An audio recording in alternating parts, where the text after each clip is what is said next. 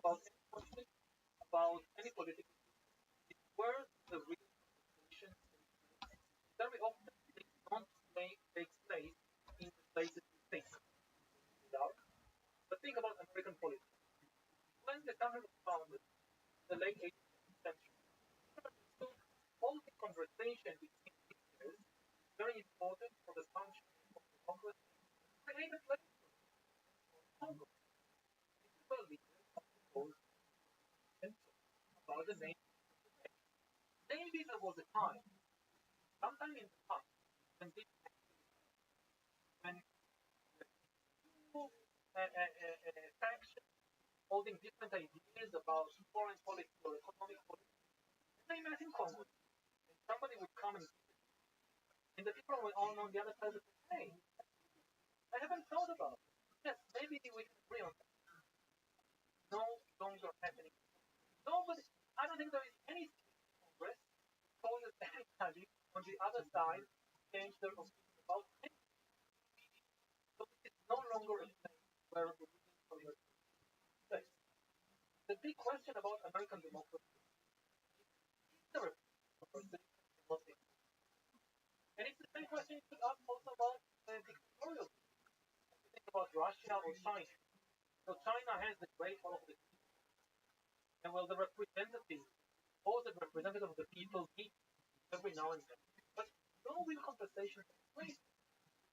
A key question to ask about the Chinese is behind closed doors. Let's say in the Politburo meeting, people have a real conversation. If she thinks there's one and some other people, do they have a phone say with all due respect that there is a real conversation? Or not? I don't know the answer. But this is a question. The difference, between a authoritarian regime and still have different voices. But at a certain point, have a personality. Nobody dares say anything. And when it comes again to Ukraine and Russia, I don't think that if that if somehow managed to get everybody knows that they are there and they'll have a moment of empathy or human connection and they'll have a, no, I don't think it will happen like that. I do hope that there are other spaces where somebody like Putin can still have a real conversation. I don't know if this, I hope. Well, there's several interesting dynamics. Some of them. So one is internally advisor. You have to have hope that would have a lively debate internally. Then there's also mentioned direct communication between Zelensky private, pick up a phone, rotary phone, old school. That's I follow that.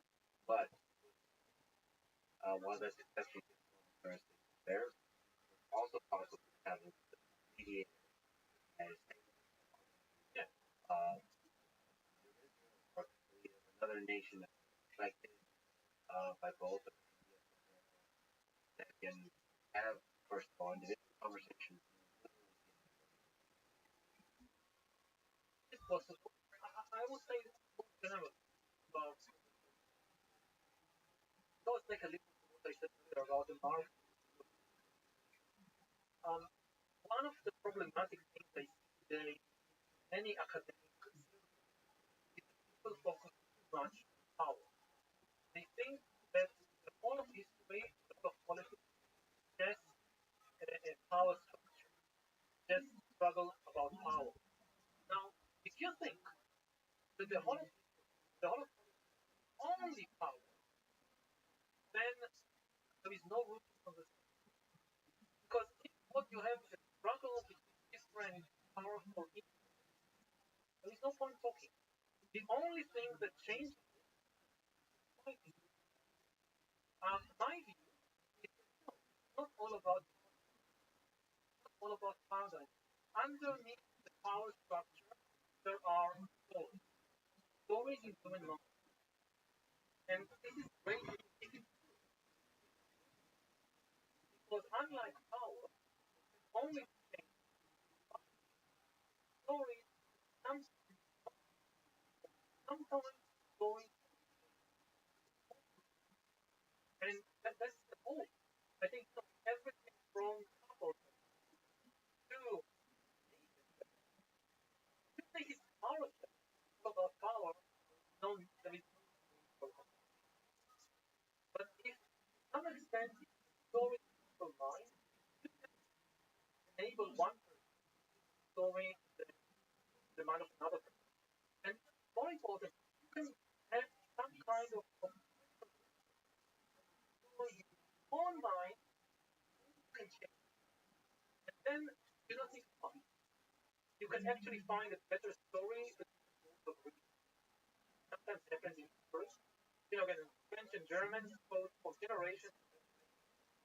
Now they not because I don't know they found a new planet they can share between France and Germany, so everybody has territory. No, they actually have less territory than Britain because they lost all their overseas empires, but they managed to find a story, European story, that both Germans and French people are happy. I very much power story. One of the tools in power story. There's some guy that wrote a book about the power story. Captain part of me. That happens spread across a lot in narrative, children's books. It's fascinating of that threat. I mean, underneath your work is the opposite. And underneath conversations, what I try to do is the opposite. It's not just about power. It's about stories, connection, together, stories that match that work. I think I admire what you talk with some of the difficult characters around in the world. Um, and this basic belief that by talking, maybe we can move them, which is a lot when it comes to people with so much power. Like I think one of the biggest success stories in modern, I would say, is feminism. Because feminism in the power of story, not so much in the power of violence. Um, by many measures, feminism has been maybe the most successful social movement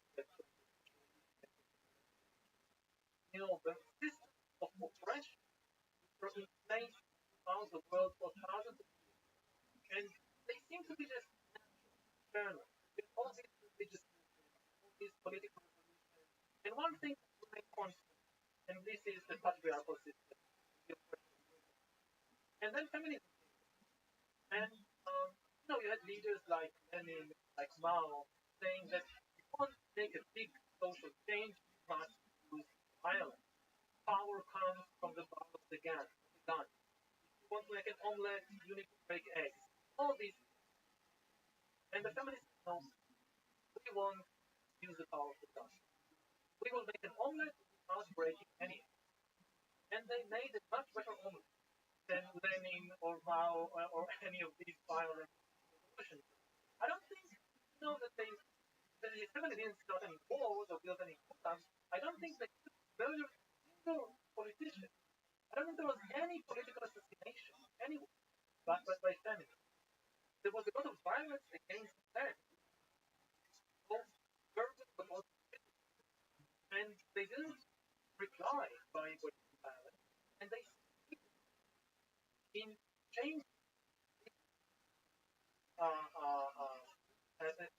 structure of oppression in a way which benefited not as women. So that easy in denial, but it's possible sometimes to make a very, very big change, mainly by demonstrating, changing the story in people's minds, not by violence. Fascinating. saying that feminism, communism, and all these things happen in the 20th. So many things happen in the 20th. So many ideas, the weapons, all of it, computer. You see that a lot of stuff really quick. Right. Jackson, history is generating a potential. The 20th century, you squeezed into it things that 2000. Now we just, And you very well could be one of the last historians that have ever. I think, our species, Homo sapiens, I don't think will be around we could destroy ourselves in the war, logical enough, by giving too much power to AI that is out of our control. But if we survive, we probably have so much power that we will take in various technologies so that our descendants will no longer be Homo sapiens like us. They will be more different from us, they are different from Americans. So maybe they'll have historians, but it will no longer be human historians, historians like me. I think it's an extreme the chances that this will go wrong, trying to upgrade humans, downgrading them, very, very late corporations, army, useless politicians change using tools like AI and bioengineering. Very likely that they will try to enhance human qualities that they need, like intelligence and discipline, while neglecting what are potentially more important qualities, like compassion, like autistic, like spirituality. You give Putin bioengineering, AI, and breaking interface, he's likely to want to create a race of who are much more intelligent, much stronger, and also much more disciplined. Never rebel and march on Moscow. There's no in making them more compassionate or more spiritual. So the end result a new type of downgrade who are highly but have no compassion, no and this is one utopia, apocalypse. When people talk about the new technology, they have this scenario, the Terminator, robots running in the street. So this is not what worries me. I think we can avoid that. What really worries me is in the corporation, army, politicians use the technology to change us in a way which will destroy our humanity, or the best part of humanity. One of those ways could be compassion. Another way that really worries me is probably more likely maybe those kind of thing that laws of diversity and makes us all kind of these chasing creatures that kind of maximize enjoyment term. Kind of seems like a good thing, maybe in the short term, but it creates a society that creates enjoying itself at a more rapid like another kind of society that could be center of power. But instead of dystopia to arrive at, Iran modify human is fast. You should be worried about that. So it's like humans are pretty good as we are. We are better than anything that we can intentionally design in present. Like any intentionally designed humans at the present moment is going to be much, much worse. But basically, we don't understand. I mean, as long as we don't understand our brain, our body, our mind, it's very, very bad idea. start manipulating systems you don't understand, and you don't understand. So I have to ask you about an interesting dynamic of stories. You wrote an article the world how understanding the structure of cabal theory lies in who are false. What are global cabal theories? Why do 37% of Americans? The global about the many variables. Basically, small cabal secretly controls all the wars, all the everything is controlled by these small groups. People who are called evil, and this is a very well known story that continues in the for thousands of years. Very attractive because first of all, it's you know you know to understand everything that happens in the world. Let's understand one thing. People in Ukraine, the Israeli Palestinian conflict, 5G technology, COVID-19. Think the global cabal, they call it, and also it enables to all the bad things in the world. It's global cabal. The Jews, the Masons, not us. And also it creates this fantasy, utopian fantasy. If we only get rid of God, we solve all the problems of the world. Salvation, the Israeli-Palestinian conflict, the war in Ukraine, the epidemic, poverty, everything is solved just by out of cabal. So again, it's simple, it's practical, it's why so many people. It's again, it's not new. Nazism was exactly this. Nazism and the conspiracy. We don't call Nazism a big thing. All of it.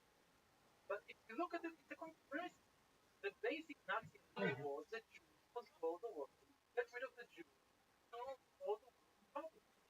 Now, the interesting thing about this kind of again, tell you, even things that look opposite of each other, actually they are part.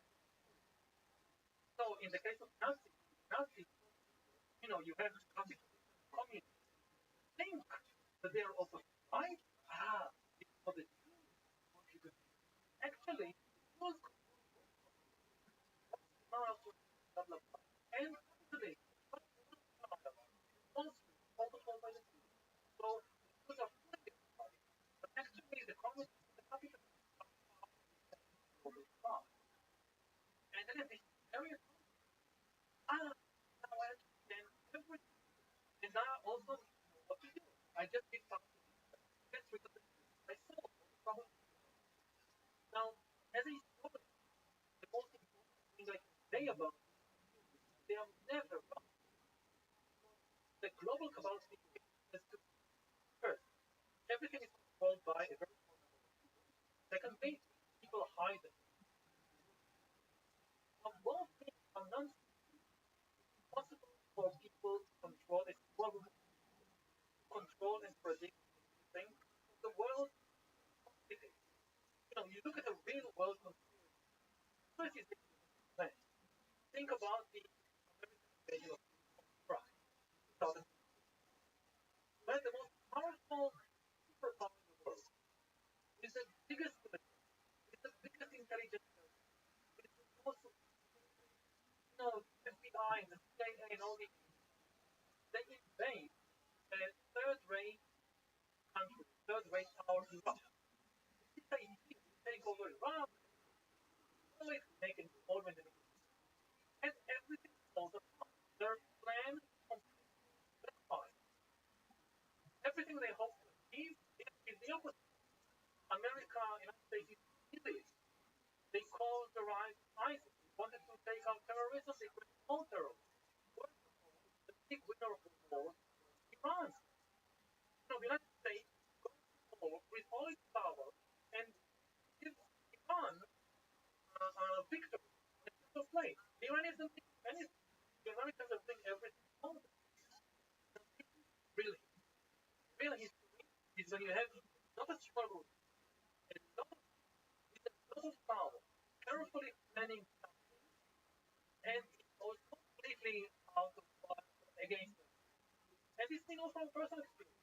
Like every time we try to plan something, the birthday party, surprise birthday party, a trip somewhere, things go wrong. This is reality. So the idea that a small group of, I don't know, Jewish Kabbalah, the Freemasons, they can really control and predict all the wars? Nonsense. Second thing that is nonsense is to think they can do that and still remain secret. It sometimes happens that a small group of people accumulate power. I now tell you, the heads of the society party, they have a lot of power. They control the military, the economy, university of China. Obviously, everybody knows. Everybody knows because they gain so much power. Usually,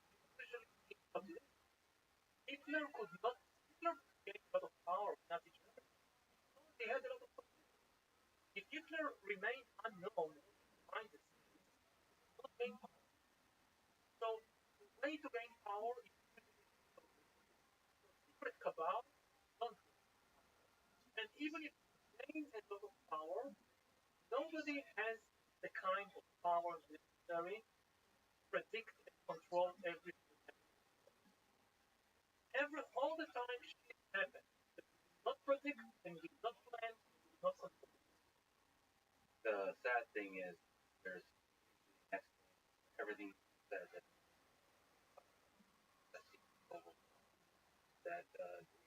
your vacation planning always goes wrong. You're not confident. There is a confident small group that ultra confident. That is intelligent. CIA running it. God is running it.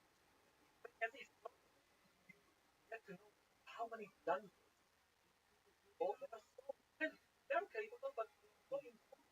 So many things. Then look at the Russian state of all the war, all the people, and the Russian army. Well, this and it completely backfired. The explanation would be there's a NATO in the United States industrial complex that wants to create chaos. Vladimir, you. The thing about every Always find it for everything. And you know, in the end, it's actually if you insist on whenever people come with evidence, finding some very, very complicated explanation that can explain everything. We know that. The question of interpretation. And I will also say another thing. Um, the conspiracy theory that you get one certainly into the I think we represent and authentic and justify a lot of people that they are losing control of their lives, they don't understand what's happening. And this I think it's not just a legit, it's an important thing. They are right. We are losing control of our lives. We are facing but we don't have a small cabal of fellow. The problem with many of that yes, we have a problem with new AI technology.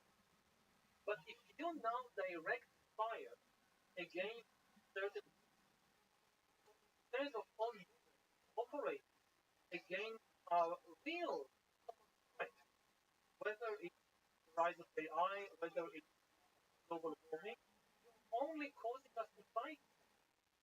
And I think that the key question that people spread these ideas, and many of them, honestly, not the least, the honest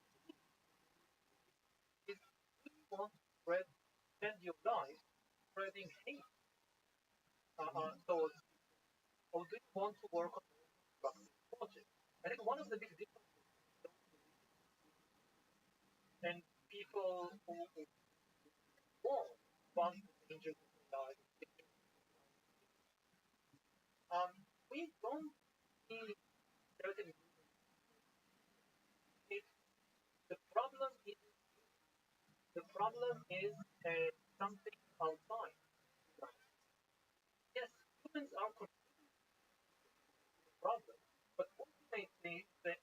is external to humanity. Whereas conspiracy theories usually claim that a certain part of humanity is all evil, which leads them to eventually exterminate this part of humanity, which leads sometimes to historical disasters. It can lead to hate, but can also lead to cynicism and apathy. It's not in my power to letter. You don't actually take action.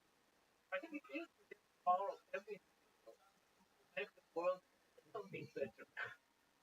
You can't do everything, don't try to do everything. Find one your areas of and explain where you have some try to do that and hope that other people do their bit. And if everybody do their bit, we'll manage. And if we don't, we don't. But at least we try. You have been part of. I find myself recently becoming part of. Is there a device how to be a human being in the world? That's how you while watching yourself become from my perspective, the world that you're not. I, as you said, registered at Yahoo recently. I don't know if you're aware, but also, pick up a new menu of items that you set of conspiracy theories you're now a part of. And I find it very frustrating. It makes it very difficult to respond because I sense that people have great intentions. They have a nervousness of fear of power. If you, as do I, so I find myself in a difficult position that I have nothing to show. I'm not part of it. Ultimately, you can't. You can't. Um, it's like proving concept. You can't. That's the situation. Whatever you say can and will be by some people. So this fantasy, if I only say this, if I only show them that, if I only have this data, they will see I'm okay. Doesn't work out. I think if you're a sanity, first of all, it's important to understand that most of these people are not evil. They're not doing it on purpose. Many of them really believe that there is some very nefarious, powerful conspiracy which is causing a lot of harm in the world, and they are doing it by exposing it and making people aware of it. If you think that you're surrounded by you're falling into the same rabbit hole. You're falling into the same paranoid state of mind. All the people that no, most of them are good people. And also, I think we can empathize with some of the ideas which I share. That yes, it's becoming more and more difficult to understand what is happening in the world. There are huge dangers in the world that they are existential dangers, but they don't come from a small cabal, or gay, or feminist, or whatever. They come from much more diffuse forces, which are not under the control of any single individual. We don't have to look for the evil. We need to look for human allies in order to work together against, again, the dangers of AI, the dangers of bioengineering, the dangers of climate change. And when you wake up in the morning, the question is, do you want to spend your day spreading hatred, or do you want to spend your day trying to make allies and work together? Let me ask you kind of a big philosophical question on AI and the threat of it. Let's look at the threat side. So folks that get really hesitant worry that AI might kill all of us. Do you worry about that range of possibilities where artificial intelligence, a variety of ways, might destroy humans? Yes, I talk a lot about the dangers of AI. I sometimes get into trouble to fix these scenarios of how AI becoming very dangerous. Say that I'm encouraging these scenarios. I'm talking about it as a warning. I'm not so terrified of the simplicity idea and the Terminator scenario, robot running in the street. I'm more worried about AI accumulating more and more power and basically taking over society, taking over our lives, taking power away from us until we don't understand what is happening and we lose control of our lives. The two most important things to realize about AI, so many things are being said now about AI, but I think there are two things every person should know about AI. First, is that AI is the first tool in history that can make decisions by itself. All previous tools in history couldn't make decisions by they empowered us. We invent a knife, we invent an atom bomb. The atom bomb cannot decide to start a war, cannot decide which to be more. AI can make decisions by an autonomous weapon system can decide by themselves. The second thing that AI refers to create new ideas. The printing press prints our ideas, not create new ideas. AI can create entirely by itself. This is unprecedented. This is the first technology in history that instead of giving power to humans, takes power away from us. And the danger is that it will increasingly take more and more power from us until we are left helpless about what we do. And this is already beginning to happen in an acceleration phase. More and more decisions about our lives, whether to give us a loan, whether to give us a mortgage, whether to give us a job, are taken by AI, and more ideas, the images, the stories that surround us, shape our mind, our world, are produced and created by AI. Pulling on that, that more and more of the creative side comes with AI, the idea generation, that we become stale in our thinking. Is that idea generation so fundamental evolution? But we can't resist today. To resist an idea, you need to have some vision of the creative process. This is very old. You go back to Plato's cave.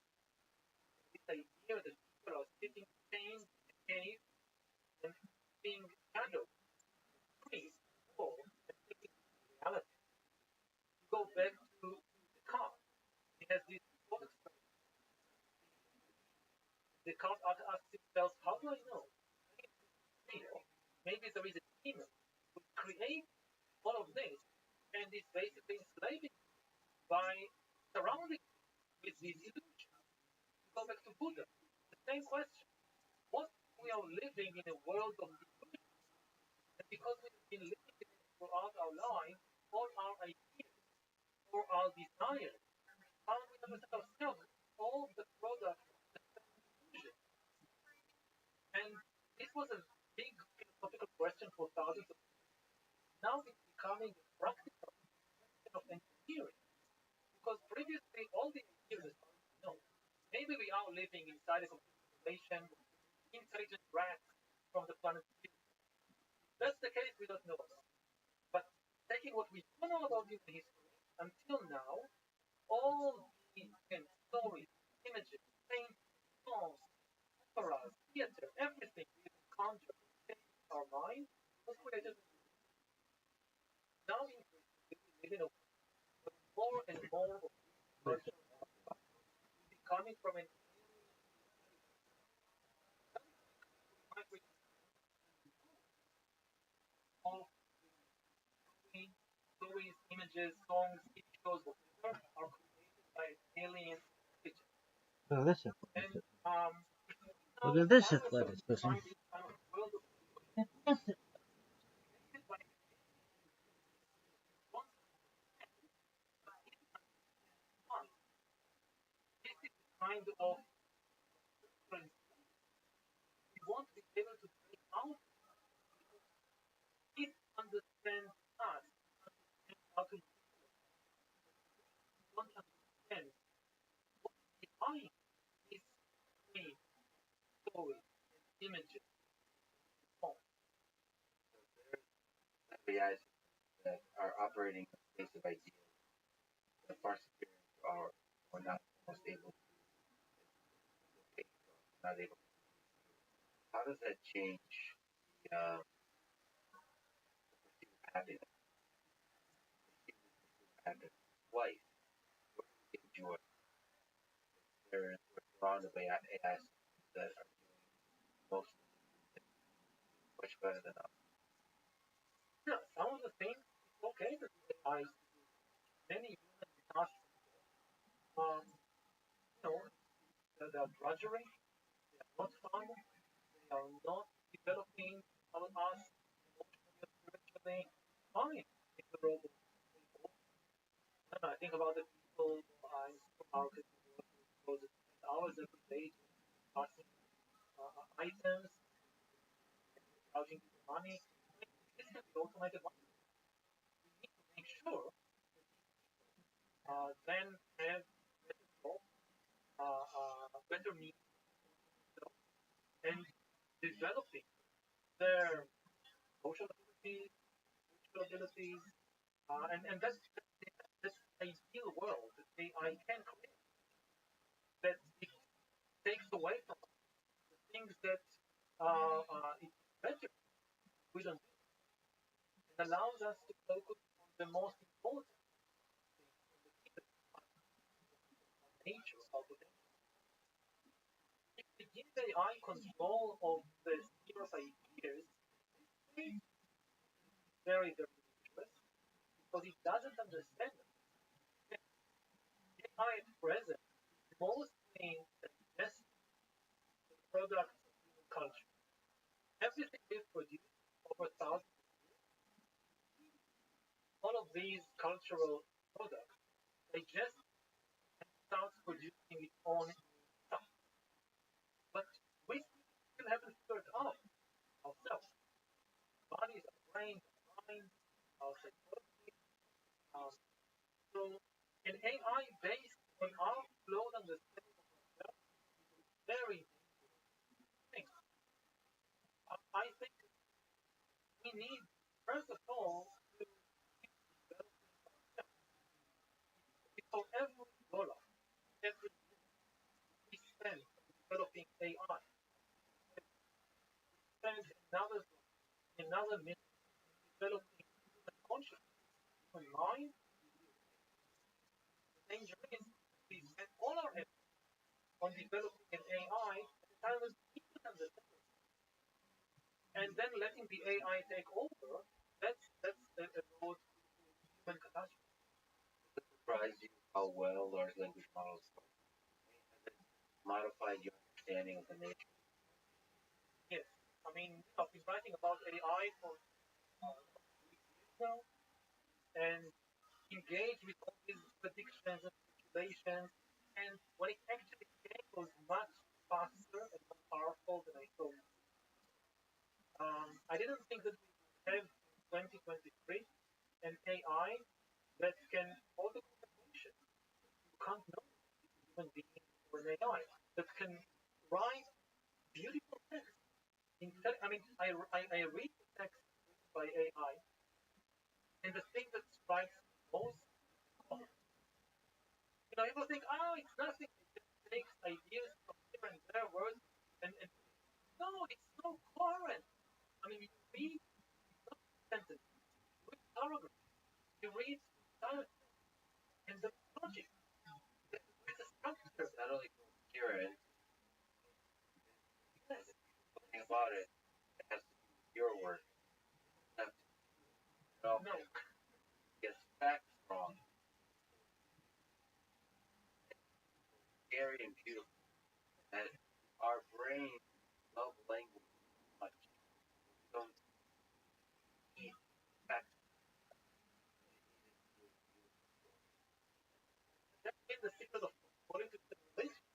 thousands of years, and now it's coming with AI.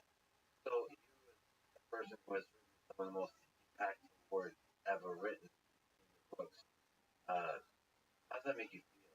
That you might be one of the last that can that's Uh, I've seen a lot of examples of AI being so bright like you a Ferrari. And has it ever done better than I mean, on the level of content I use, no, nothing to say I wouldn't say. But when it comes to I mean, there is and coherence, quality of writing, that that I say it's unbelievable how good. And who knows, in 10 years, 20 years, maybe it can do better, even on according to certain measures of the level of content. so that people will be able to do like a style of Ivana Harari, right? Right? Why I should have ice cream and make it. I don't know if I have anything convincing about I these think you'll things. be surprised. Right? There could be an evolution of biology. Why? Yeah, I, Yeah. I mean, that changes the nature of writing. ultimately, I think it goes back. Um, much of my writing is self. I write stories about the danger of stories. I write about intelligence, highlighting intelligence. Ultimately, I don't think, in terms of power, human power comes from intelligence stories.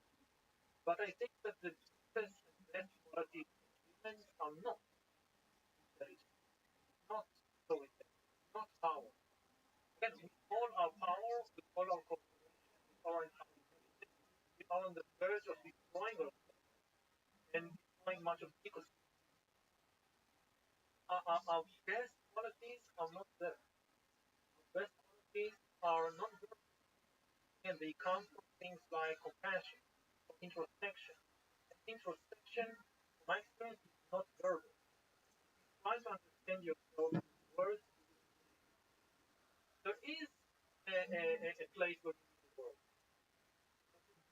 Insight don't come from the world. And that's right about it. That's again, it goes back to Wittgenstein, Buddha, so many of these statements before, that these are the things we are silent.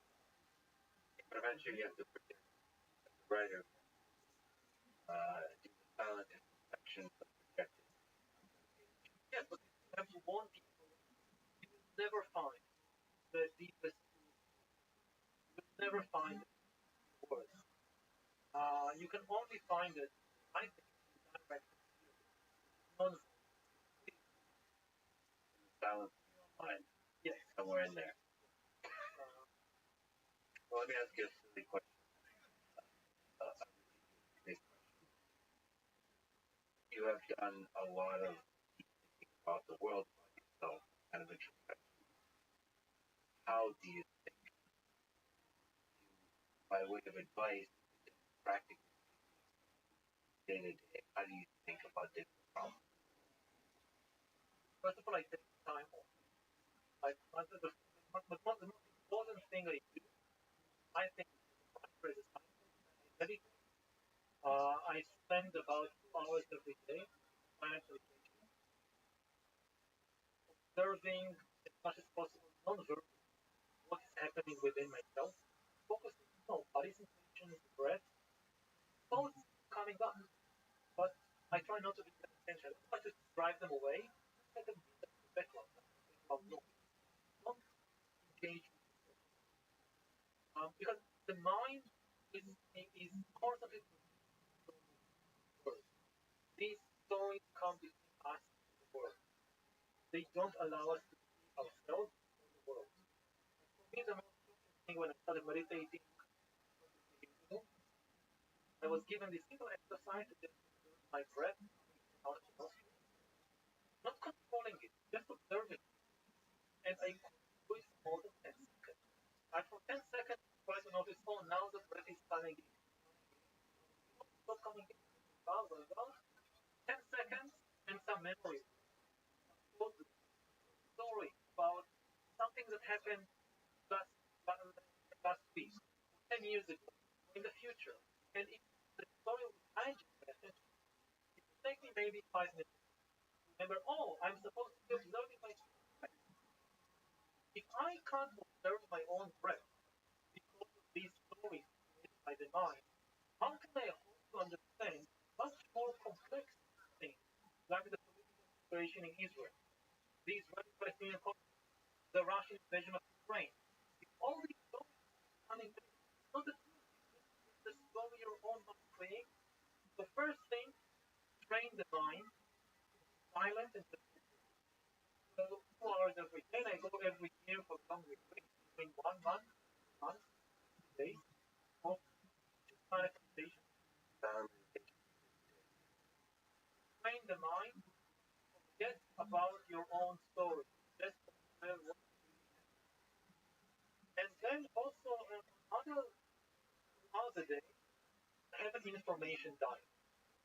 People are today, many people are very aware of what they feed their body, what enters their mouth. Be very aware of what you feed your mind, what enters your mind. Have an information diet. So, for instance, I read long, and I prefer, like, like many interests, I prefer 3 hours, 5. The long format is, it's not always feasible, but you can go much, much. Um, so I would say information diet, be very careful about what you do in mind. If we refer to big also over definitely. And then when I encounter a problem, difficult intellectual problem, then um, I let the problem be where it goes, not where I want it. If I approach a problem with some preconceived ideas, solutions, and then try to impose it on the problem, and just find confirmation bias, just find the evidence to oppose my view, it's, this is this is easy for the mind to do, and you don't learn anything. Do you take note? Do you start to concretize your thoughts on paper? I read a lot. I don't know. Then I start writing, and when I write like a story. Time you read information, now it's the time to write. Write. Don't just write. So I would write from memory, and I'm not afraid of formulating, say, big ideas, theories, on paper. The danger is once it's on paper, not on screen, the computer, you get attached, and then you start with confirmation bias, build more and more layers around it, and you can't go back. And then it's very dangerous. But I I trust myself that I have to some extent the ability to press the most important button in the keyboard. I write and then I delete. Write and then I delete. And because I trust myself that I'll have the every time I come to press the delete button, I feel bad. It's kind of pain. Hey, I created this. Beautiful idea. I have. Are you still brave enough to press delete? I try, and hopefully I do it sometimes. And this is important because in the long term, it enables me to play with ideas. I have the confidence to start formulating some brave ideas. Most of them turn out to be, but I trust myself not to be not to be attached, not to become attached to my own nonsense. So it gives me this room for faith. I would be amiss if I didn't ask people interested in hearing you talk about meditation. They want to start meditating. What is it? How to start? You mentioned hold your attention on your breath for longer than 1 second. So how did they start on this journey? It's a difficult journey, not fun, not recreational, not kind of time to relax. Very, very the most difficult thing because the way peace passes forward. And my experience, maybe it was the most and we are three, much more difficult than pain. When pain comes out, it's heroic.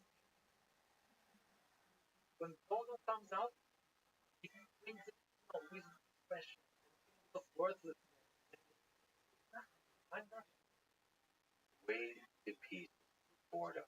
Uh, Foster Wallace said the key to life is horrible. Uh, a different perspective. ah, These are yes, I mean it's also because I look at the world today, at politics, the one thing was growing politics. We have a super abundant, very exciting politics who are doing things very exciting things. We need them quickly. yeah, the way to peace is through boredom. That applies in more ways than one. What advice would you give? Yeah. Ah, very, very difficult. Keep inventing them. It's in a way a spiritual practice. Build your personality, build your mind, a very flexible mind.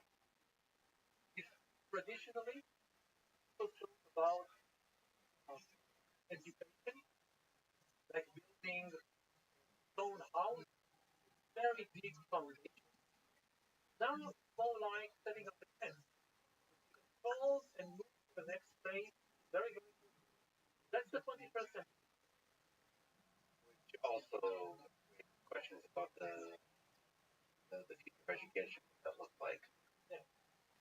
About love. Uh, what were challenges, lessons about love, about yeah, Anyway, it goes back to the story. This is one of the reasons I became so interested in stories and in their power. I grew up in a small Israeli town in the 1980s, early 1990s, very homophobic. Um, and I embraced, I read, because how do you think differently? So you had these powerful stories about one that God hates people and that He will punish them for who they are or for what they do. Secondly, that it's of God, it's nature, that there is something about it, and these people may be sinners, but they are sick, they are infected, and want to find the options. Okay, sinner, you can be defect, what do you want? Right? No good options there. Like, many years, I was 21, come to terms with. Um, and one of the things I learned first about the capacity of the mind, denial, and that an algorithm could have told me that I'm gay when I was just talking.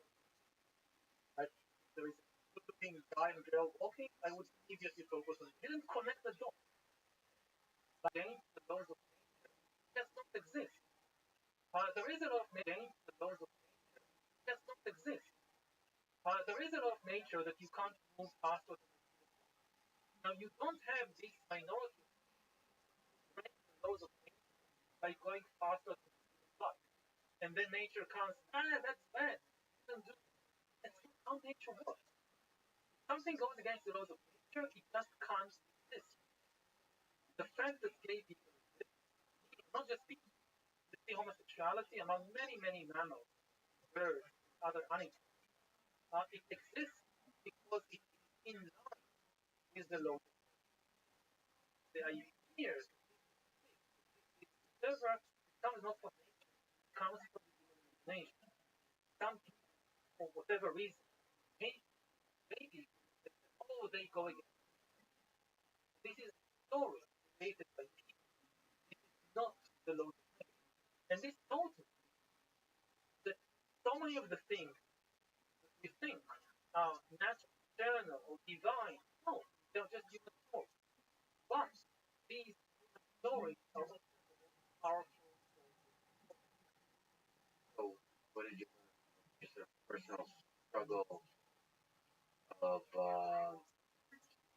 journey through the social convention to find one of the things that makes life awesome. Like, how, what did it take to strip away the self to wake up? It takes a lot of work, a lot of courage, and a lot of help from other people. This kind of an heroic minority to find each other. So minority to find each other. So me and Nipsey, even though we wrote the same mass together, me and Nipsey, even though we wrote the same mass together for years, we didn't together for years. We didn't physical world. We met online. Physical world. We met online. Because then in the physical world you don't want to identify it. You barely can't imagine it. Right the bus. You don't want to say, hey, I'm gay. Is anybody else gay? That's not a good idea. But on the internet, it's funny. Another lesson that maybe sometimes the thing you're looking for is right under your nose. Yeah. A very old lesson, proven in many ways. So you need help from other people. Realize the truth about yourself. So of course in love, you cannot love. So of course in love, you cannot love people. Another people. I can be so strong, so brave, I'll do everything by myself. Watching the right Friends or friend. the very thing that makes us human. Other, other.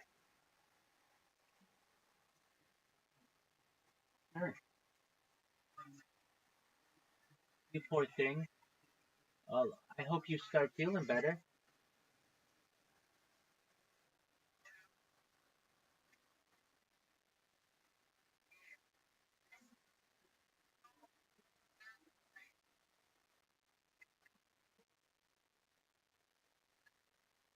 Yeah, definitely.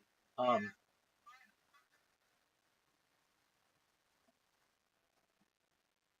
wow. I will say that I am an advocate for women who wish to delay their period or a way to have it maybe once every quarter, something like that, so that it's, not as painful and difficult as it currently is. But until we're there, scientifically,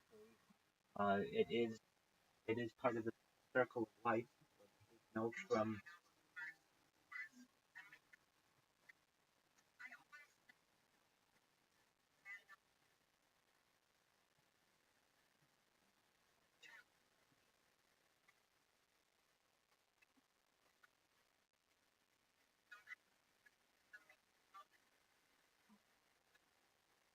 I agree with you, and I I think that because there's not an event like a period that necessarily so obvious to humanity that then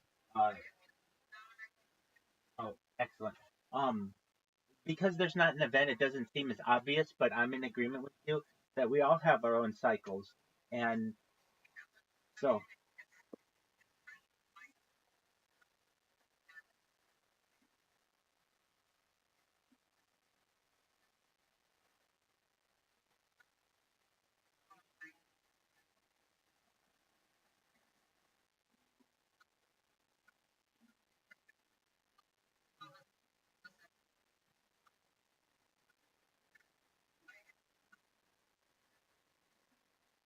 well I think that I'm in agreement with you that men go through some type of cycle in a similar way that women do. Well, not in a similar way, completely different, but hormonally. Exactly.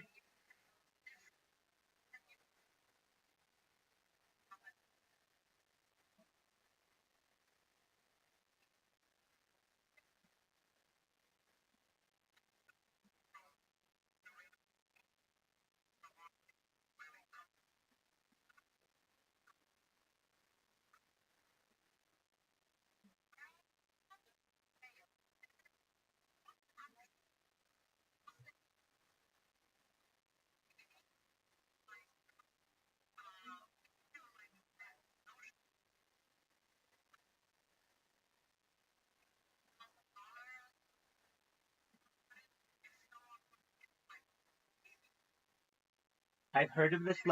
Let's find out exactly where it is. In what country is it that you are rewarded from the government for having at least 10 children? Hungary. Yes. So in Hungary, the government offers significant financial incentives for families that have multiple children. Oh, hold on a second. Countries like Russia and Turkey also offer family incentives. Yeah, no, you're absolutely right. So, I mean, at least in the United States, we used to do, well, I mean, there are like tax benefits, but it's not the same.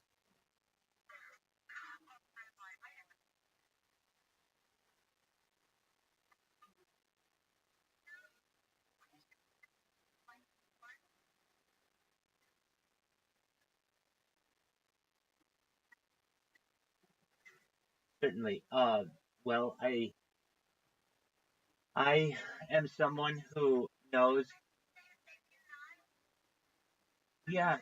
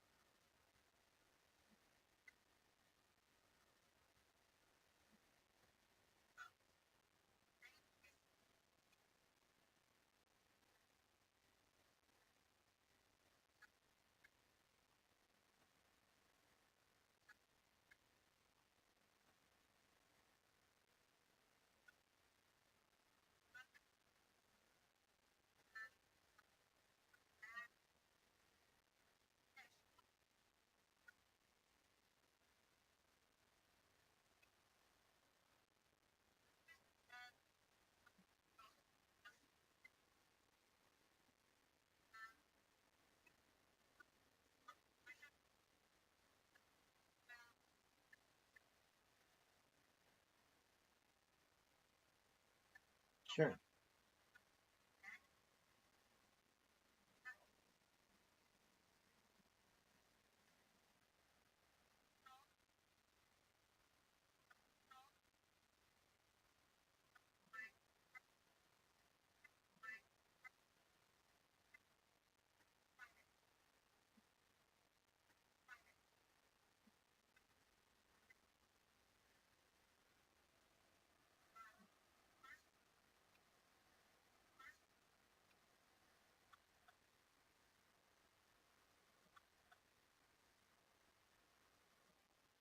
right, right, right. I believe his father's name was Alois.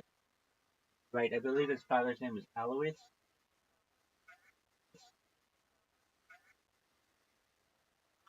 Alois,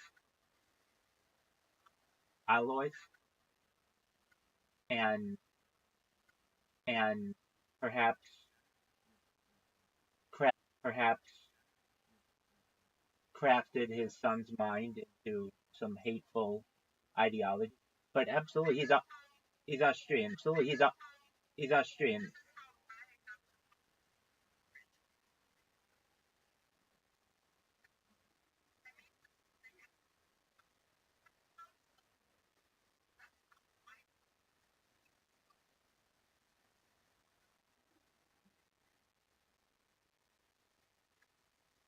Right. And like you're saying, there was no local news. The best you would have is a newspaper, and that was controlled. There's no social media.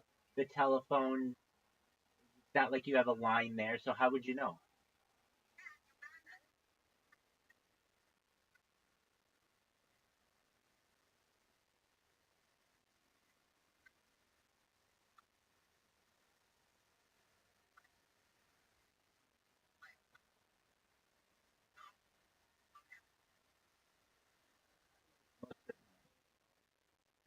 And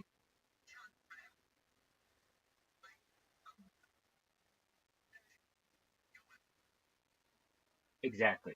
Right. And a, a basically people were attacked based on what class they were, or perhaps what their culture was, or their religion, or even their mental capacity.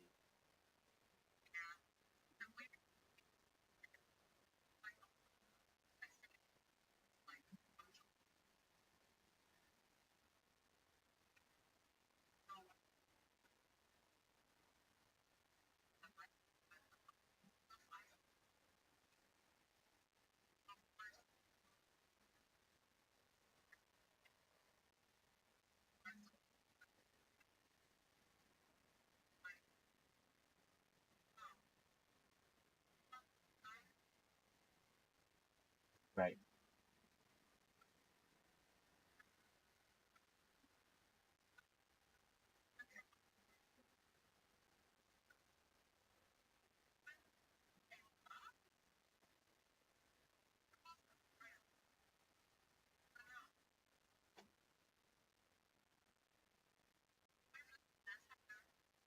Hello, friends. How are you all?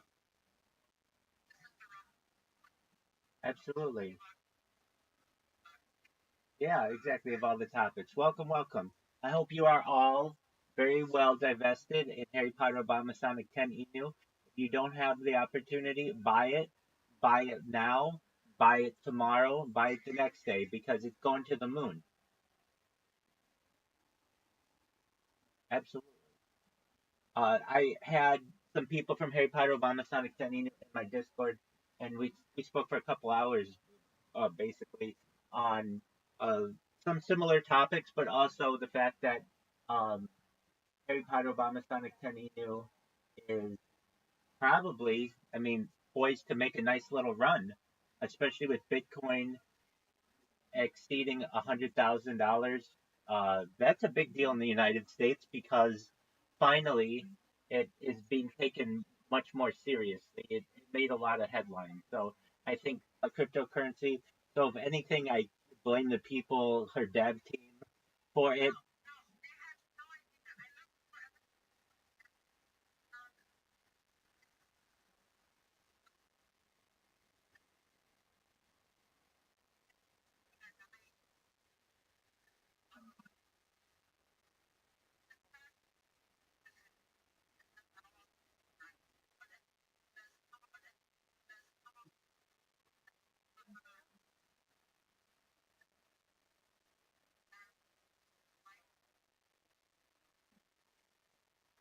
Right,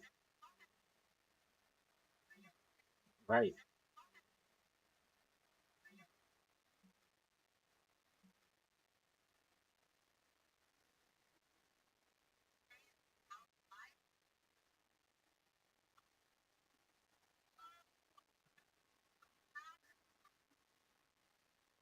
right.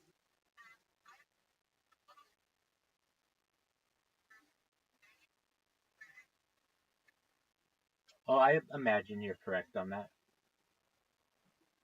Well, I know that it's been rugged, and frankly, well, I know that it's been rugged, and frankly, I think it's a perfect time to buy it. Why? Because it's not like it's as close to zero as you can get, and then perhaps in the future it may have a resurgence. Give it if she becomes successful over the next 5 or 10 years, you never know. It could have a real bounce back. But I don't think anybody who knows the cryptocurrency world did not see this. Knows the cryptocurrency world did not see this coming.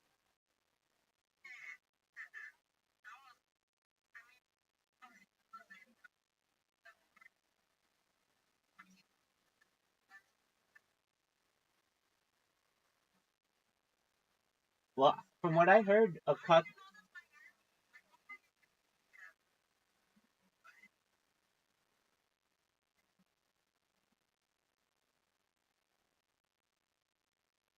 amazing. Are you having fun?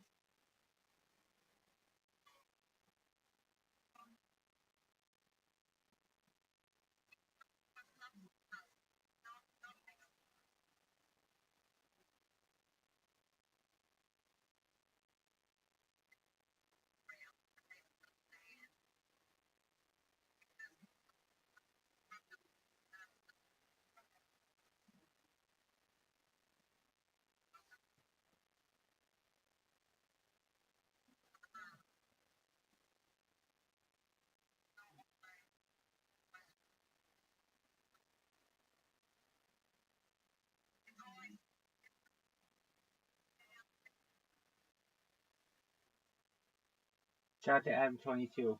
Hopefully he has a good safe time.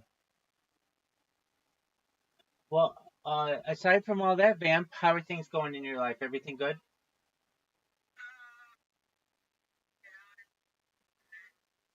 Okay. Okay. Well,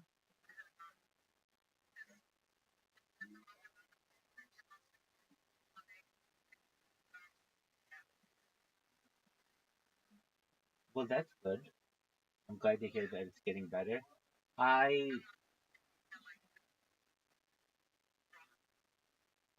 yeah, there's no reason to be like that. I've been, well, I have a old Mustang, but if you want to buy it yourself, that's fine. We'll give you all the money that you'll have it because Harry Potter by Masonic 10, will surpass old school, um, uh, old. Okay, well, we'll cross that bridge when we come to it. Perhaps we'll be able to grease the right wheels and that you're a diplomat or have diplomatic status with some country, and then you don't need to get a driver's license. Excellent. Well, well, Vamp, I have to use the restroom, so if you don't mind, I'll be back in a little bit. But I want you to know, I hope you feel better, and I hope everything goes well for you. And I'm always here if you need me. Okay. Excellent. Feel free to stay. I'll be back in 5 minutes or so. But I didn't want you to think I just excellent.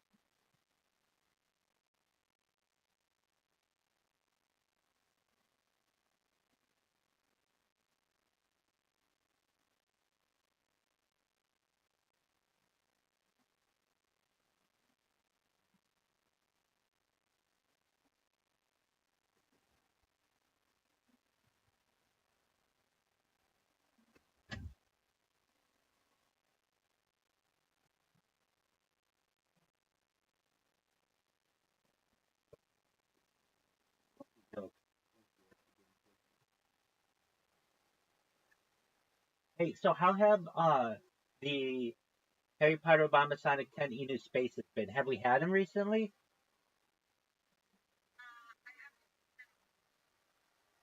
I haven't either. I mean, not that I'm always there, but the last big one I remember. I don't know if it was big, but it was the last well publicized one was for the election.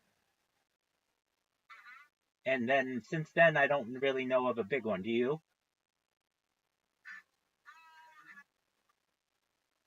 So that's going to be an interesting thing.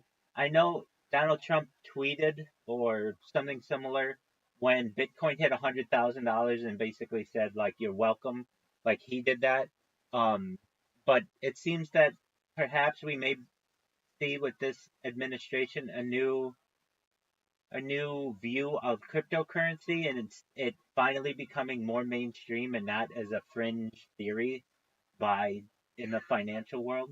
And I know I mean, people come in here all the time, every single day, and ask me about Harry Potter Obama Sonic 10 Enu, or not even in the Telegram. They ask me about it just from the merchandise that I have, from Discord primarily. And first they come in and they're like, "Are you a really big Sonic fan?" And I'm like, "No, it's a cryptocurrency. I mean, like Sonic's cool. I played it when I was a little kid, but I'm not at all obsessed with it. What I am obsessed with is Harry Potter Obama Sonic 10 Eden." And I explained to them, and a lot of times when they find out it's a cryptocurrency, immediately like, "Oh, okay, well, I want to buy some." And it's like, well, before you do, let me tell you a little bit about it. And then I explained to them why I think it's the best cryptocurrency in the world, not just because of the community and not just because it's got a great meme, but really none of that's really important at all.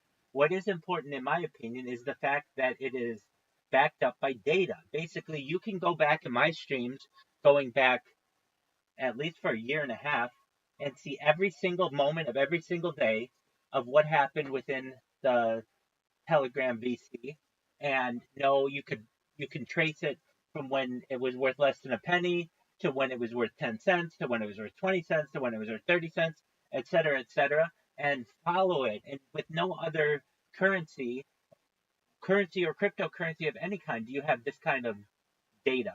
And when I explain to people that that's what makes it important in my mind, and not just because it's my data, the Economist magazine in 2018 stated that data was Earth's number one resource, more valuable than food, water, gold, air, platinum, silver, petroleum, everything. And thus, there's something really special about it because of that. So I think that that's very exciting. And then when people hear that, then they're bought and sold. Then they're like, okay, so where do I buy this? And it's like, well, if you want, you just go on Uniswap and buy it using Ethereum and buy as much of it as you want.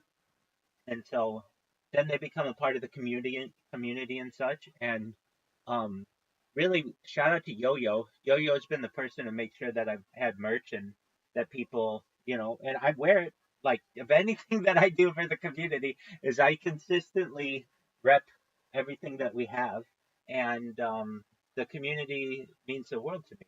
And I just know personally that this has an amazing core. I mean, you don't even see this, Vamp, but or maybe you do, but I don't think so. We have a fantasy football league within the community that is incredibly.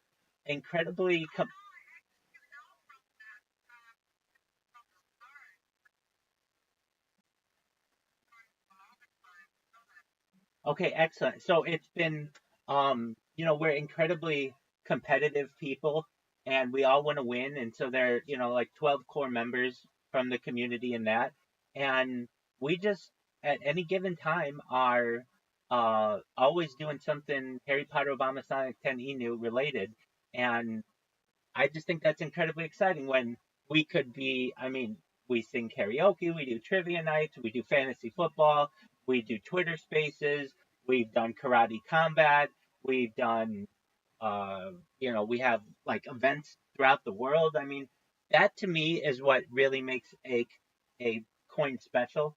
And in addition to that, it's all recorded. So this is the perfect opportunity, in my opinion, for this to be a really great coin. I mean, it already is a really great coin.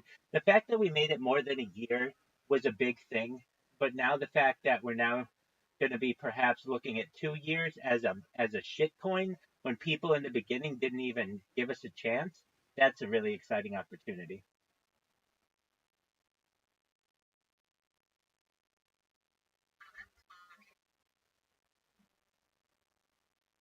And it doesn't seem like there's any end in sight. We have enough market cap that we have a very strong backing of the coin and a lot of holders and a very diverse, really diverse group of people who are.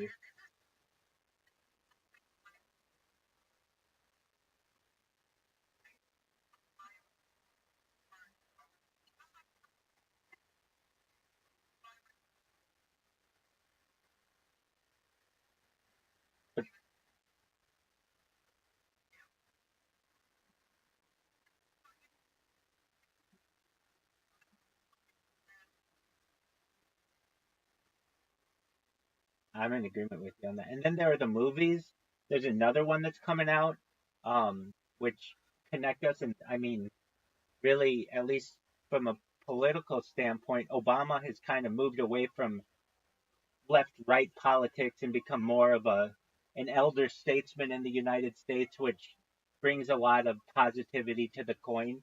And then there's of course Harry Potter. Of anything that I've ever thought that we may run into some type of issue, it would be with like Warner Brothers or Sega Genesis or Sega Corporation or um, one of those. But exactly. But as of right now, it seems like we have a lot of, well, at least clear uh, a clear path to really taking this coin to $1. I mean, once it's at $1, that's $1 billion market cap. Then we have a yacht party in Cancun and all kinds of things like that. I mean, we're more than 25% of the way there, and it's just a matter of time. Everybody just needs to continue to hold, and if they can, buy more, tell their friends about it, and then we get more degenerates in the Telegram. I mean, just from the Telegram, when I started, we had less than 10,000 people in there, and now, and like I would ask about that. I'm like, well, we have 10,000 people in here. They're like, yeah, but most of them are bots. But now we're at 15,000, and most of them are not bots. Like basically, they are real investors and people who are familiar with the coin. I get people who go ahead, Bam.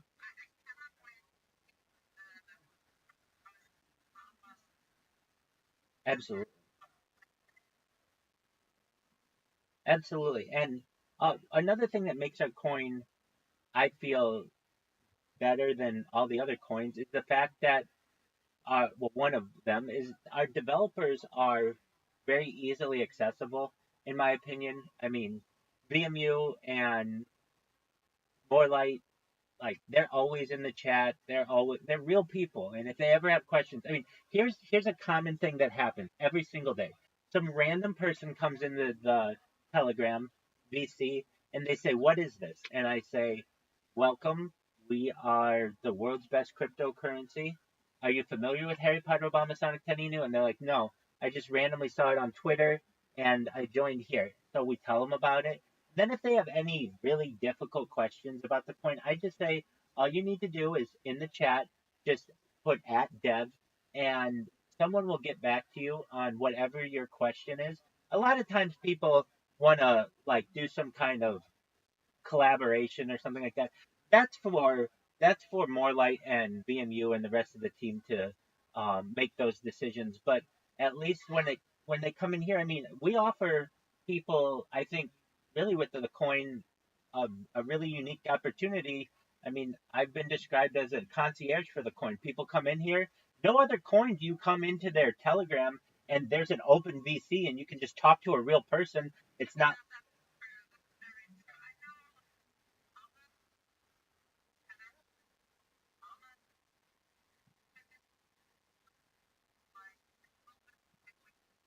excellent.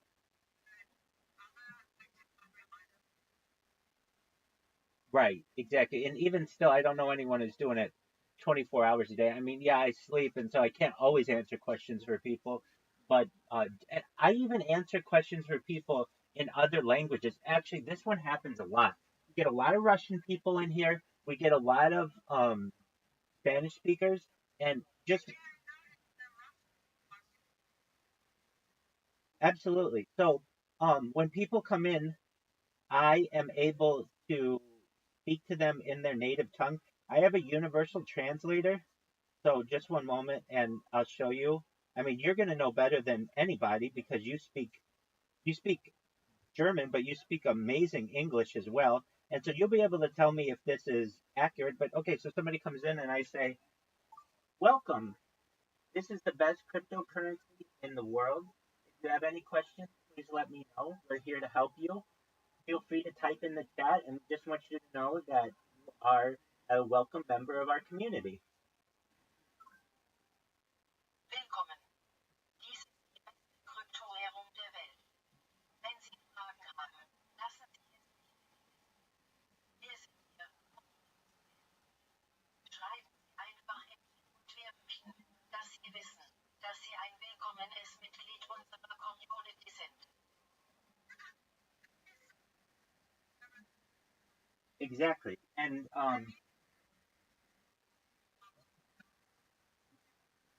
oh yeah, no, exactly. I mean, usually somebody comes in and they will say this to me. They will say, I hear on a daily basis, if not every day, every other day or so, apologies, my English is not good, or something like that. And once they tell me that, and they know that I can speak English, then I ask them, what language do you speak? And they'll say Russian or Spanish or something. And then when they see that, like very few, like when you connect with someone with their language, it shows that you care. It shows that you want to communicate with them. I could just be like, get out of here. You don't speak English. Who cares about you? No, not at all. I care about you, and I want to be able to connect with you, and I want to make it as easy as possible.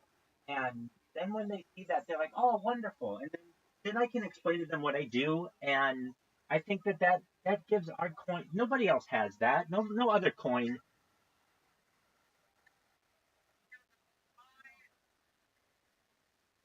It is. It is.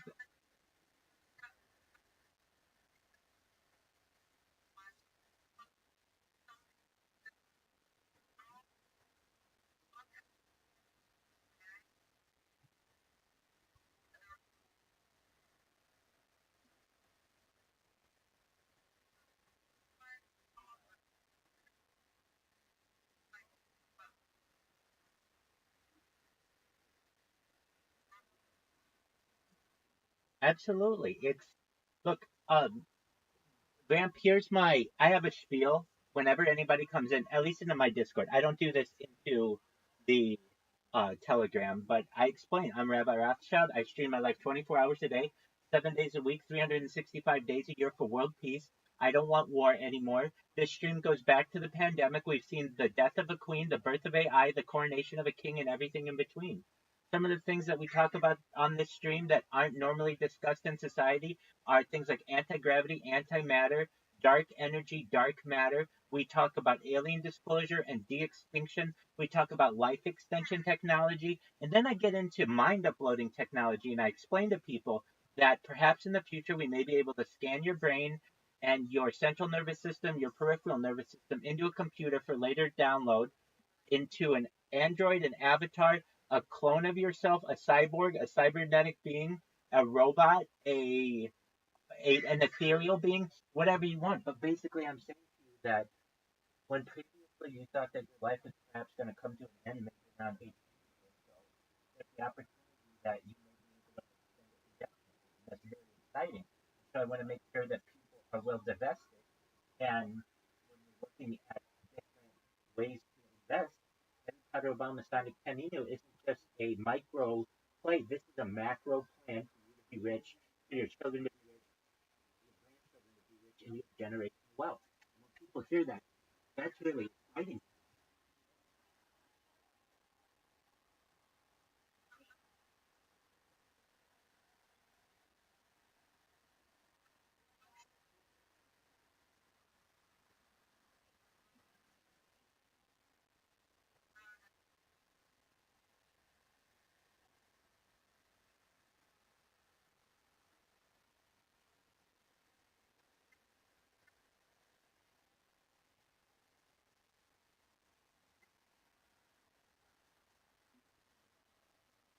That's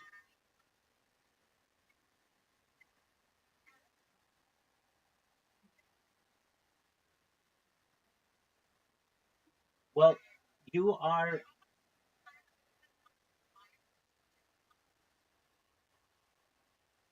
absolutely,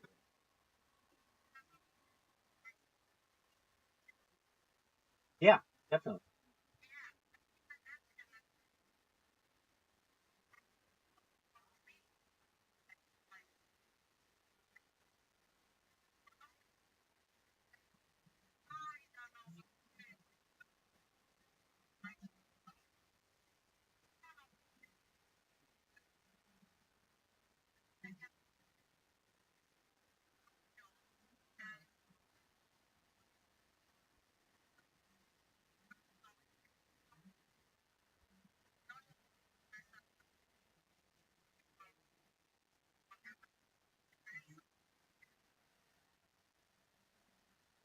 Welcome, welcome. Shout out to Crypto is Crack. Wow, you guys are really bumping. Amazing. All right, there you go. I mean, that's my life, and I'm sure you understand it as well. Just cool people coming in, sharing life. Shout out to you, Crypto is Crack. That's okay. Hey, we saw what was going on, or at least I did. He's at a big party. He's got sunglasses on in Miami. Excellent. Well, Vamp, I can say like, I mean, of like, I had to put together a group of, if I had to put together a group of Harry Potter, Obama, Sonic 10 Inu All Stars, you would definitely be on it. Um, and you know, you're a unicorn in the world of cryptocurrency. You are, yeah.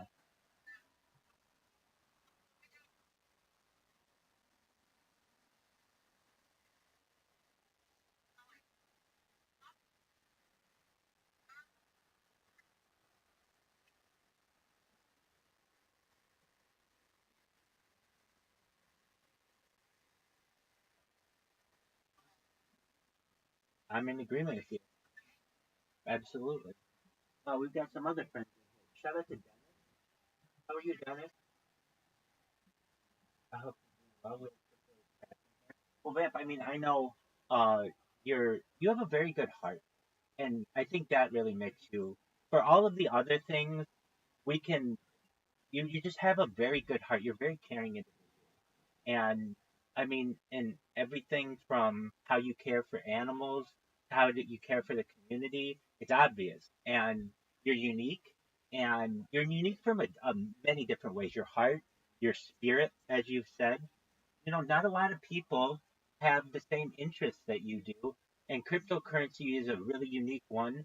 And especially, you have a unique background. Not many, they really, I would say, I don't know what the exact statistics are, but probably less than all, like 10% of all quote unquote degenerates or people involved in cryptocurrency are women. And you're someone who isn't just involved in it, but you are extremely knowledgeable to the point where you're one of the faces of Harry Potter, Obama, Sonic 10 Inu. I mean, so I can see how people would think, hey, I want to talk to Morelight or I want to talk to Vamp because you're very knowledgeable.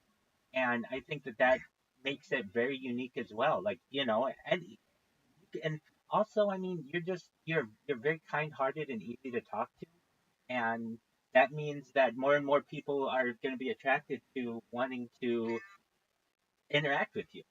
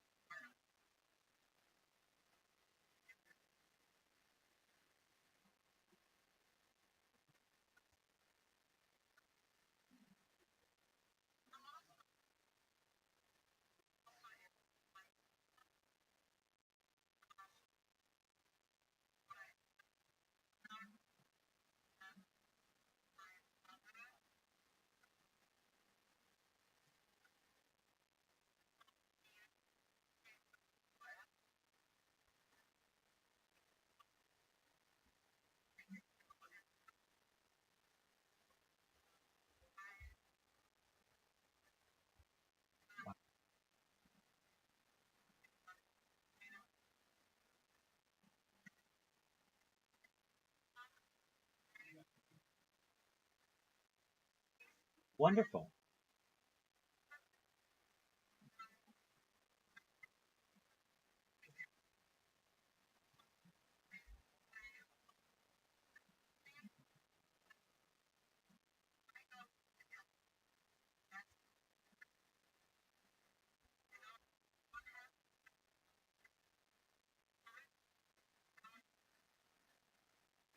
Sure.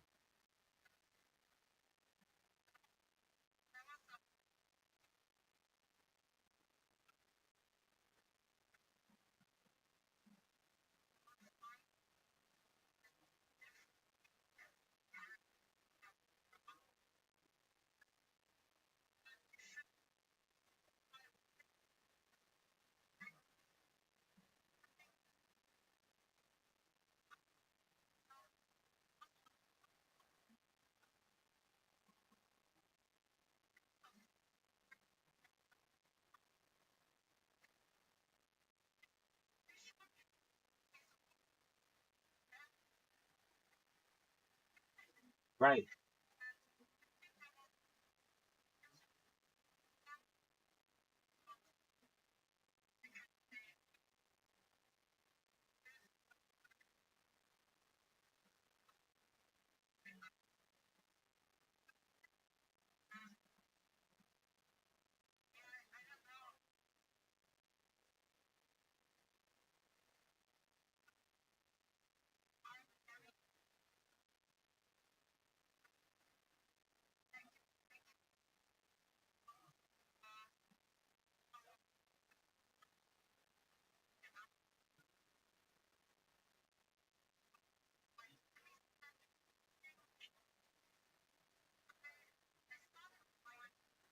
Okay.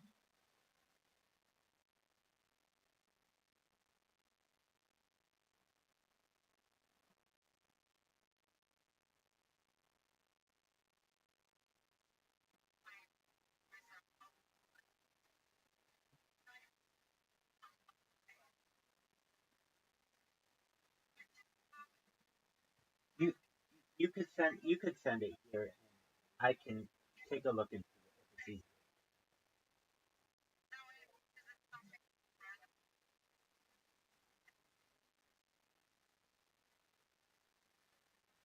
Okay. Is there any way you can send it to this one? Okay. Just one moment. I'll check my message.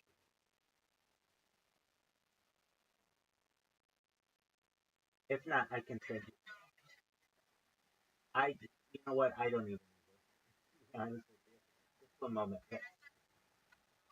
That's okay. That's that's okay. Um, here I okay. I just so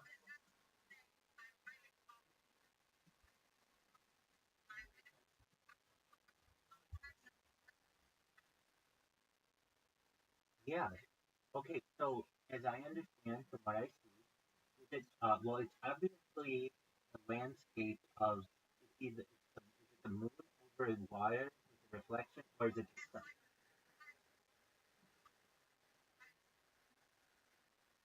Yes, exactly.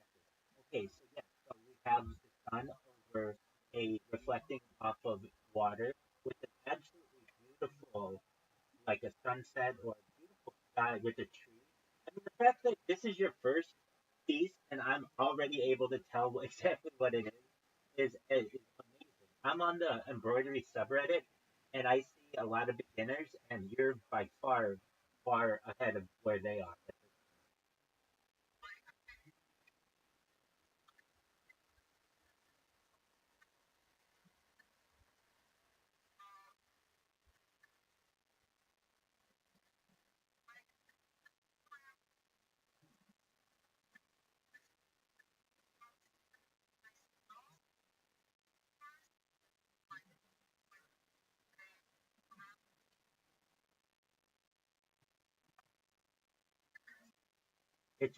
It's really beautiful, and you did such a good job with the reflection. Like that's a really hard thing to convey through embroidery.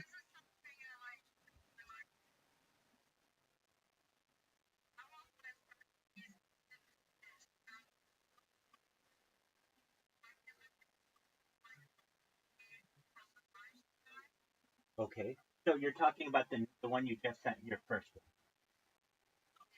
one. Oh, okay. Wait. No, I know you sent me another one. The other,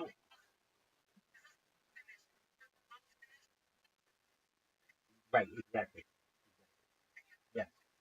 And the second one is beautiful. Now you're telling me that the one that's unfinished will result in something like the one that is finished.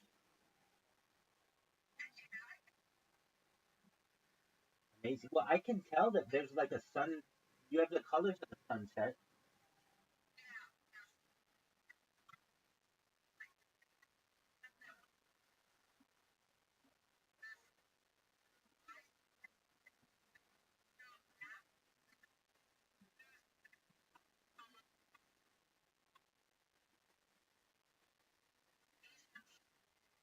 Okay.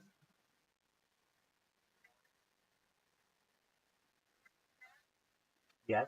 Yeah. Oh, yeah. Definitely. Definitely.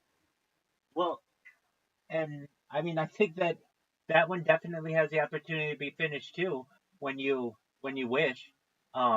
And I'm sure you learn things from having done it a second time. But if it turns out anything like your second one, you really have a talent for this, ma'am.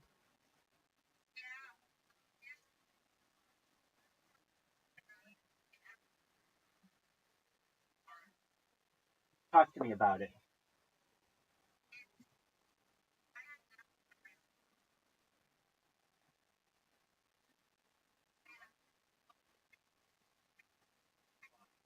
Wow.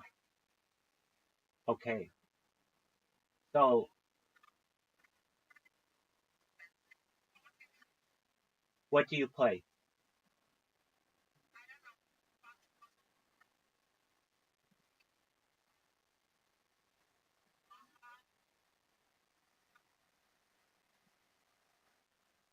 Wow. And of those, what instrument do you say you play?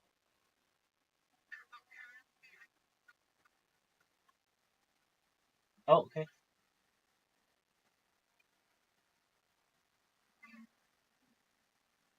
Right.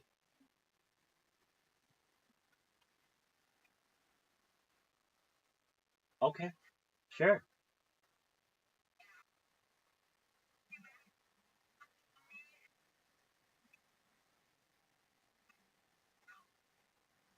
Sure.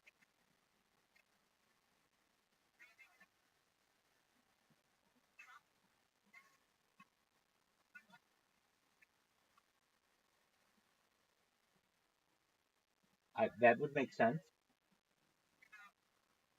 And now, you were saying that with all kinds of art, like basically, do you find that? I mean, and when you said this, it kind of connected with me at least. Sometimes I don't start off that well, but I can finish a lot better because I learned from the experience of my mistakes when you know, started at the beginning. Do you find that you are someone who learns well from their mistakes?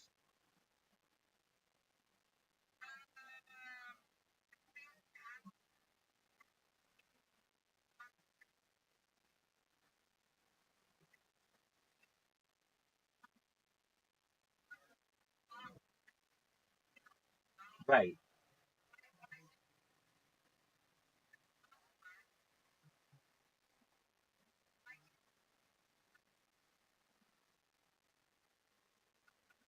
Of course. Yes.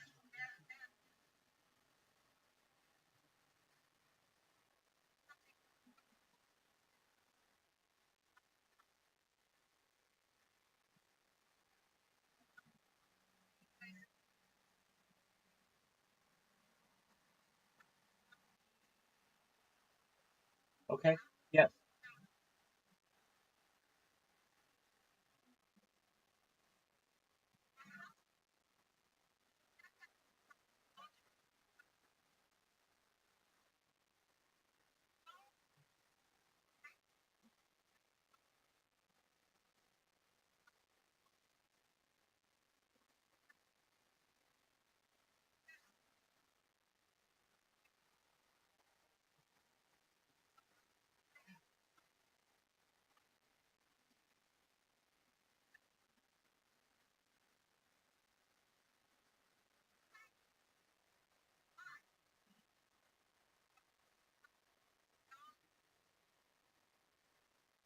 Right.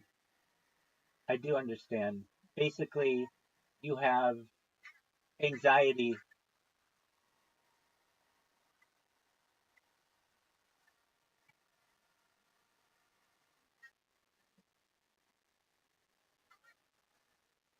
Right. Well, that makes sense. I mean, you just have a little, perhaps, anxiety when it comes to sharing some of your art with the world, and that it takes courage to be able to do that. But I mean, you've shared it with me, and I think certainly it's something that is valuable to the world. I mean, it's beautiful. Your embroidery is beautiful.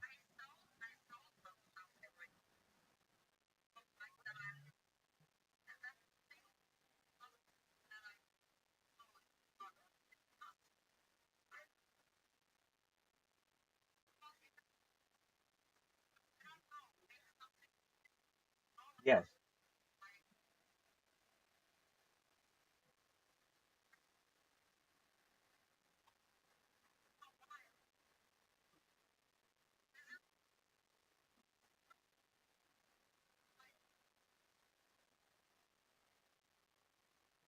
Right.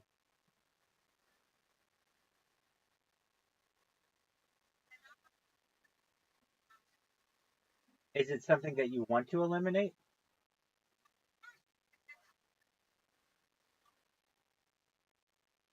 What do you think will help you to eliminate it?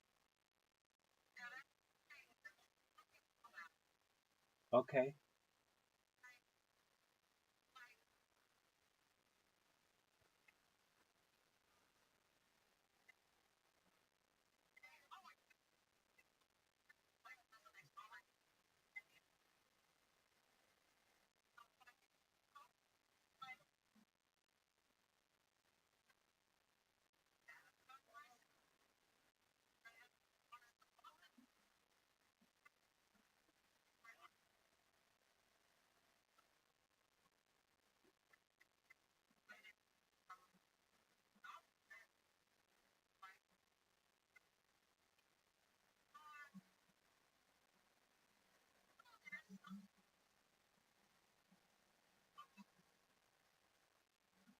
Okay. Well, I mean, at least from as I know you, if I had to describe you in like 5 words, like caring or phrases, caring heart would be they're intelligent.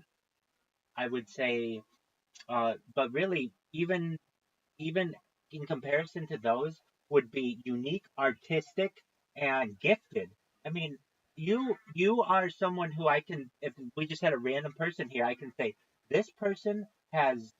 When I first met them, they were they were exhibiting their art through their body with face paint. That's really how I became like put two and two together. And then from there, I mean the amount of like you're someone who oozes art from all of your extremities. And I think that we as a community have had the opportunity to be able to bask in your artistic aura.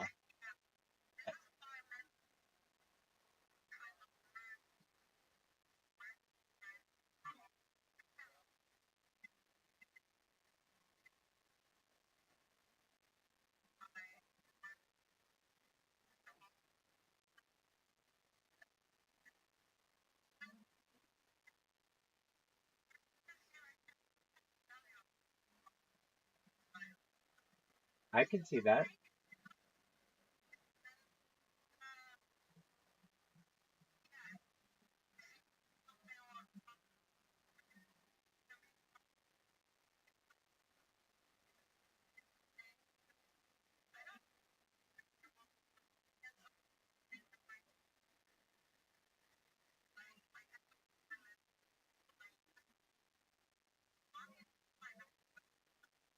Oh,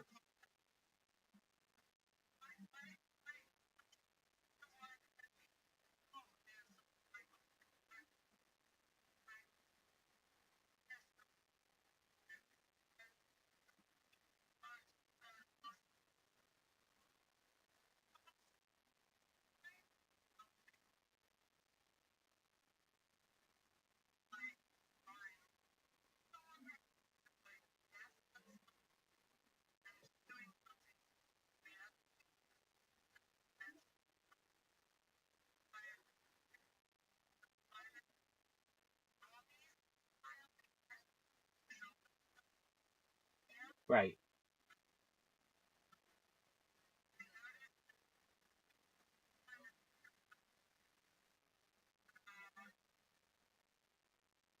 I would agree with you.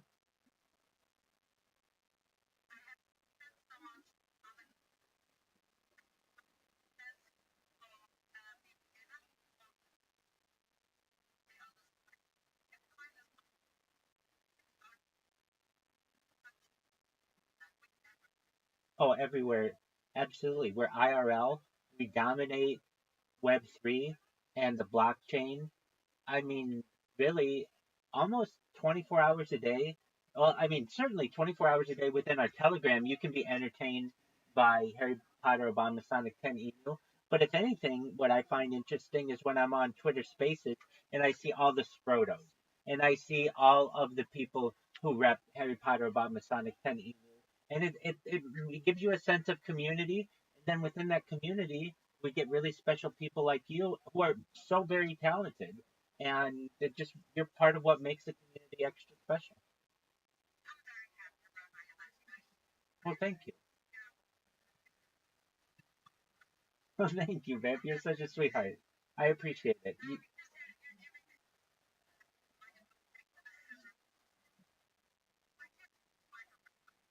Well, thank you. I appreciate that. That's what I try to do.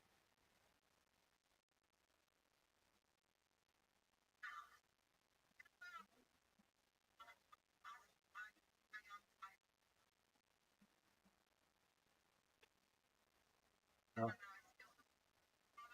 I don't know, but he just left. So I did like his Frodo. That was a neat Frodo. That's a unique one. I I think that really in with enough time, I mean, not only I mean our community continues to grow with I mean just with our conversation in here, we've had half a dozen random people who come in. There's always something going on, and it's very exciting that at any given time somebody can.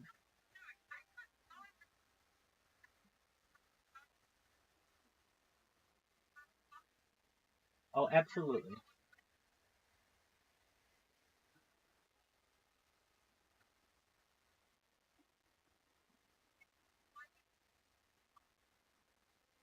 You're exactly right.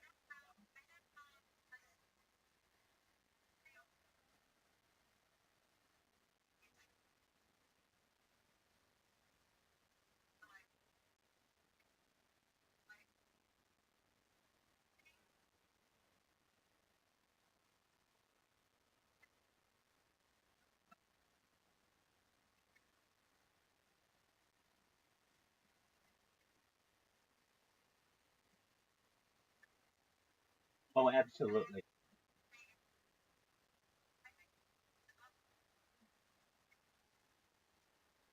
Right.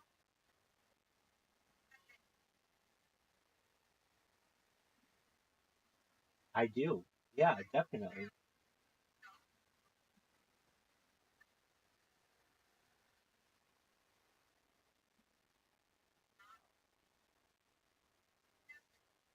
Right. I'm in agreement.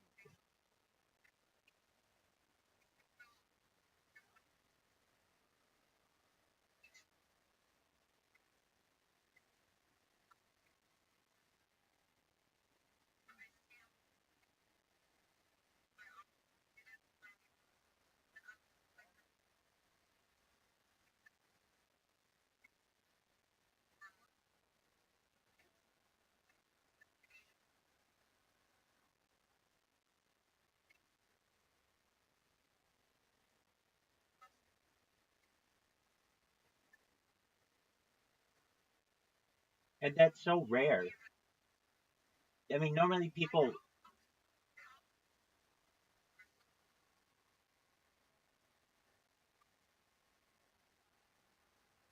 Right. No, you're 100% right on that. Uh, that's so unique. I mean, normally everybody is just take, take, take, take, take. You're giving, and that motivates people after the fact when they don't have to give. That's a really special attribute.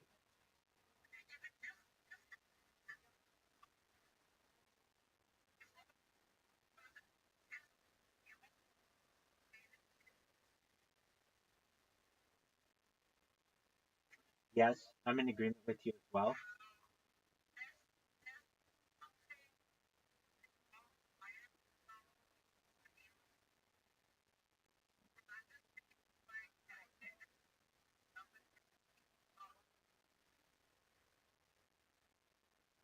Well, that's perhaps the way that it should be.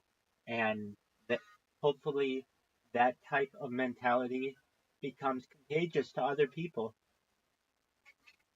I agree with you. I agree with you.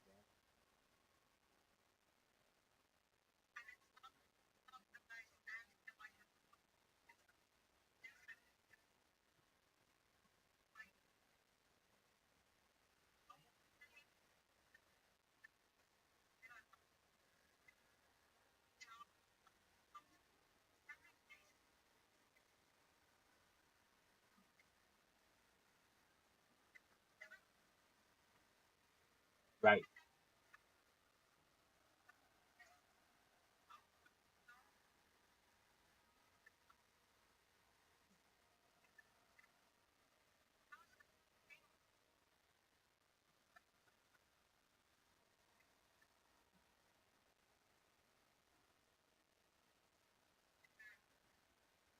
Oh yeah, definitely.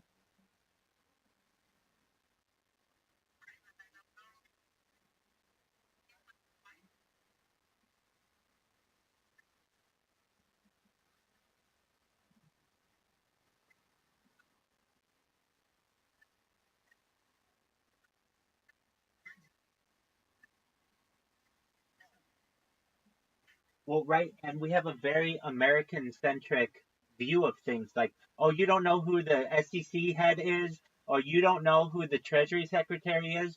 No, I don't. I'm not from there.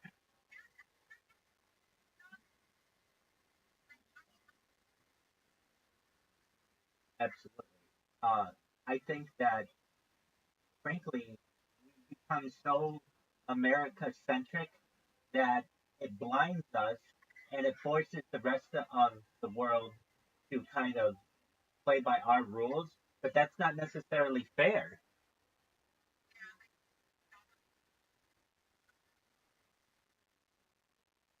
That very well could be. And we, as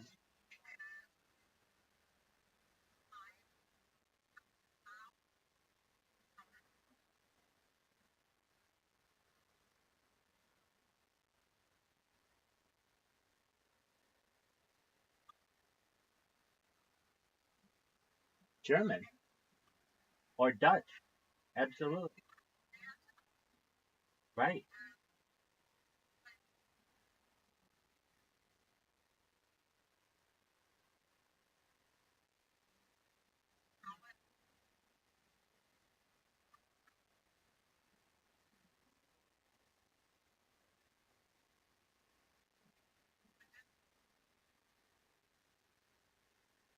Probably, right. Probably, I would say like a Thanksgiving meal.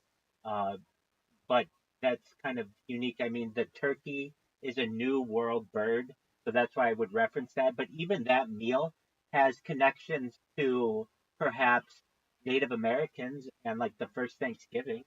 And but yeah, I mean, really, just about anything that is today seen as American is like pizza, which is Italian, hamburgers, which is German, uh, hot dogs, which are German, um, perhaps like all the like what is some, I mean, maybe like fried chicken or something like that might be seen as something that is um perhaps an American tradition, but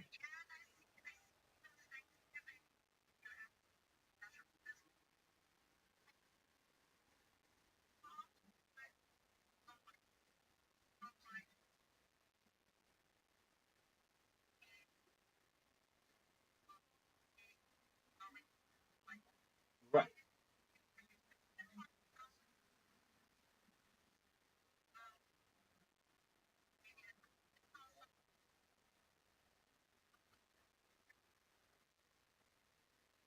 And it's become very corporatized that, the companies that run the stores and the agriculture and the different types of food that you eat. Anticipate that you're going to have a major purchase in late November, and then the next day, all the stores, do all kinds of discounts. So even when before it was perhaps more seen as a more innocent time to be with your family and friends and such, it's now become much more corporatized as just the kickoff of the holiday season, and it's even been pushed back even earlier now.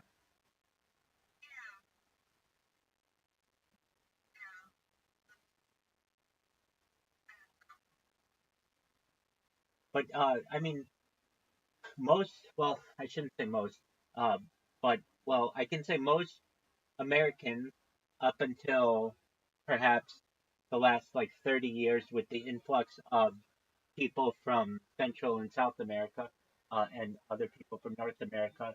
It was really an English or German country. I mean, there are still huge segments of the United States where German is the primary language. It's not even English. I mean, yes, they're the Dutch areas and perhaps like people of those types of backgrounds, but we're a melting pot of many different cultures, and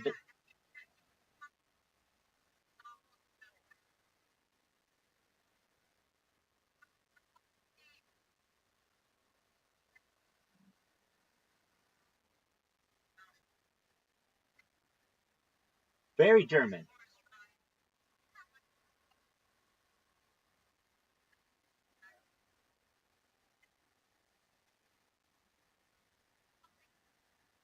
Oh, absolutely,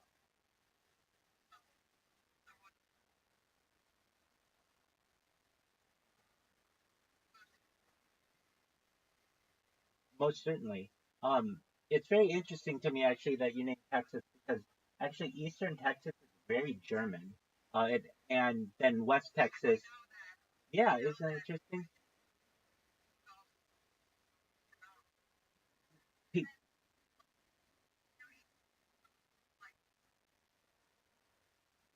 Okay. Oh yeah, absolutely,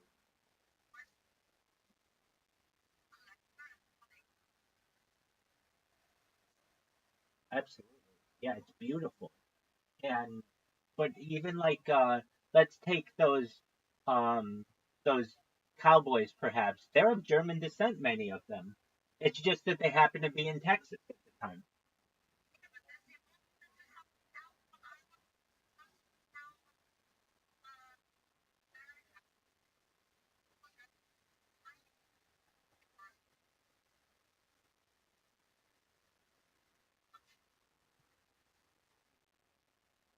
I recognize it becomes a melting pot. You get immigrants here and then they get influences. I mean, just the Texas example. Um,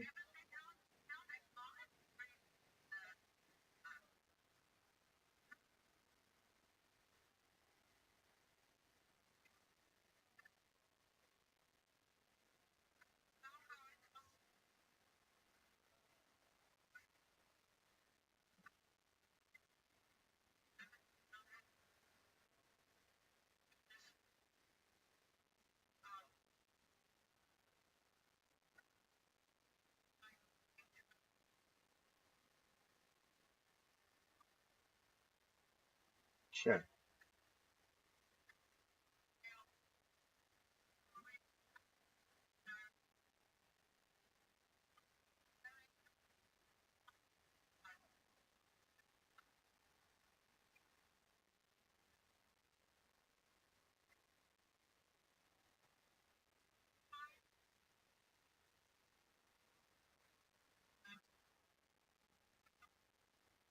absolutely. You're 100% right. You could go to some areas of the United States where that is more common, but most certainly those it would seem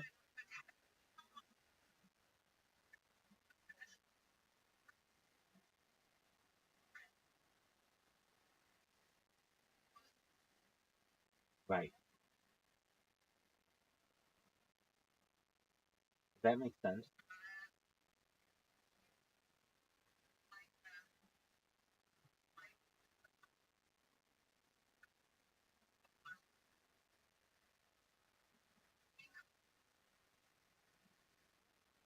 Right.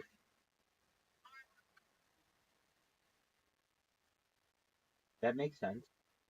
And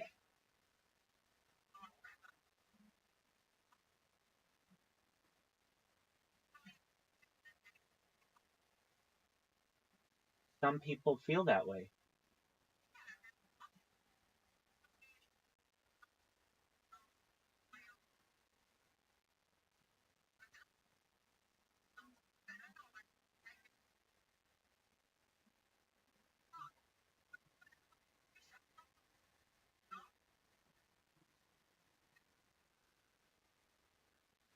Right.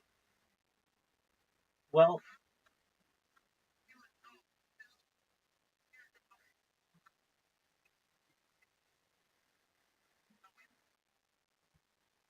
right. Well, I mean, there are people who I was reading some things yesterday about how people define themselves as American. And if you were to ask an American what your background is, it's like less than 1% of people say I'm American. They'll say I'm Dutch or I'm English or I'm Mexican or I'm Canadian or something, but very few people say I'm American.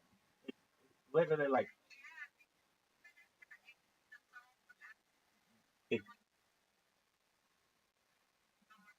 it exactly, exactly, and really, a lot of that is based on how like the government organizes people because we're all American. I mean, anybody who is here is essentially, in a lot of ways, seen as American or people who are born in America. And there's also something interesting with this as well. I was looking at a map yesterday as well. The countries that provide citizenship based on where you're born are all basically the Americas. So everywhere from like Canada to Argentina. But in Europe, Asia, and Africa, it's where your parents are from. So basically, like there's a difference in how you view yourself, uh, perhaps related to that. But I think government statistics really skew this as well, because they want to know the actual makeup of what you are and what your background is. When in reality, we're all just American, but very few people view themselves that way, which is quite unique. I mean, there are there are people. I was reading one person's take on it. And they're like, I'm a sixth generation American. My family's been here for 400 years, and like of anything, I don't know what else to say. Sure, you could say I'm British, but that's 400 years ago. I don't connect with that anymore.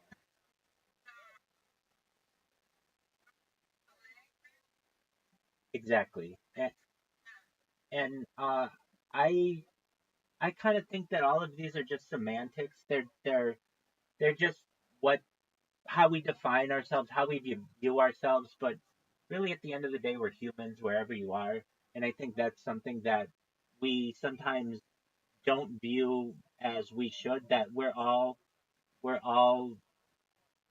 creatures of God, and perhaps we need to remember that we're not all that different. Whether you were born in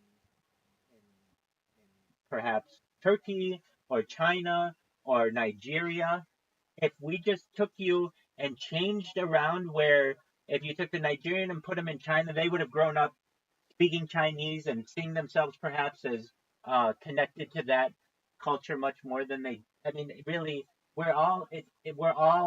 It just is kind of like when you shake up a ball and see um, where everything lands, or you shake something up and throw it on the ground like dice or something, and it's just where the dice may fall. It's just basically how the alignment was when we judge it. In 100 years, your family may be in a completely different area of the world, and they would never have seen themselves as American. They would have seen themselves as Brazilian or Italian or Iranian or whatever it may be.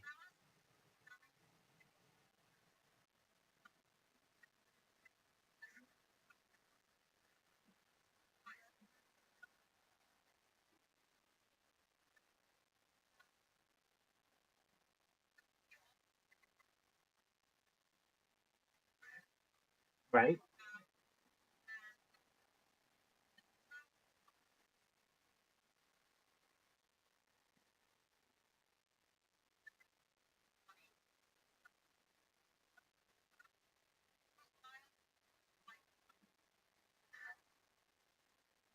Right.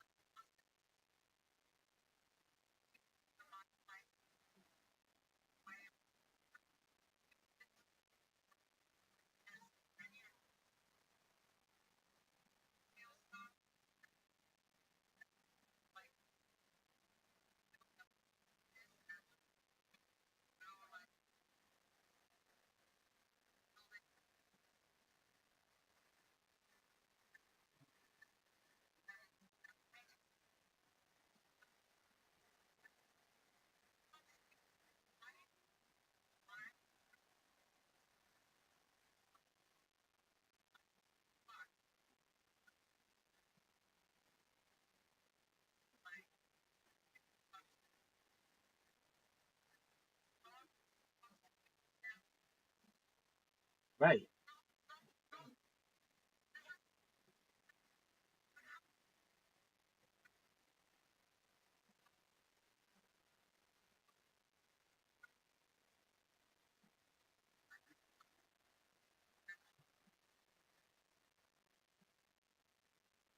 There are extremists in every culture and every religion.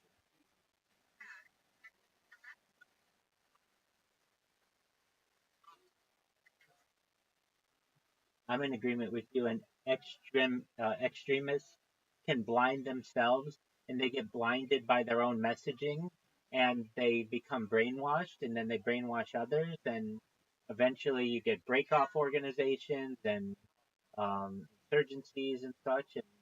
And when in reality, the central core tenets of the main group of people haven't changed, but it's because of the extremists that they try to shift the focal point, and then the world, when we study these things or where we have any kind of communication with them, we think that people are further towards the extremes when the population is really pretty centralized.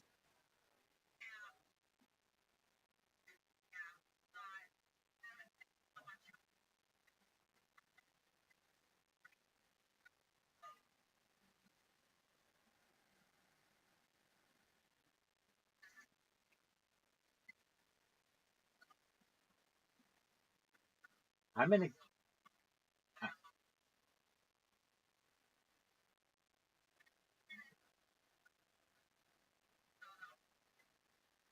it became very divisive.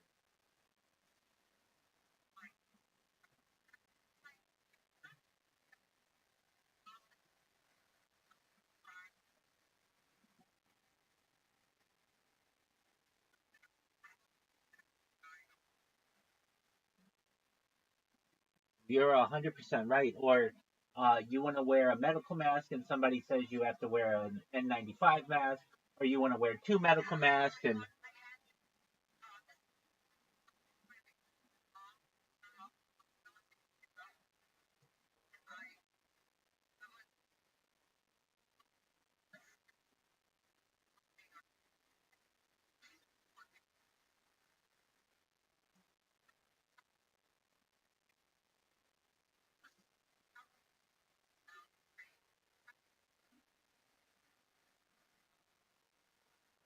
right.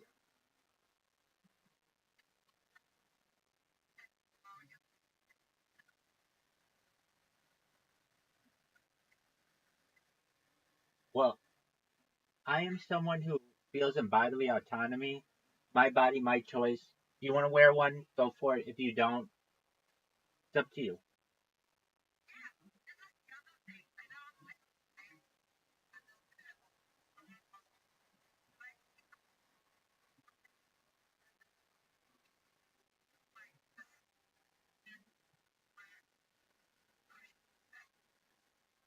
Exactly. And then people, I mean, it broke up families. It mean, basically it shut down businesses all over like very, very minor decisions. I mean, in the grand scheme of things.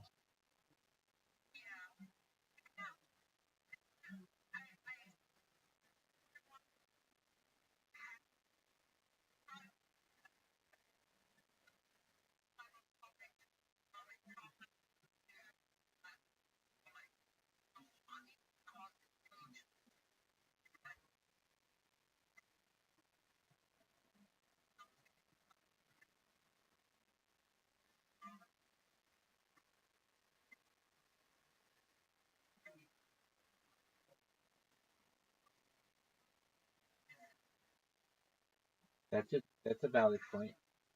Well, it I I'm kind of someone who is has a libertarian stance on things, that you don't bother me and I won't bother you, and I won't put my hands on you. You don't put your hands on me without consent, and you do with your body what you wish, and I'll do with my body what I wish, and we all hopefully can get along that way. Any other way, and then you're not going to have people who are happy.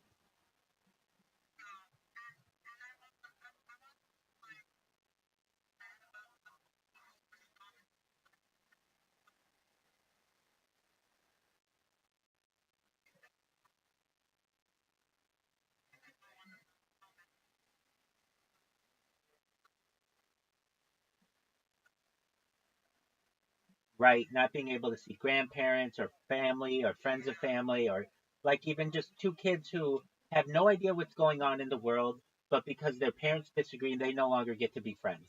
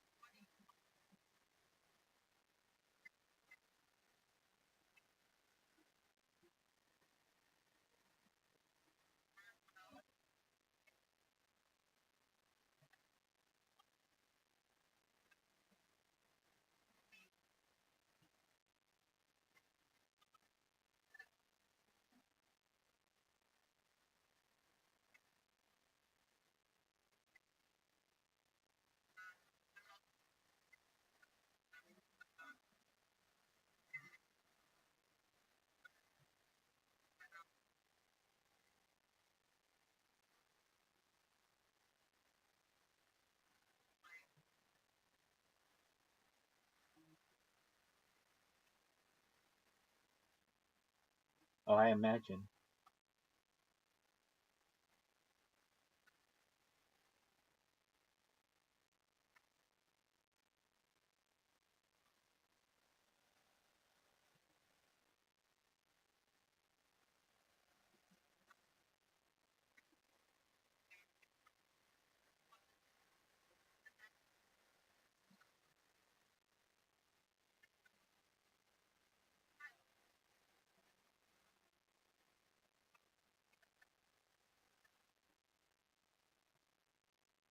It's really unfortunate how that issue divided the world in many ways. And then it's very interesting if you see how, like, the developing world, they didn't take any, they didn't take any vaccines, they didn't wear masks, and they're fine.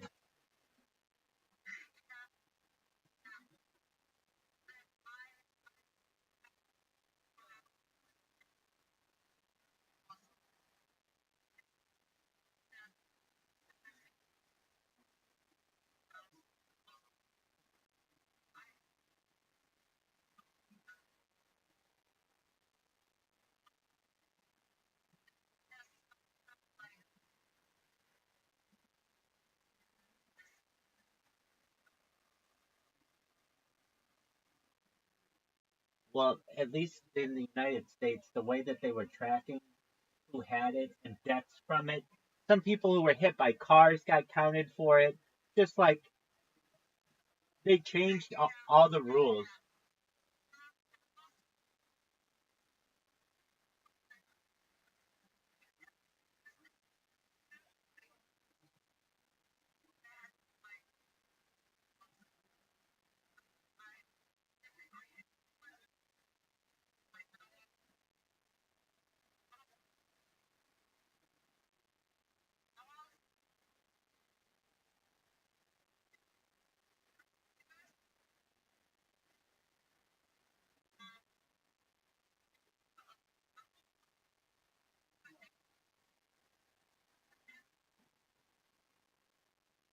Bizarre.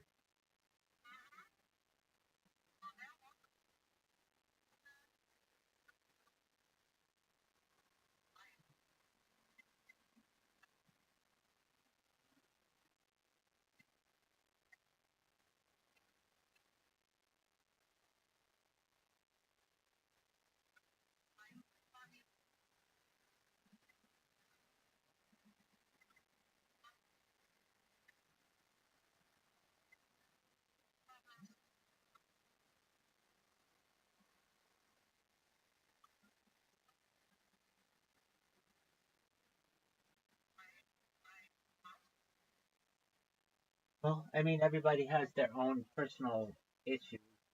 I just, you okay? –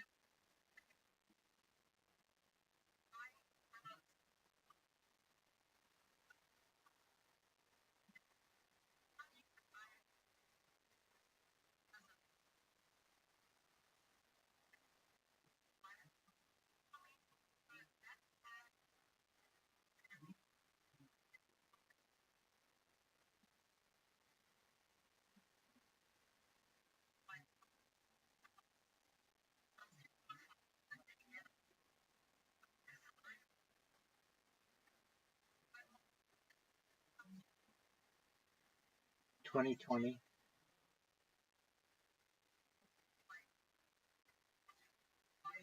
Right. Isn't that something? And it seems like it was just yesterday.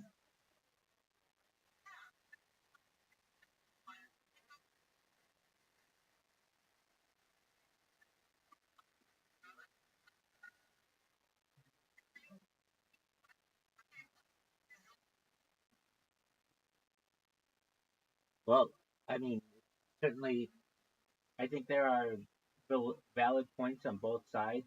5 years seems like a little long to blame something, but then again, look, at least in the United States, you know what the number one killer was during the pandemic? Heart disease, and nobody gave a shit about it. You know what still is the number one killer in the United States? Heart disease.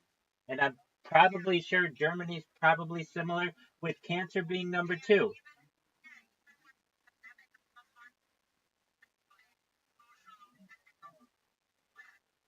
Right. Well, but what I'm saying is like there was this huge rush that we needed all of these new medical treatments and everything when when still the number one killer in the United States didn't change, nor the number two killer in the United States changed. Basically, like if we cared so much about human life, then wouldn't we care about lowering heart disease just as much as we cared about all the other stuff? Oh, you're 100% right there. And at least in the United States, what was the major thing that changed things in the United States was around the year 1996. Congress passed a law that said, well, previously, um, pharmaceutical companies could not advertise on television, and I believe that's the same in Germany currently. It's the same in every country except for New Zealand and the United States. But over the course of the last 25 or 30 years or so, the news has 80% of its commercials and 80% of its revenue are from pharmaceutical companies. So basically, now they only can toe the line or speak positively about pharmaceutical companies. And I mean, I've heard interviews of people who say you can't criticize them at all or you lose your job.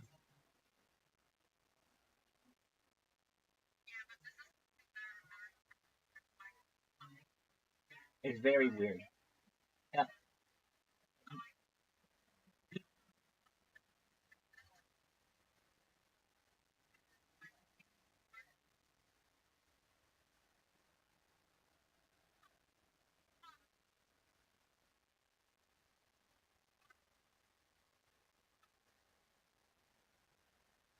at least in the United States, especially people who come and visit, and never seen an American commercial for a pharmaceutical uh, drug, they're shocked by it because, like, it'll be like, um, buy or like talk to your doctor about whatever pharmaceutical, whatever drug. Side effects may include death, amputation, heart palpitations.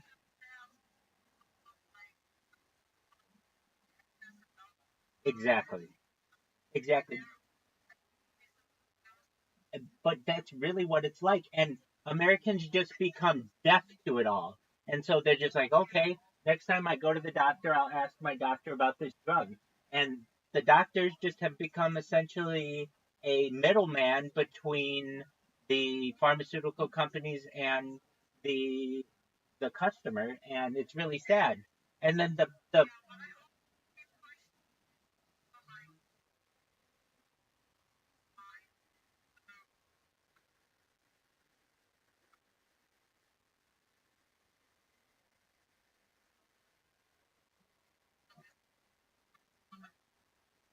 oh, very interesting.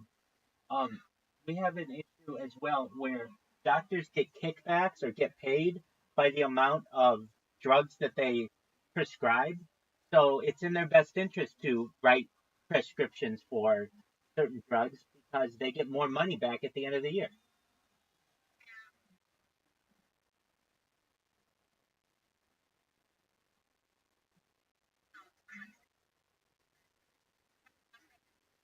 Okay,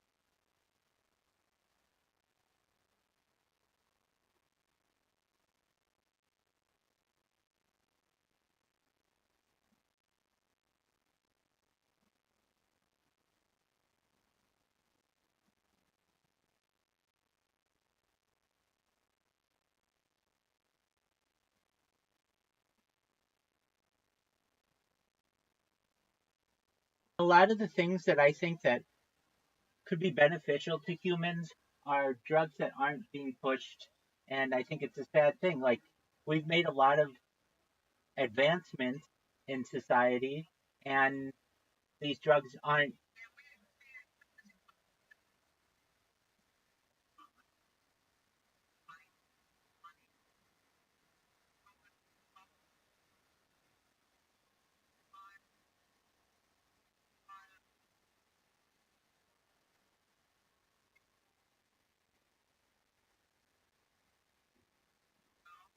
Oh, absolutely. Well, and at a certain point, a lot of these companies, it just becomes like there's a very fine line between a bribe and a kickback and what they consider their revenue. E-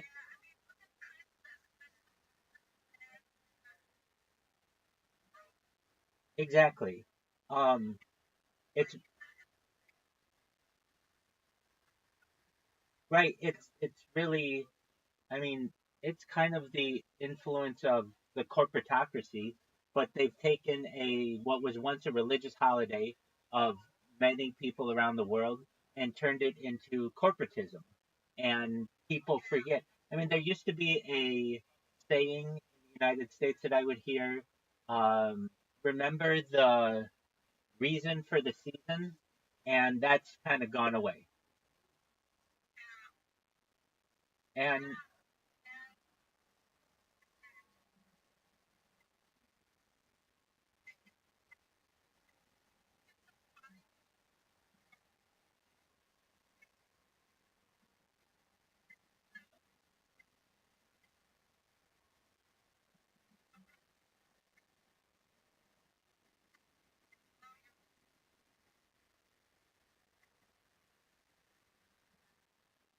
right, you're 100% right. It was it,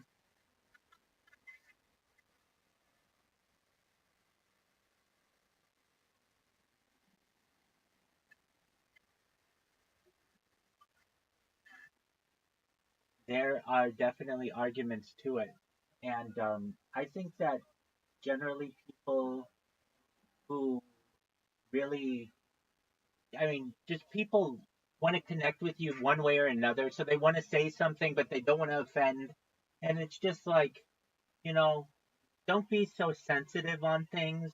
If somebody says to you, Mary, whatever, and you don't celebrate that, it's okay. Not the end of the world. You don't have to necessarily yell at the person or whatever the reason may be. If you celebrate Kwanzaa or any holiday of any kind, really, I think that people should be more understanding with each other and not so much.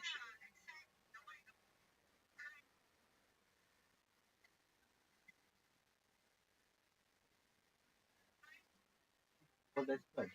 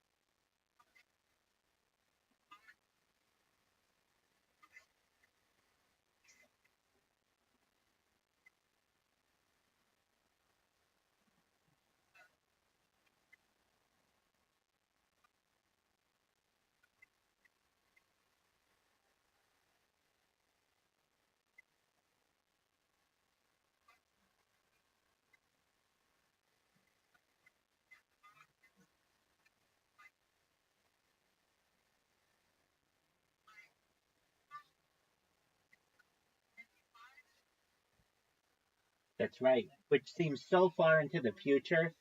I can't believe we're here. Hey, welcome. I've got a friend of mine who just joined my Discord. Welcome, Caspian Sea. Hey, hey, how are you? I'm I'm I'm in the I'm in the middle of a conversation with I'm in the middle of a conversation with a friend of mine in Harry Potter about Masonic 10 Inu. You may or may not know them. Excellent. Yes. So I'm with Vamp. I don't know if you know who Vamp is, but Vamp is a staple of the community. Actually, the person who just joined the Discord, they're in Harry Potter Obama Sonic 10 email, so they're familiar with the Telegram. And but yeah, I would say we have somebody else here too. You may know them.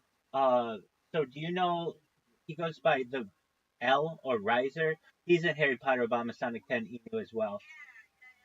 Excellent. So he's in the Discord, and then we have Caspian who's in the Discord, and then we have someone named Ass Munch in the Discord. We have Ass Munch in the Discord. So yeah, so you guys all know each other. Yeah, and then we have Vamp in the Telegram. That's with whom we're talking now at this point.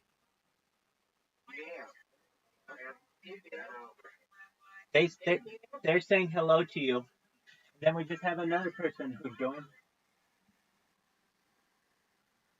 Okay, they want you to Vamp wants you to go to the Telegram. Go to the Telegram. Okay. Okay. So somebody banned Ass Munch. Yeah. Who do we have to talk to get him unbanned? Vamp might be able to get you unbanned.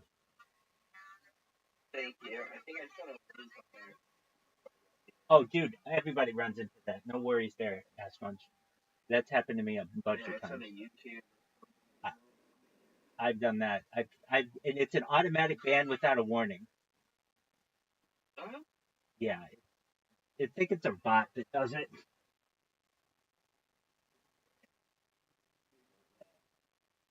It is what it is. She's taking care of it. We'll see if we can get you unbanned. How are things in your guys' neck of the woods? What's going on? I'm hard. Hey, join the club, my friend. Join the club.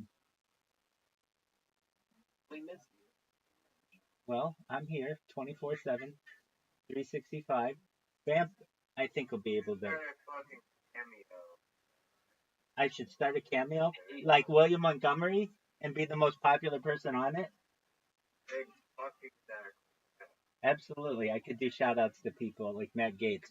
Um, well, that's definitely a good thought. happy that you know that fucking William Montgomery is where just just one moment. Yes, exactly. I can make money with motivation talks. Yes, exactly. And we will talk about Riser. We'll talk about William Montgomery and his cameo. Yes, I know exactly about it. Just basically because of you. Uh, so Vamp, do you know what cameo is? Excellent. Well, I don't know what I have to do to start one, but I may have to do that. I don't know what the prerequisites are, but I'll have to check it out.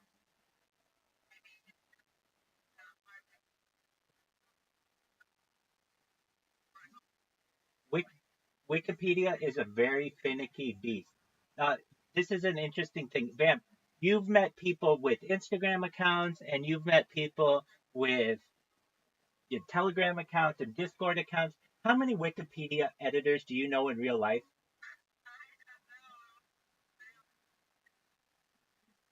Well, no, I'm actually I donate to Wikipedia. You know when that thing comes down that says Jimmy Wales and he's like, "Hey, please give me money." Absolutely. So the only reason, I mean, I think it's an important endeavor, but I've also read, and I don't know if this is true or not, but that in the future, people who have donated to Wikipedia will be grandfathered in, but eventually it will be a paywall, and that means the world's knowledge will be basically closed off to a lot of people in society. So I give like the absolute bare minimum each month that I can, but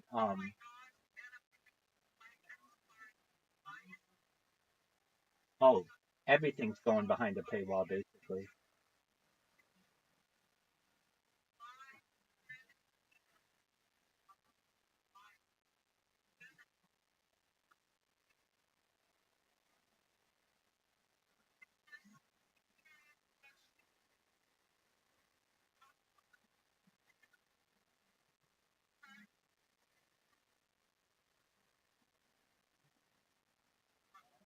I'm in agreement with you. I think it's very sad, especially when Wikipedia was open source and free to the world, and now to uh, limit people's ability to be able to use it, I think is really sad.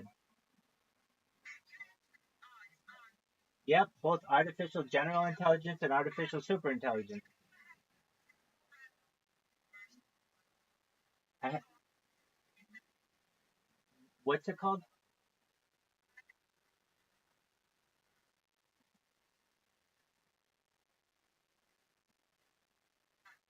Okay, Dennis.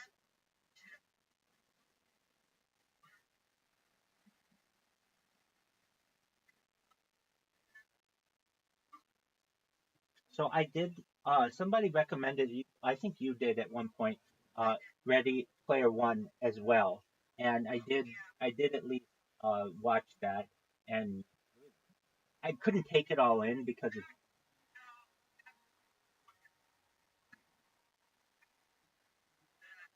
And that's what I've heard. Yeah. Okay. So which which Dennis E. Taylor book should I read?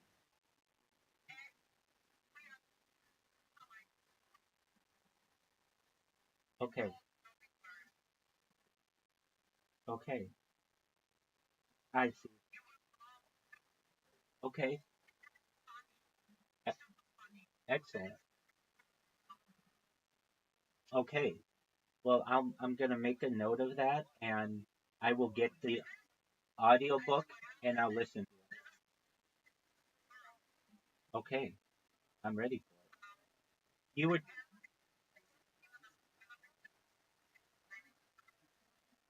you were you were go ahead.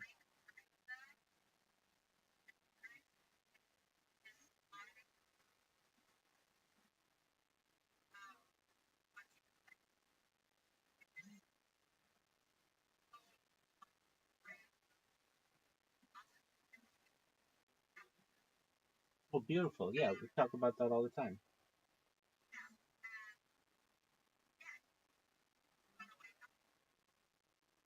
Excellent.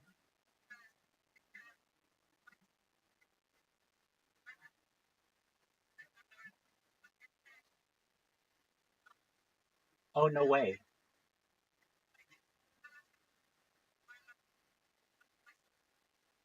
Right.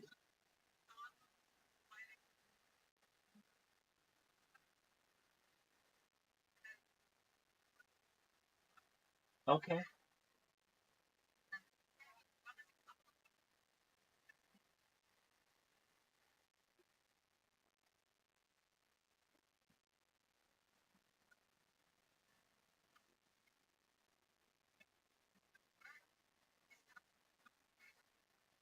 Oh, that's fascinating. I would love that.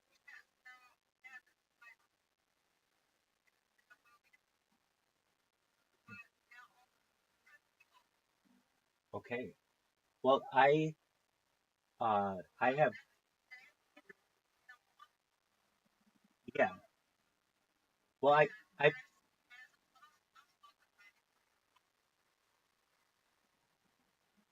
excellent.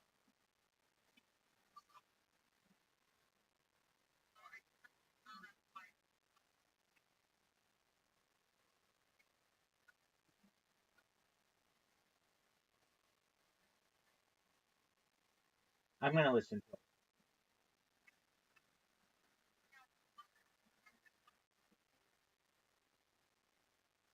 it. Okay. Okay. And this one is a more utopian version. Excellent.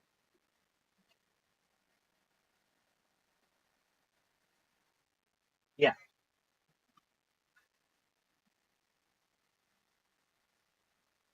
Oh, really? Be completely hairless?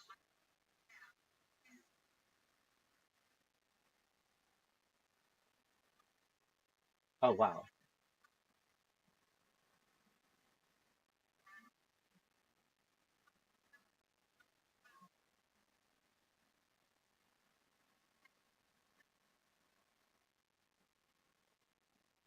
Well, it's fascinating. Any other books like that that you recommend?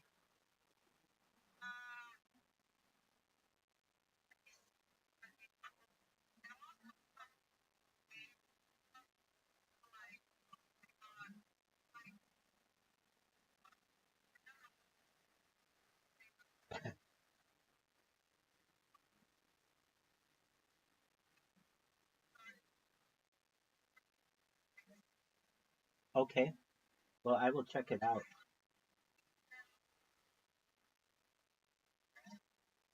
I also saw there's some kind of um series that he did. It's like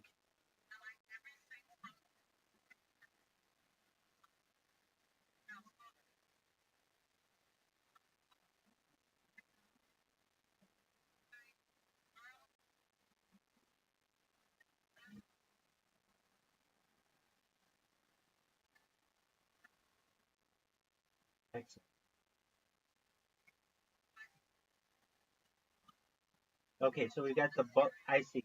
We are legion, for we are many. All these worlds, heaven's river, and not till we are lost. Oh, these are very recent books. Okay,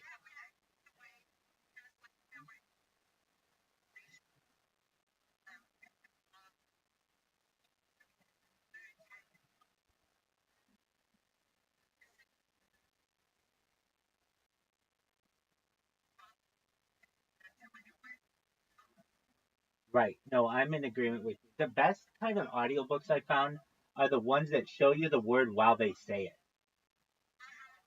But it's kind of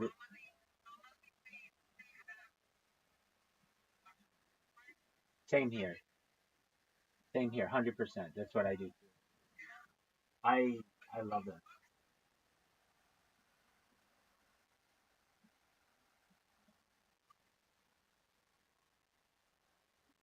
I will do my best to delve in when I've had.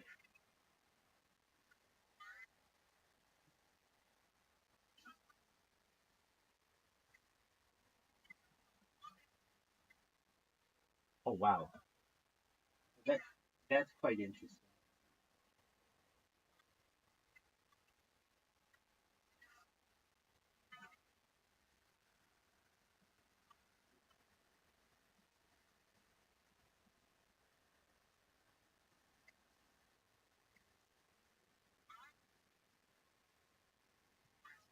Right.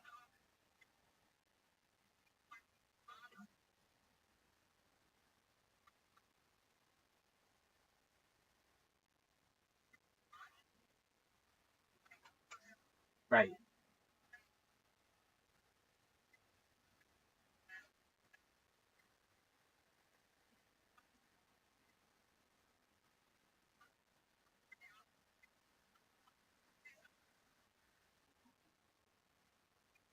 Right. Yeah, that would make sense.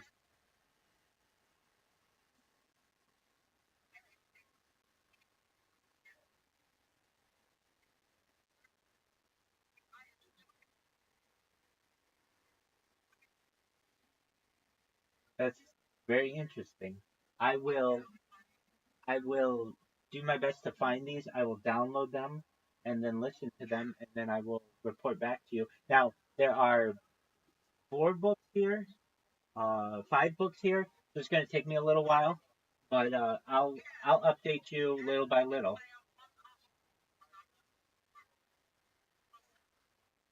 Oh, and yeah, it's that's one. I mean, I have seen the movie, um, and it's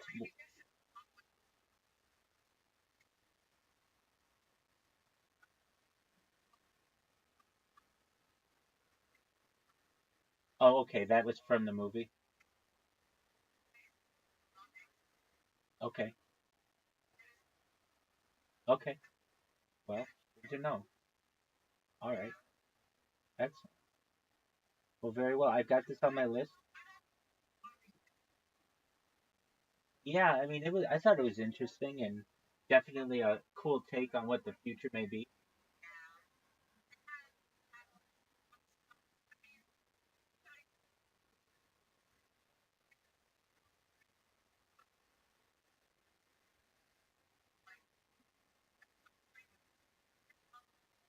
Right. Oh, I see what you're saying. Like a trilogy.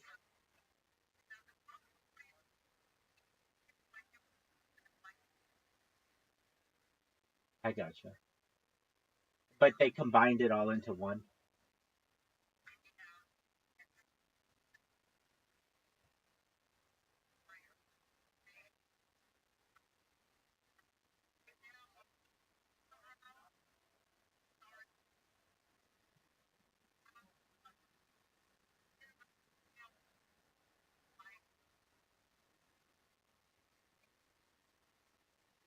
Oh, okay. Yeah, it did seem like it.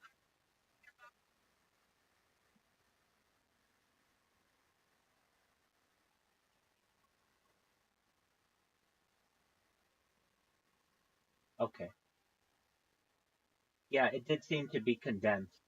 Like you didn't see too much of. I mean, you. It starts with him.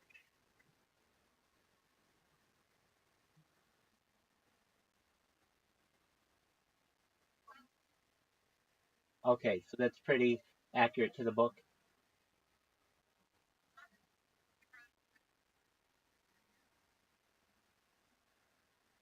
Okay. Okay. I gotcha. So I will have to take a look at.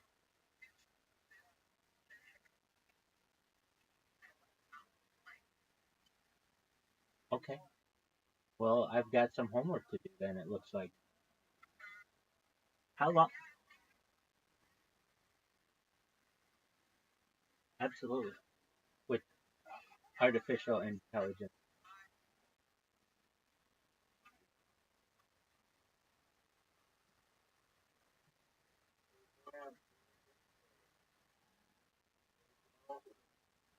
They're asking you to join Discord. Okay, sure.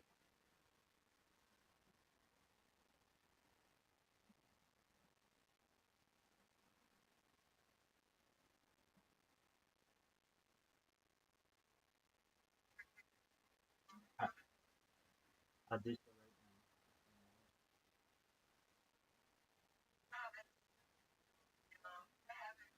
Yeah, if you just go to that discord.me/rabbi. Excellent. He's coming. Vamp and I have been talking for like 2 hours by now. A lot. How are you guys?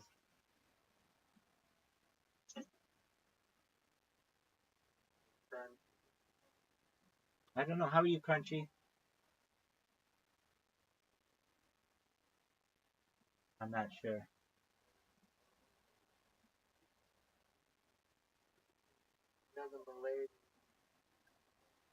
Yes, she does. Do you guys get there? Loudly and clearly. Welcome, welcome. I can't believe, Vamp, you didn't have my. No, Glad that you're it's here. a red crow, not a retarded. Red They all crow, look, web they're all the red. exact same thing in my opinion. Yeah, but it's actually not the same.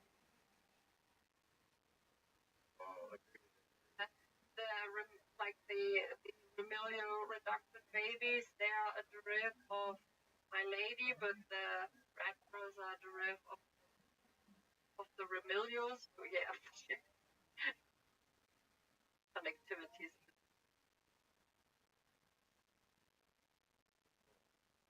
what are you saying about the AI thing? Oh yeah, I was just talking about with Rabbi because I told him that he should read type of books, because I think they're very matching for what's going to happen in the future and what's happening now.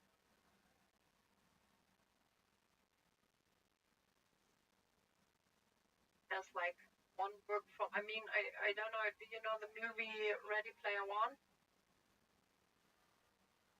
I heard of not so much of Yeah, so it's just like it's like metaverse but working, like the metaverse work. They literally exist like with on the real world and go into a digital world. Yeah. well, and Yeah, but like the thing mean- is, it looks already dystopian in the movie, but the movie is actually the utopia. The book Why is the dystopian. okay, I have so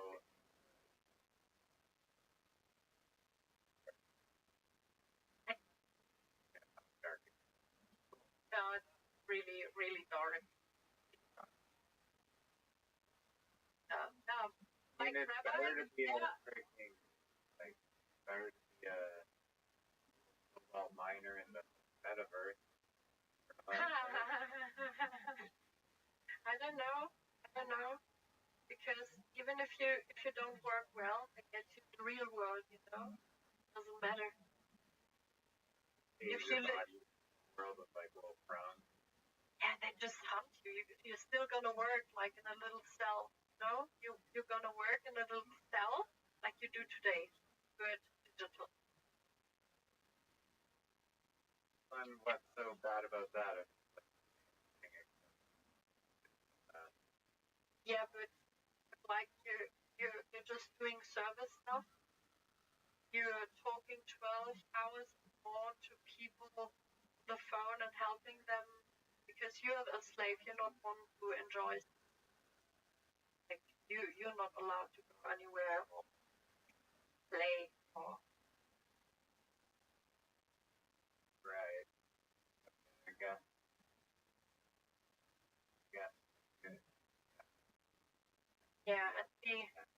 the other book I told Rabbi he should read is the Bobby verse. Bobby verse is very funny. It's very technical, but this very man is accepting a contract for himself, like he goes somewhere doing that if he dies, his brain will be preserved to the point there where he can be activated again with AI. And this happens. And he's one of the ones who doesn't went crazy. He's intelligent enough, and they sent him in a little ship out in space as an AI.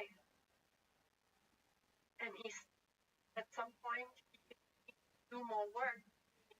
He needs people to do that work. So he has no people, and what he's gonna do is he's gonna start duplicating himself.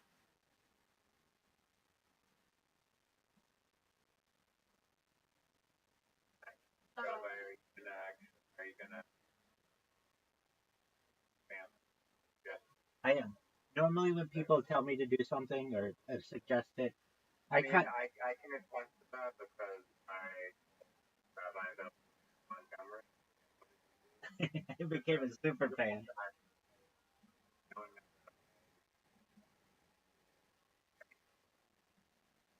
Yeah, usually, like, if somebody will be like, "Oh, you should read this" or whatever, and I'm like, "Okay, fine." But if somebody's like takes some time to explain to me what it is, then I will put it in my phone, which I've done, and then I'll see it. Also, And I know that Rabbi is interested in this type of topics, so it's literally just like, this would be very fitting because it's exactly what we were talking about. right. Not just some random, read this so you're gonna be clever. No, the Bobby verse is like real good entertainment. I had a lot of fun with that because he's so funny as a tagger, very funny. And so usually when somebody I can tell that they're serious about it, I'll be like, "Okay, so what is it called again?" And then I'll type it in my phone. And then once it's in my phone, it becomes like on my to-do list of things that I'll delve into. And so, at least in this case, I Oh, have I can hear you already scrambling about and excellent, talk about it. wonderful. How did you learn about it, Sam? I don't know. I think I'm into that type of stuff. Okay, was it recommended to you, or you just started the bookstore? Or... Actually, my husband found. Oh, okay. Yeah. Well, that's a And he thought it's funny, so we listened to it again. Yeah. excellent. Okay, so were you able to get an audio version of it? Yeah. Okay, and was that on like Audible or something? It was audible. Oh, perfect. Okay, well then I'll check that out. Good. I'm glad that it's pretty easily available. And Yeah. It's not. It's like known in his niche, excellent, so it's to get everything quality. excellent. Okay, very well. Anybody else have any book recommendation? The reason why I say so is because I got I got 5 books there that we'll have to check out. Now, let's bring everybody on board with William Montgomery. So, um, Riser and I were talking one day and about we were watching stand up or something, talking about stand ups, and I asked him who his favorite stand up was or something like this, and he's like William Montgomery, and I'm like, who's this? And he's like, oh, you know what Kill Tony is? And honestly, at the time, I did not watch too much Kill Tony at all. In fact, it had been on the air for like 10 years, and I really didn't watch any of it. And it's very close to the Joe Rogan sphere, and it was still not anything that was on my radar.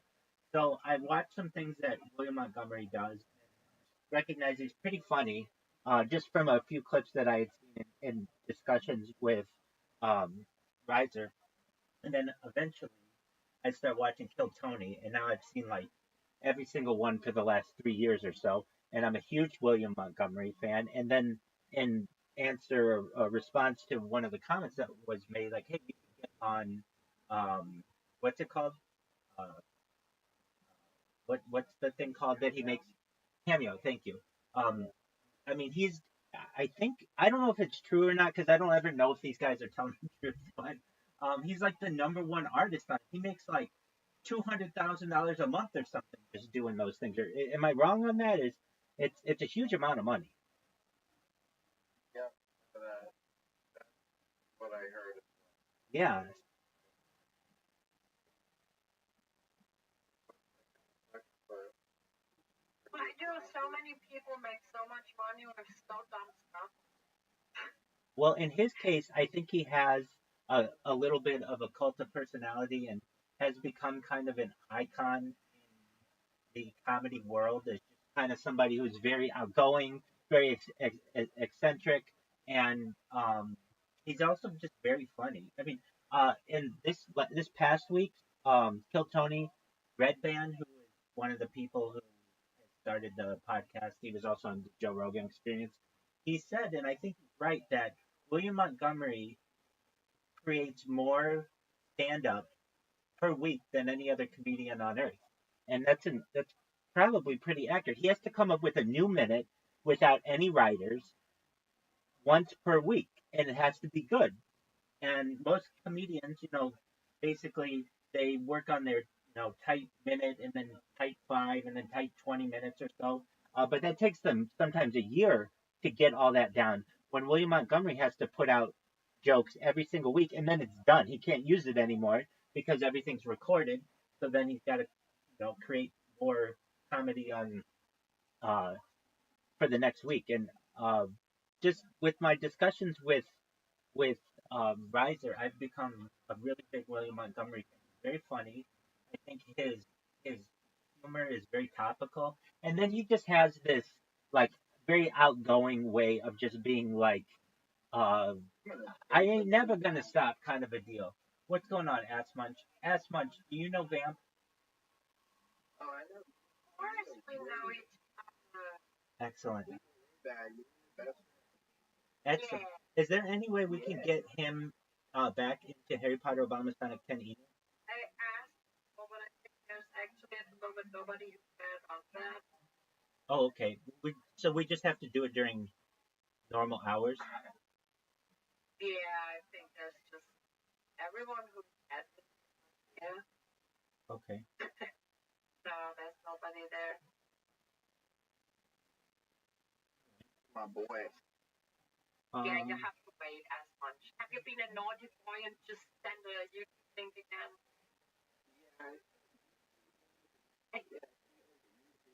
And then it did the automatic. Yeah. Wow, Harry Potter. Did you write something inappropriate? Harry, It wasn't appropriate, but it was a link. Maybe you should have written something inappropriate and that would actually be back.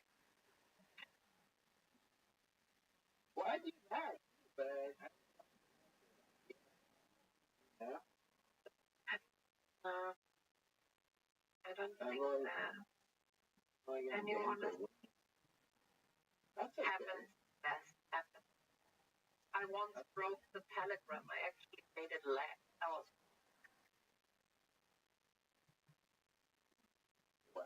we are right. yeah. We are right at the cusp of being worth 30 cents a coin, which is really great.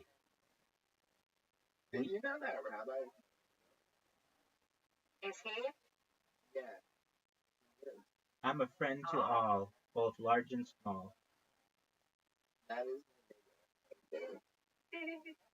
Word Mockingbird. Wow, what do we have going on in the chat? People are. I'm trying to find an admin. I don't say the N word. I feel weird. I say it when you with. Yeah.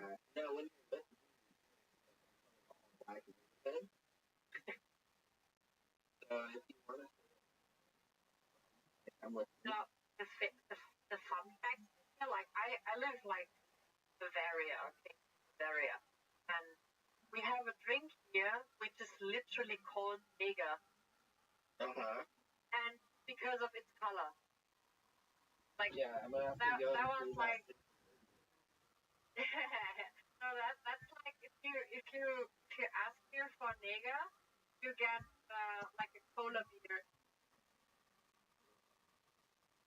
So that's something. And if you ask for Russian, you get like with mixed with right.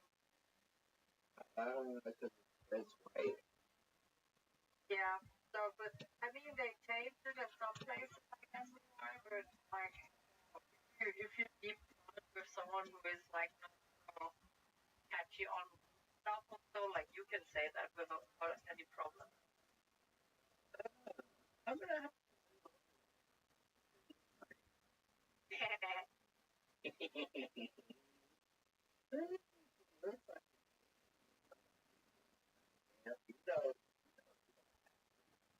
Dude, we make jokes here. Like, I don't know why at some point people are so weird about that. Like, I can remember as a child, you made jokes about an Arabian, a Chinese, and a thing, or you sang about I don't know, children's songs. Or I didn't thought it was inappropriate to paint myself like yellow when we had like a celebration in the kindergarten to just represent different stuff. Like, why is that inappropriate? Dude, I would love to make a honey badger costume and just paint myself completely black, but I don't wanna have like black painted faces anywhere, and I know what CT is doing to that. yeah. They just don't let us have fun, you know? Yeah, and I see it in the same fun way. I don't want to knock it down. Like, that's the whole point. I don't think it's okay, I don't know, to maybe like use Halloween costumes like in the US sometimes where they have like real like face paint to like represent that old funny thing. Like, that's funny, but I don't know, to just there was like this trend to paint the face black and see someone in the dark room. Some people say that's inappropriate because of the black face paint, and I'm just like, dude, what should you do else? Like, what the fuck? What's going on with you? Is now film makeup in someone completely black also inappropriate? Why are black people allowed to bleach their hair? Why? No. If it's not okay to make your skin darker, not allowed to bleach your hair. Anyone should be able to do anything that they want. Why is that okay? Why is it okay that I have black hair? I'm naturally blonde. Why is that okay? Because it makes black. Yeah, exactly. I'm happy we agree. Yeah. They had here like an old pharmacy, and this pharmacy is called Mohren. And a Mohren is someone describing who is from like the dusty area in the south, who are like dark colored and have afro hair. Like, that was just an old name. And when it came up with all the racism stuff and so on, they wanted to make vanish the name, and this had like was protected, the building, because it was so old. They demonstrated against the name, but it's not as bad as you would say like nigger. So it's not the same bad word category, but still it's inappropriate. So they even want, why do we have to erase everything? That's weird. Explain it to the people. Say that's not actually inappropriate to say anymore, but it's old, so we keep it.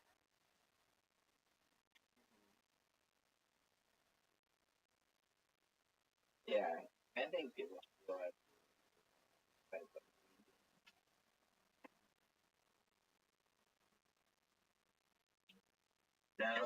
just don't hurt anyone. That's the only point. Yeah. Exactly.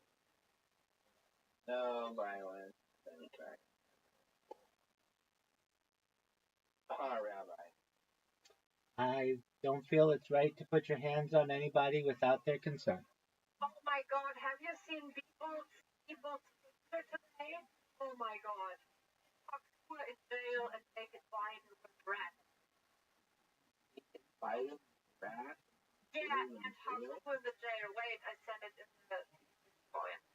course you cannot see. Wait, I've sent it here too. Oh my god, it's so cool. Right, where's that? The only place you're gonna be able to post it is in the free speech channel or the self promotion channel. And the reason why is because somebody came in and put a GIF of someone doing a self circumcision all over this You Discord. Okay, let's see. That was me, and I apologize. Very funny. Ask much, yes, go ahead.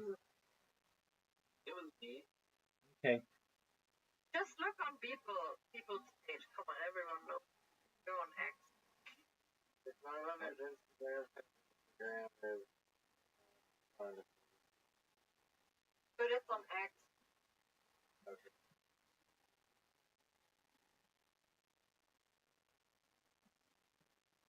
Oh my god, it's so good.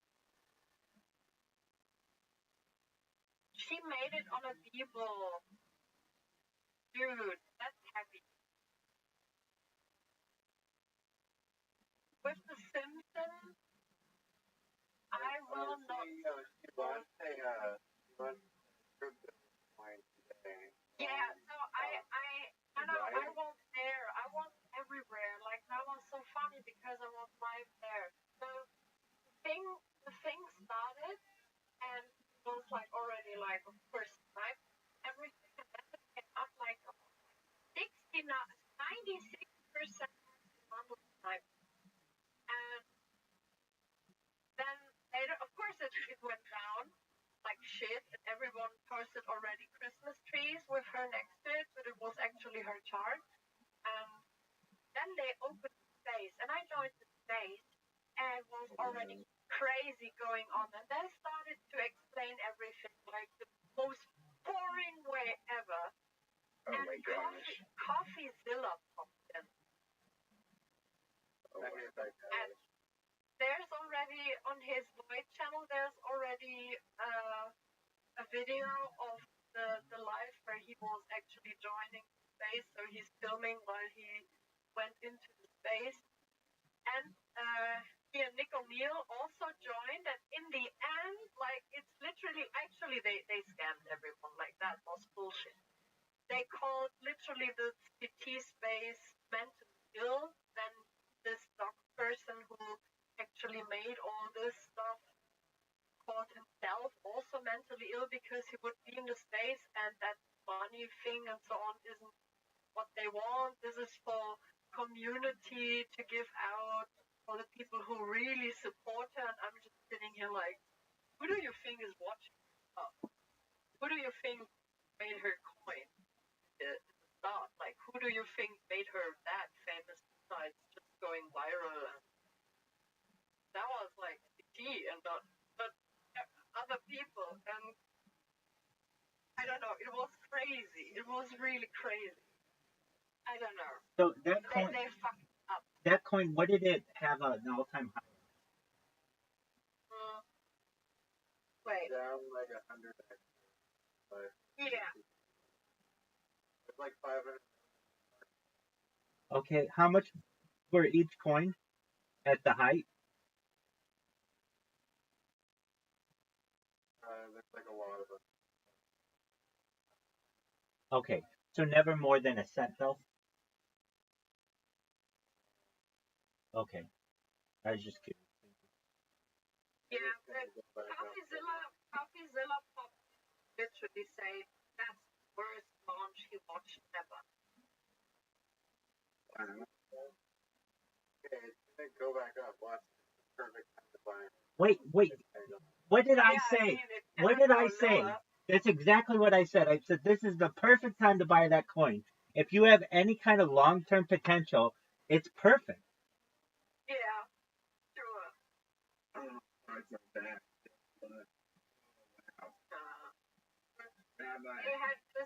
They just asked like, who's making the money? Where are the fees going to? And they say, yeah, it's going to a foundation. Yeah, who's owning the foundation? Like, yeah, nobody's owning the foundation. Like, it's Haley's foundation, yada, yada, yada. And then Haley literally just popped on with her Sandy voice. Hey guys,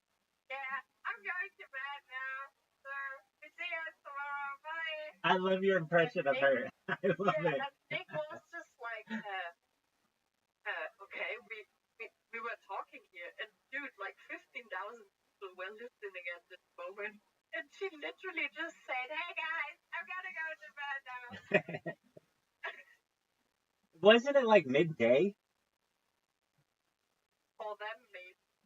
Yeah, I think it was. I don't know, but she never woke up again. Like, let's say it like that. Never said anything after that.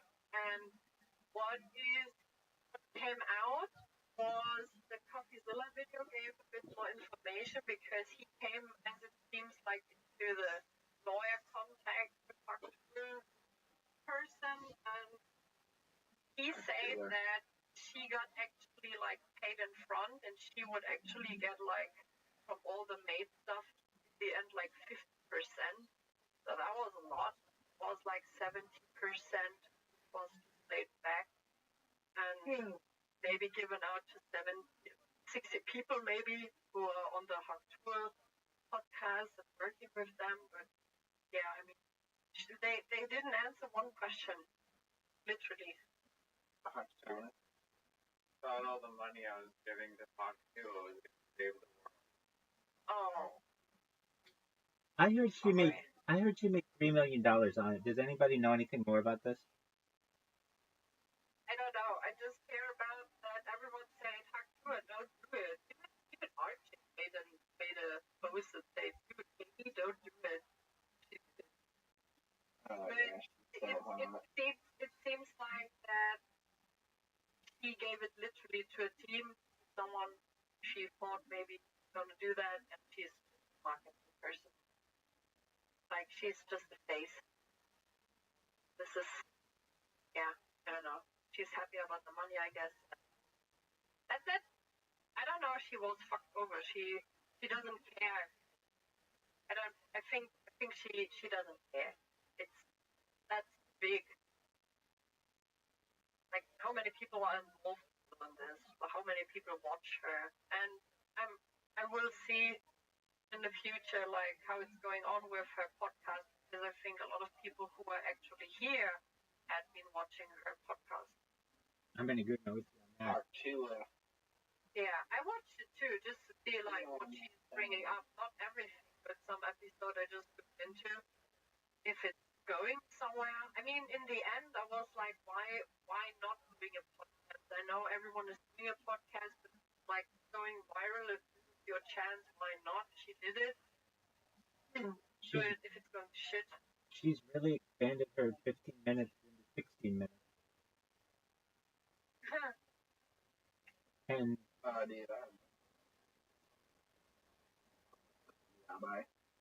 okay. I mean, if she shut up, she doesn't have to talk to the mouth will be full. She introduced the world to her boyfriend, Pookie. That's part of the fun. Yeah, but how should she fucking big?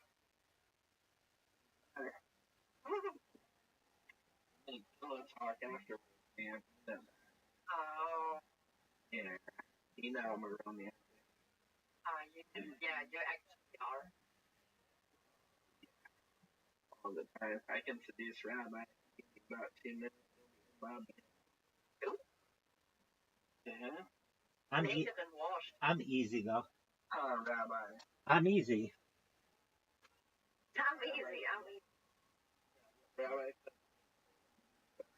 I'm gonna be in bed. Alright. Sounds good, Daddy. Oh my god, have you seen Big Boy and Anthem? I haven't seen what? Have you seen the fight with Big Boy and Anthem? What? Yeah. Anthem and Big Boy? The Solana guy, Solana show guy, the huge one, everyone out of Texas. No. Was a big, tall, black guy. Right. Yeah, and he had a box fight against Big Boy, and it was funny because it looks like I don't know, lemming fighting against a giraffe.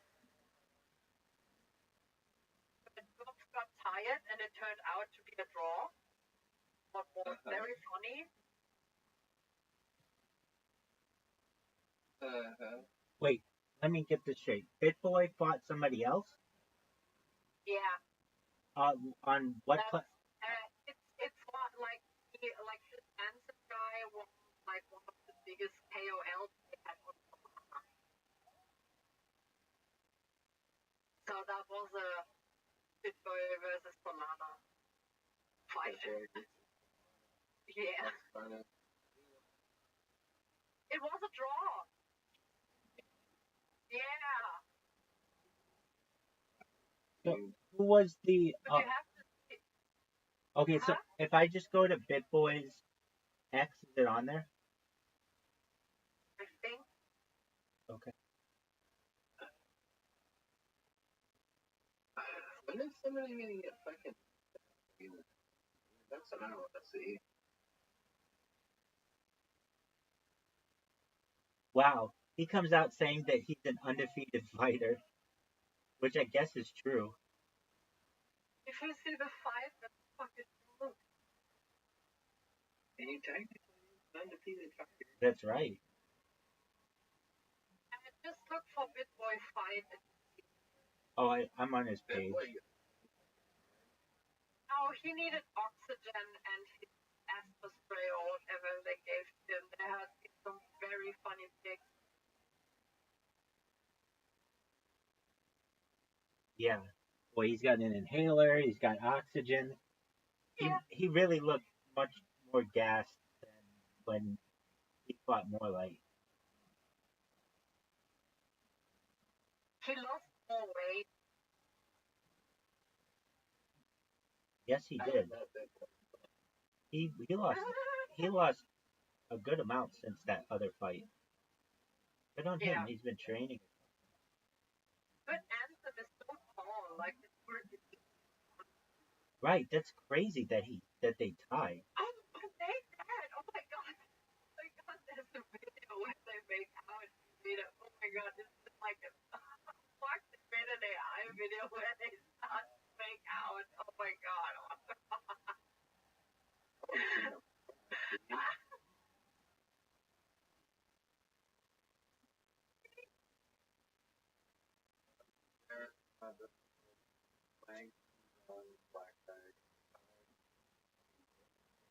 Isn't it? It looks so weird to me. Right. I want to see a video with them sex. I just have a video where they make out.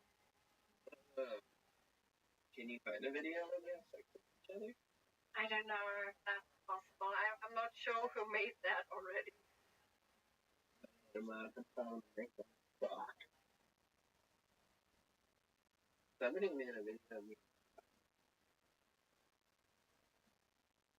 Maybe you just Google for, I don't know, African adopted son, Fox's white daddy. Maybe you find something similar. And then face swap him? Yeah. Just close your eyes sometimes when you see their face.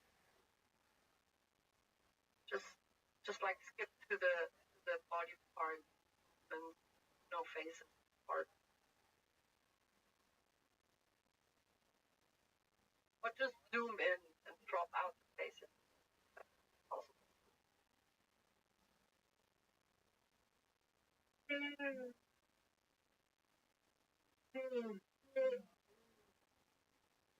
God damn.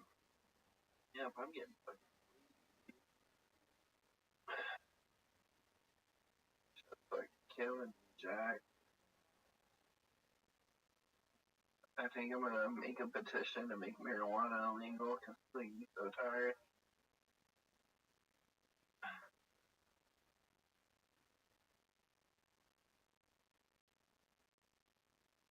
Rabbi. Yo, Doug. Yo. Hey, would you sign up to make marijuana illegal? No, I'm for decriminalization. Okay. What?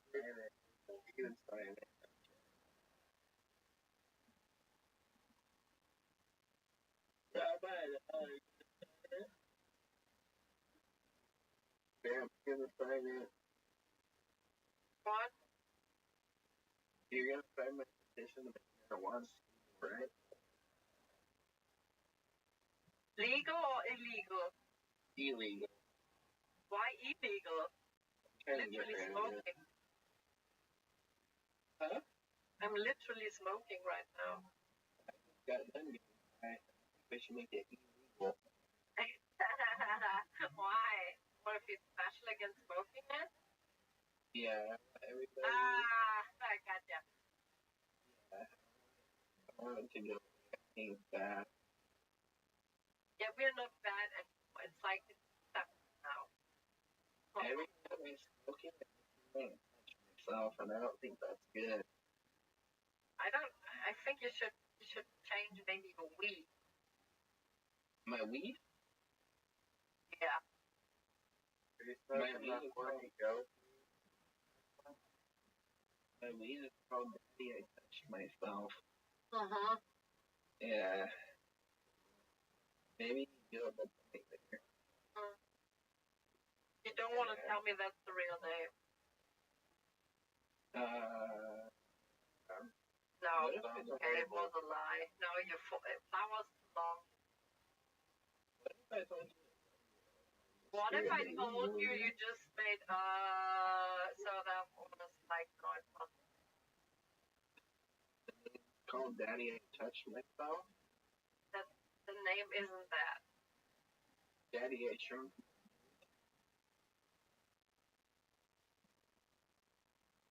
I'm fascinated by your homosexual tendencies. Me too.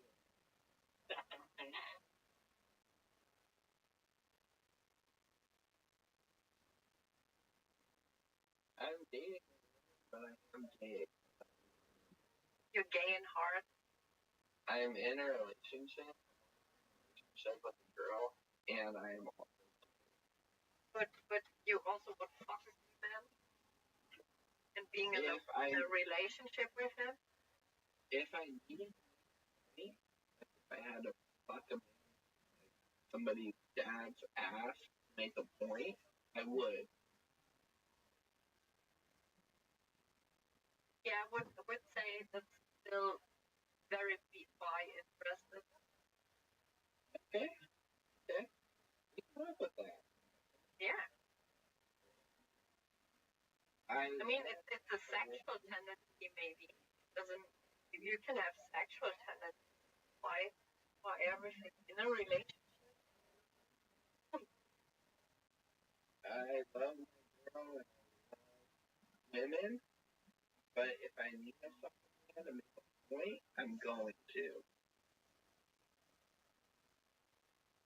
Yeah, I think this is more domination thing here. Yeah. Natural domination thing kicks in. Yeah, I think to be honest.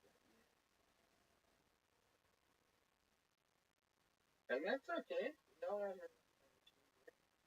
oh, there's no blame in the room for me. Oh, I know you're with me. I know I was judging you very much more straight. I understand that you're an animal. What you're saying is perfect. See how nice. Can we figure out how to get out of it now? Kind of touch base. I don't know. I have a feeling that even thinking about that topic is already enough for him. Yeah. Yeah, just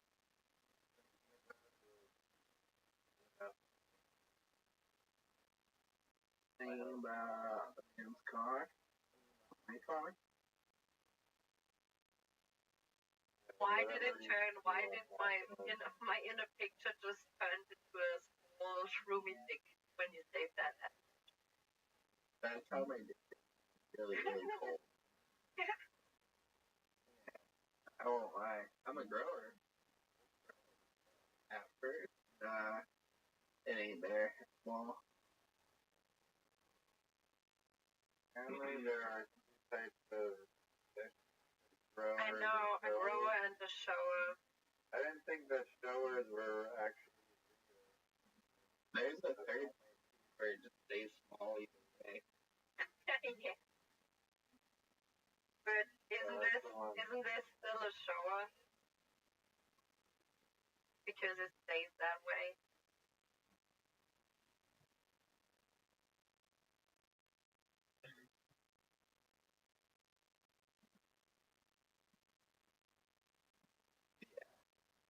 Yes. I have a point. Never thought about it like that. Mm-hmm. The year is an interesting thing.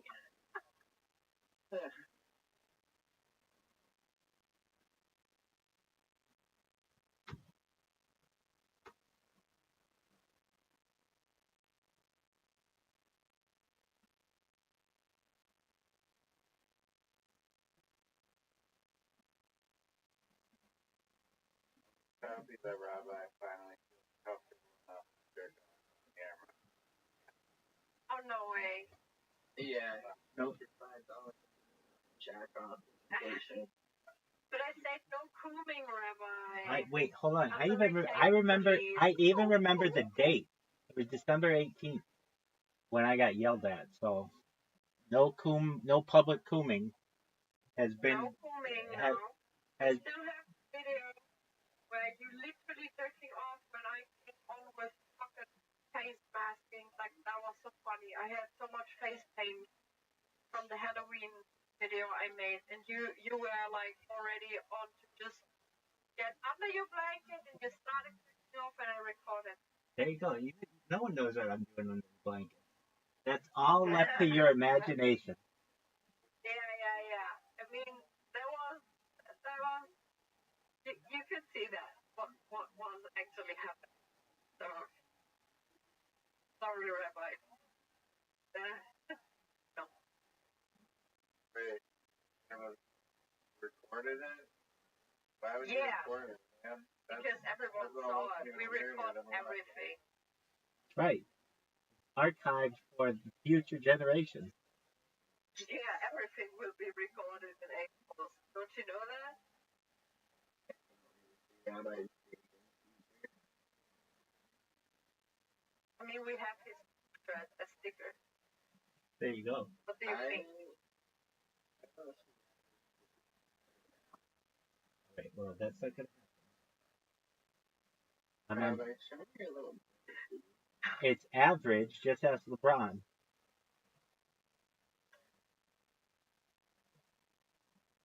Some of us are growers and showers.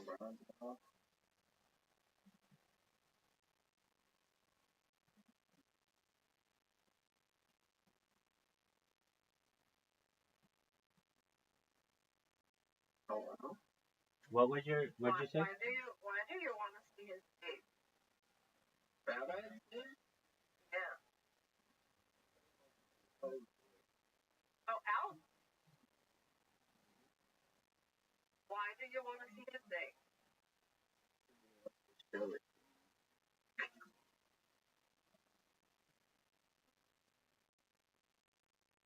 Al?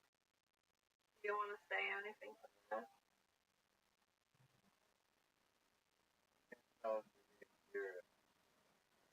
I'm not even sure myself. Huh? That's decide whether I'm serious or not. I don't even think you know the answer. Are you just playing with Al?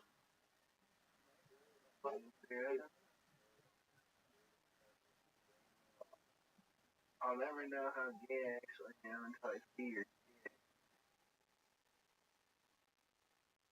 Oh, Okay.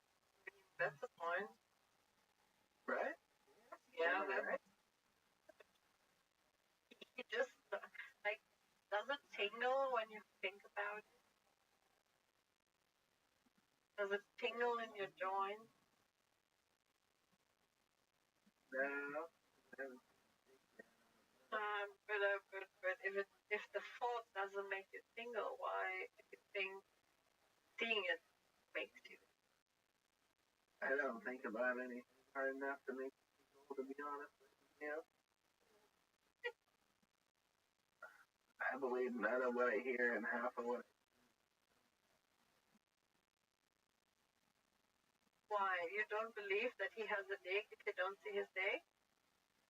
No, I don't know if it's hard or not. Do you want to get hard from him? No. Hard. What are you asking then? It's just running through the past. He doesn't. He'll never know. I want to see if it's hard. It's not that I want to get hard. Do other dicks make you hard? I am trying to see L's right now. Have you seen other dicks before on purpose? Try it. You're derailing the conversation. Yeah, I don't care. Yeah, maybe you're just trapped in my fun. You make it even more funny because you think I'm taking this seriously. Oh no. Yeah, sure. We're trying to figure out how to deal with 3 years once and for all.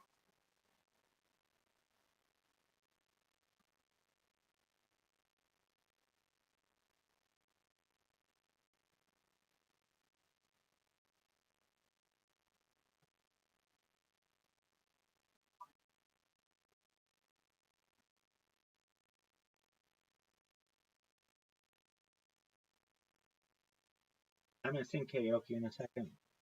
Not the whole time, just one song. Somebody asked me to. You're gonna show me your dick, right?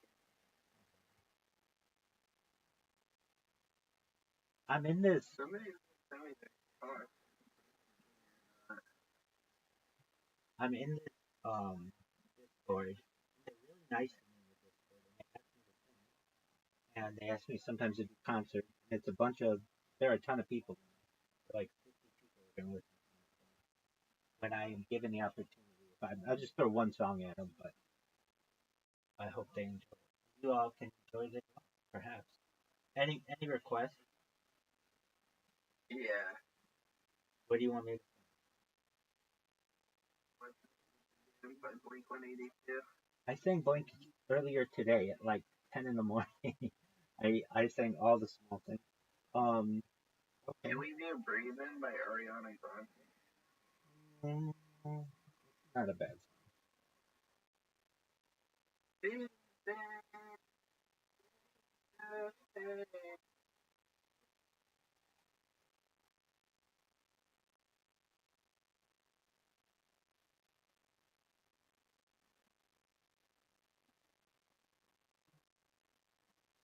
I have some how do I want to put it? Old classics that I sing, and I think I'll go with something that I know pretty well. Do you guys sing karaoke ever? Nah, only when I'm trying to. Yeah. And your girl is not doing her job. Is any girl worth her weight does not want her dude talking about being with dudes that much? Nah, she makes me come like probably 8 times, to be honest with you. All right, well that works. But still, I have an appetite. Yeah. I know you. Come on. No, I've only been with chicks, You dog. invented it before I was.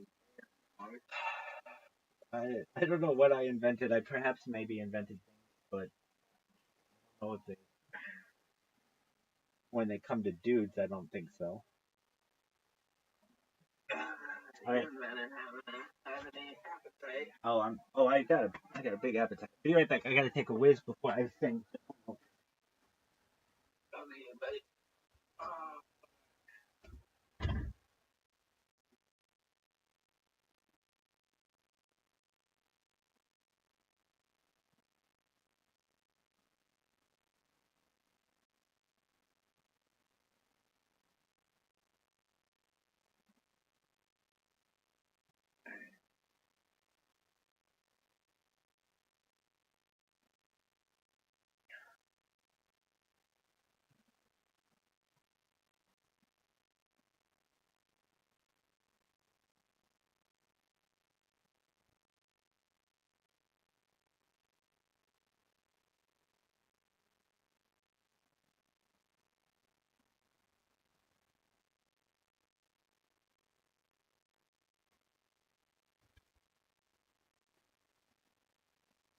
Vance, do you sing karaoke? Normally, yeah. Why? I was just curious if you'd like to sing. Did we already sing karaoke? Perhaps. I doesn't mean you can't do it twice. exactly. Yeah, not now.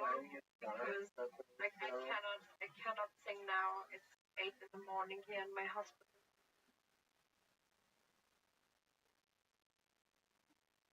Yeah, the morning where I live too. 11.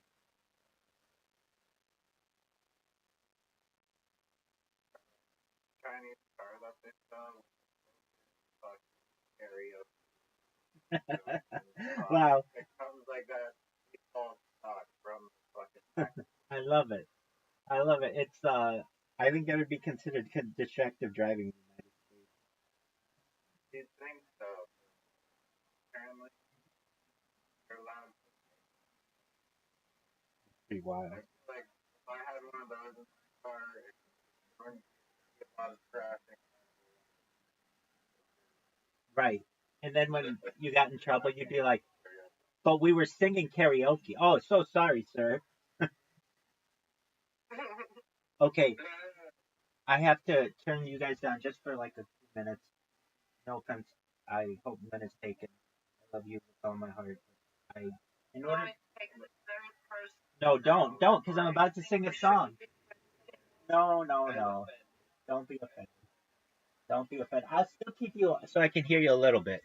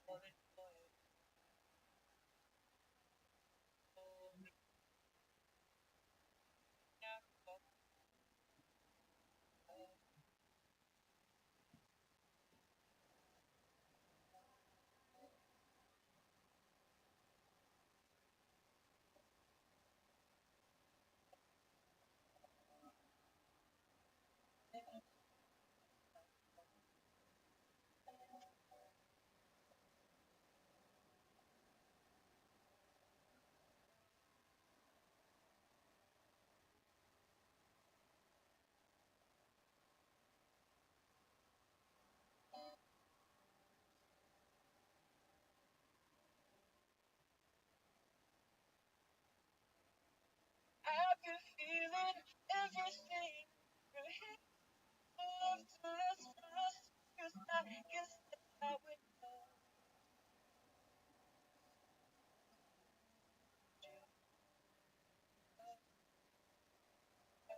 Give it up, keep feeling like you wanna give, wanna give.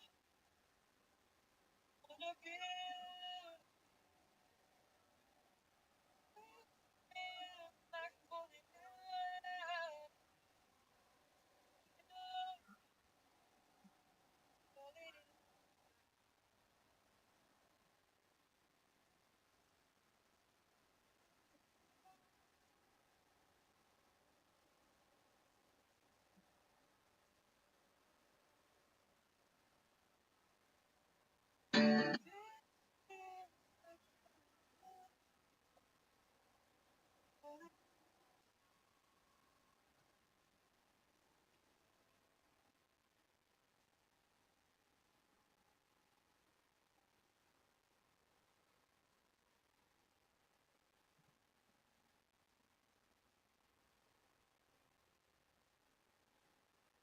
That was amazing. This is Queen's Crazy Little Thing Called Love. It's a privilege to be here with all of you.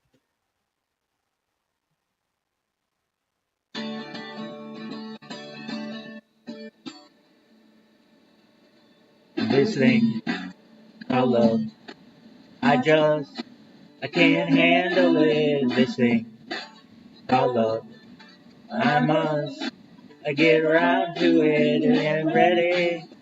Crazy little thing called love. This thing called love. It cries like a baby, it'll cradle die. It clings, it jives, it shakes all over like a jellyfish. I kinda like it. Crazy little thing called love. There goes my baby. She knows how to rock and roll. She drives me crazy. She gives me hot, cold fever, and she leaves me in a cuckoo sweat. I gotta be cool, relax, get hip, get on my tracks, take a backseat, hitchhike, and take a long ride on my motorbike, and I'm ready. Crazy little thing called love. Shout out to everybody in the camp. Shout out to everyone. May blessings bestow upon you and your family and your friends. Know that you are loved, and I appreciate being here with all of you.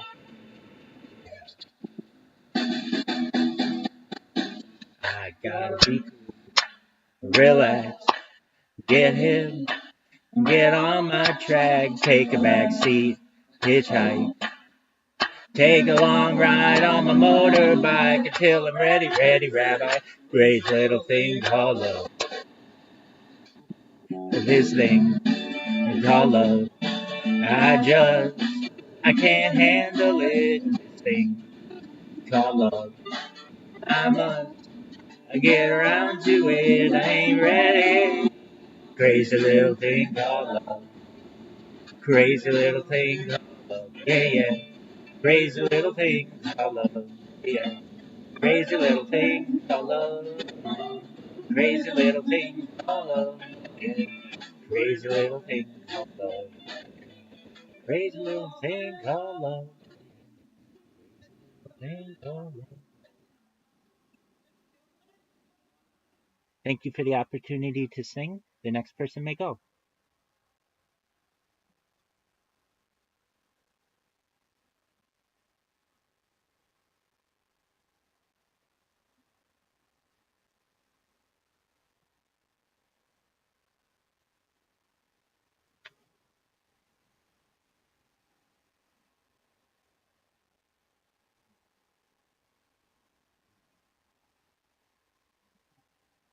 So I hate it when it comes like to terminology and people say, is this appropriate, inappropriate, is this for the females only, I don't know. I'm more orange rooted, and if this is like, I don't know, Napoleon wasn't a nice man, and there's still some stuff told about Napoleon, and I'm just like, no, nobody will change that. Okay, like, we should, and I think it's weird to raise sex just learn where it came from. It's not being disrespectful. I guess I was being a little bit there, but I guess from also technical. I think another word more explanation of what you might say, want to say is that you could think because of that word that women. Exactly my point. That's why I asked the question. But that's the same. But that's the same with, for example, I don't know. I hear the word masturbation itself. I think a man stroking his dick than a woman stroking her pearl. I don't know.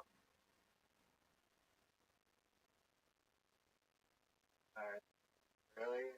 But that seems more insane.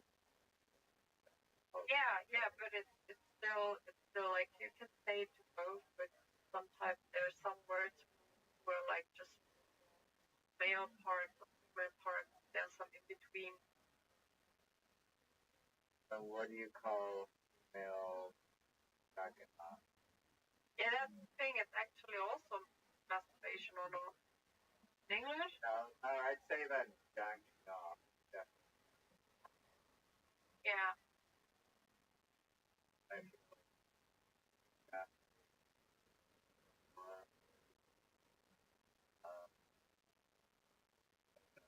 What? I don't know. Let's look what I just look.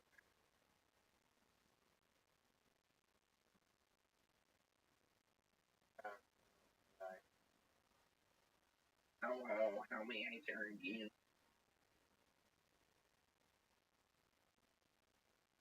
Oh, I have to look to my cat crying and wants to wake up my husband. Hey, Rabbi, are What's you up? back? Yes, sir. Oh, amazing performance. Thank you. I appreciate it. I am in this really big Discord, and basically I have a what I do is I just stay in there, and I have to sing every once in a while, or you can get kicked out for just like VC camping, and I don't want them to think I'm doing that. So whenever there are people in there, especially when there are a lot, I have to do at least some singing.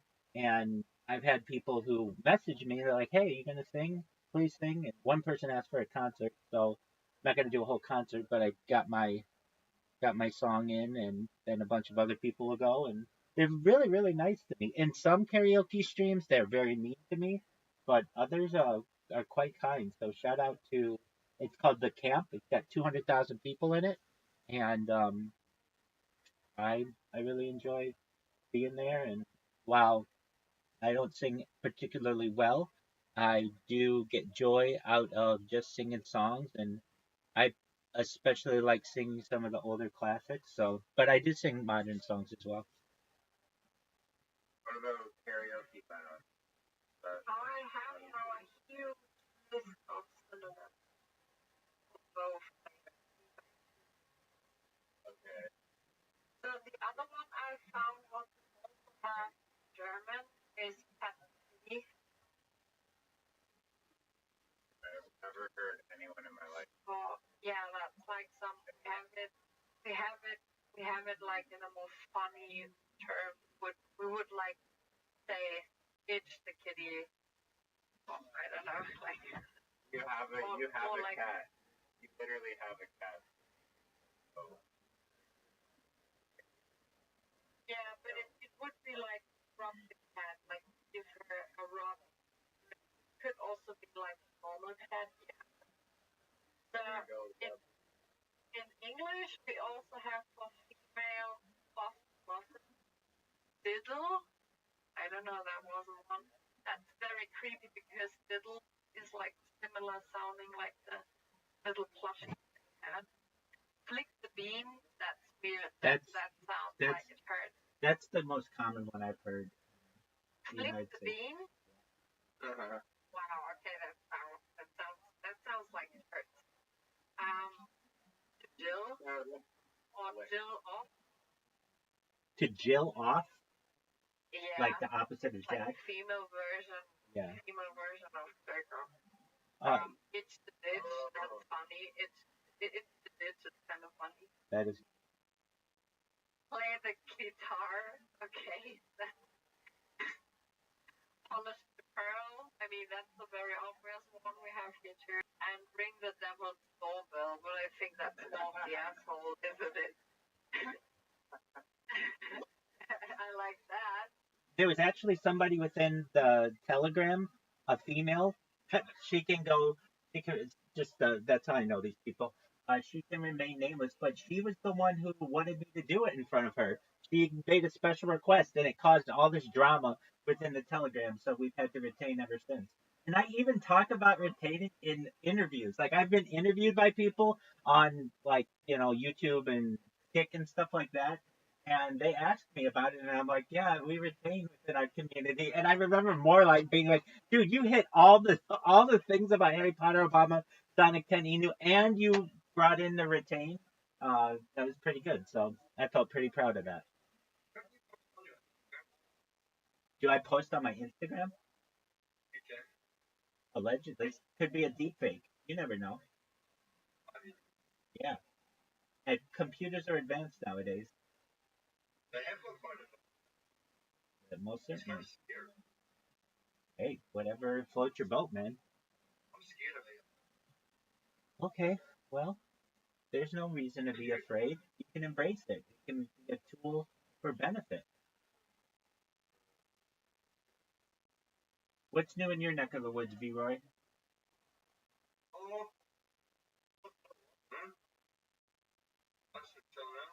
Very well. Hey, happens to the best of us.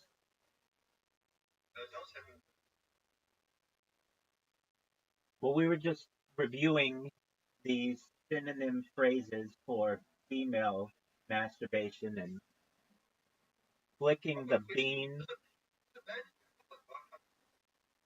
I mean, that's something which you can speak with your doctor. I'm not going to tell you in one way or another whatever is appropriate for your body.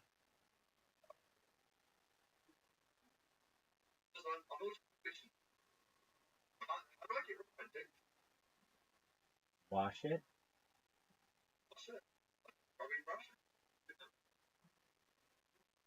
I mean, I don't have dick cheese, so I'm not the best person to. All right, well, enjoy your smegma. My last name. Oh, you poor, poor thing. Oh, you poor, poor thing. Yeah. That word.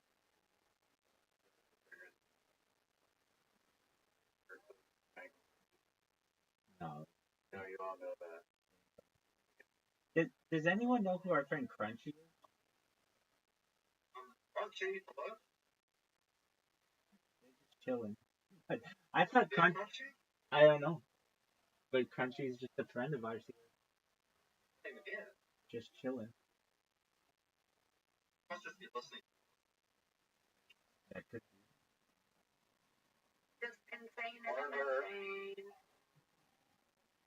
Insane in the brain. Insane in the brain.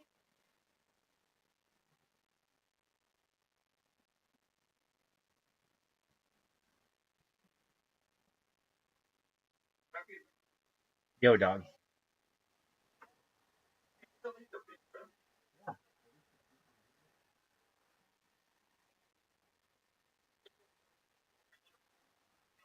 Yeah.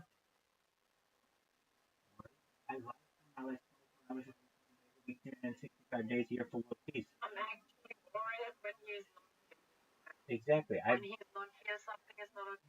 That's exactly right. More than 3 years? How long? More than 3 years? That would get pretty close. Okay, well that's like your opinion, man.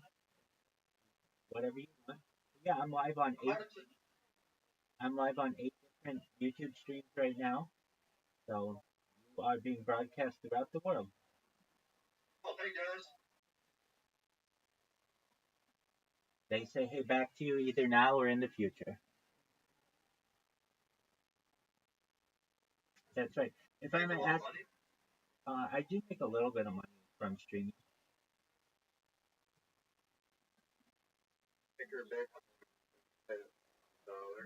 That's right. When it hits $1, that's when we have the yacht party in Cancun. The ticker is Bitcoin. It's the best cryptocurrency in the world. It is backed by data. You can literally go back for the last like year and a half and see how the ticker has been doing every single day. And we've essentially created the world's largest archive of any cryptocurrency in the world. Oh, anyway, All right. Peace, man. Enjoy it. Hey, tell your boyfriend to buy Harry Potter Bombers on 10 email. I'll tell him. Excellent. All right, very well. Please do. He's always welcome. You have a good day, man. You too. Take care, B-Roy. Peace, man. Yep. Later, man. Peace. No masturbation.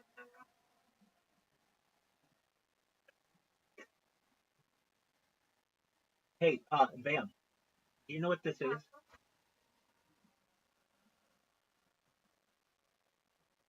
I see it so bad. Yeah, the Color. ultrasonic massage. Exactly. Essentially, but for the clitoris. Yeah, did you know that actually the host, how they work, was done by a German? You and I they had are this actually made conversation. from the origin from fish tank. Right. Exactly. Pumps. That's exactly Yeah. right. Wow, I forgot. We talked about this like a year ago. That's absolutely right. Right. Wonderful. Well, yeah, you're an expert in it. I have seen a documentation about them who is actually like who invented them. Well, shout out to that person.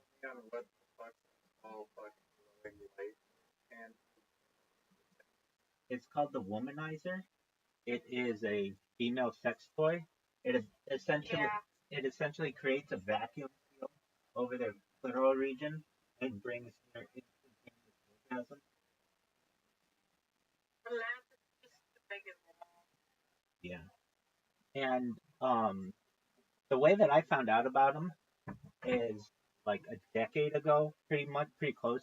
I went on Amazon and just ranked all the sex toys from highest rated to lowest rated, and then just bought the top female sex toys and gave them to a bunch of girlfriends of mine and asked them to judge them. And then they basically ranked them for me, and that came out top of the heap. You've had this for a while? Well, I mean, we're talking about female masturbation, so I have a female masturbator. Why wouldn't Yeah, that's crazy. Been in that. Oh yeah, I've within an arm's reach this entire time I've been talking. Absolutely. What other shit do you have within the? Have you seen my universal translator? Have you seen my? Okay, Rabbi, take the right hand and take the third object you're moving on, and I say stop. Take the. Have you seen my universal translator, Riser? Yeah, you showed it to me. I showed it to you, but I don't know if I showed it to Riser. Oh. Riser, are you aware of what this is? Yeah. I got all kinds of fancy stuff. This is a device that instantaneously translates into any language. It's essentially a universal translator. I think it can help bring the world together. Dies ist ein Gerät, das sofort in jede Sprache übersetzt und im Wesentlichen ein universaler Übersetzer ist. Ich denke, er kann dazu beitragen, die Welt zusammenzubringen. Because I was just using it to speak with her earlier. But it. You wanna have that in my voice? Oh, one day you will be the voice of the German translation, no doubt about it. When I have my way. But it does like 100 different languages, and I really think that these things could bring the world together, especially in areas where we have people who speak different languages.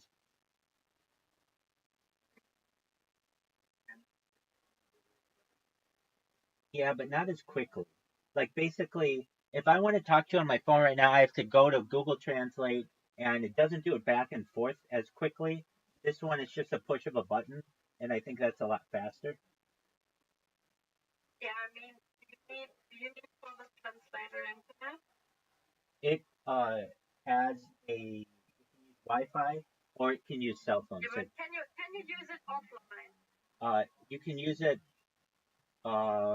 with a cell phone as a cell line. So no. You're saying does it have? I think you need. I think it Can needs. you bring it in a moment where you can use it where you don't have any connection? I think it needs internet connection. And I would think that Google Translate does as well. Like, Yeah, but that was like my point where you maybe have a different but if you need internet for both. yeah, it does. If it would work also without like if you could like you could update to languages for example and use them for just offline use. Right. That Just would be download a dictionary basically. yeah. Yeah, I don't know all of those features. It also, I mean, it does a lot of things that Google Translate does. It just does it faster. I mean, here's what happens a lot of times, and I was telling this to Bam. People come into Harry Potter Obama Sonic 10 EU, they don't know English or their English isn't very strong. Well, once I'm able to find out what their language is, I can communicate with them very, very quickly with this thing. I mean, I guess it's just, there's so much more on a phone. I have to make sure my volume is up. I have,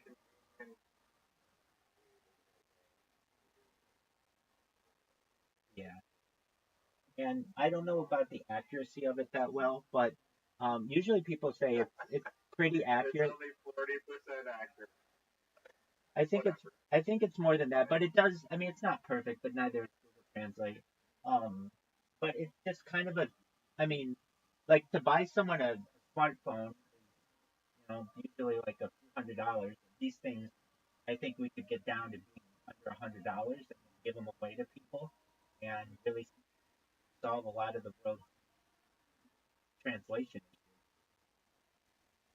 We're gonna airdrop. Um, I mean, we could just perhaps just Where is their trans? Southern California. I mean, 50 more than 50% of LA County speaks Spanish primarily.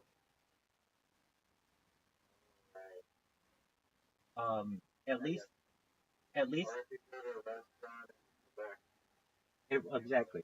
At least in in Irvine, it's a an Asian-dominated city in a state that is primarily Spanish speaking.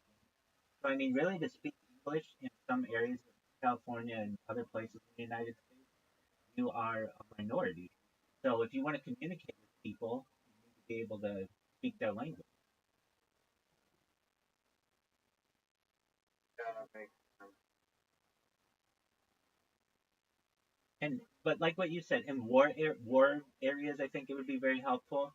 But especially like children who are in school but may not have English speaking or native speaking parents, they're usually pretty far behind many times because they don't get to use the language as much. But this would allow them to at least have an instantaneous translator. I mean, another thing, you don't have like if a kid has one of these, there aren't games on it. It's not like you're gonna get distracted. It's only for translating. So you could give these to kids, and they wouldn't have to worry about them going on the app store and playing solitaire or whatever. This is really, it has only one purpose, which is to translate. It also has a camera that will translate like signs for you and things like that. So I mean, it does have some other benefits as well. It's not very expensive, and I bought it a few years ago, just because really it's a universal translator, and if you know anything, that's kind of been a huge gap in technology. In fact, it is what Google Translate is, but it's just a little faster, like you said, more convenient, a little more efficient. But I think those are.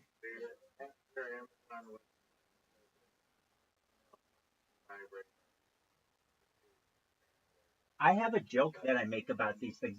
Number one, I say that I will be a free spokesperson of the womanizer, and I say this joke all the time. Women need at least three of these in their life. They need one next to the nightstand, like I keep it, one in their car, and one always charging. The battery on this thing, I haven't charged it in a long time, and I mean, when I say a long time, like a year, more than a year, and it still works. I mean, obviously, I don't use it, but I have in the past, and I have in the past with women. It has it has different nozzles on it so that it's um, more sanitary. And I'm gonna tell you what, absolutely no woman I've ever known has said no to this bad boy. They love it, and I love the name, the Womanizer. Basically, baby. Previously, you may have thought of yourself as a woman, but we're gonna really take you to the next level. They have made. Uh, it just feels like a very slight amount of suction and vibrating. It's like a vibrating suction. Then it also can warm. Um, and then I've seen versions of it that I think are better. I don't think this is the best sex toy on the planet. I bought this other one that is like it electronically stimulates a woman's Kegel muscles, basically her pelvic floor. It's for a lot of women who have issues like urinating and things. It's like a medical device, but basically it like electro stimulates a woman's pelvic floor, and it okay. So what happens is it is it essentially is like a balloon that goes up inside them and expands, and then um like contract them and stimulate their muscles. And I've heard some girls say that they like it, other girls haven't liked it. The womanizer is the one that everybody likes. Then what else? There's one that I've seen that is like the womanizer, but also has like a dildo connected to it that also vibrates. I think that that's certainly perhaps a benefit. But yeah, I'd like to in the future be like a sex toy aficionado. I think I will be. But in answer to your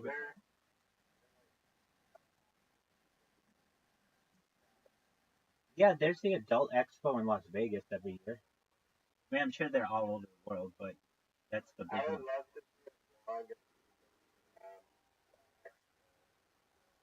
Yeah, I would too. I'm not against it. They have one in LA as well, but it's not as big as the Las Vegas one. The biggest one in the United States, up to my knowledge. And basically, they just have like a bunch of porn stars there and people who have different sex toys and different services that you can use. It's just called the Adult Expo. Then I think it's also the same weekend when they have the like adult um the AV, I think it's AVN awards. So it's like the porn awards, something like that. They're like, but yeah, I mean, I don't think it should be taboo. It's basically like, look, I want people, whether you're male or female or whatever you want to define yourself as, to have more enjoyment in life. So I don't think it's a negative thing at all.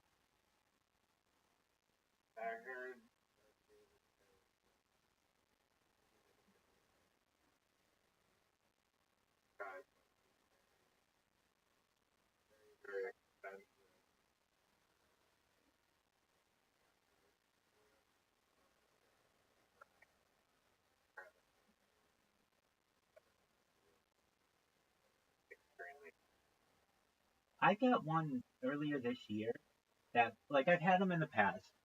I've had a bunch of them. Pocket pussy, fleshlights. There's one that I have that is like a vacuum pump, and I don't know. There's just something about the connection that you make with another person that I think they can't reproduce. But if you're just looking to basically have a vacuum pump on your dick that stimulates you to the point of orgasm. Isn't that one for like No, that's a that's a penis pump. Um, this this is essentially no. A penis pump has a pump on the end and just like basically allows your penis to um, uh, fill with blood. This is similar to a penis pump, but it's more like a fleshlight. That it feels like the internal. It feels like a vaginal canal, but it automatically pumps for you. So you basically can have a hands-free orgasm. you have them? You know, I actually threw it out, and the reason why I did, I made a mistake. I thought it was waterproof, uh, and it's not. And Oh no, you killed I it. killed it. Yeah, and or I absolutely would. I got it in. I want to say it was like May or June, and so I had I to mean, at least it didn't ruin your dick.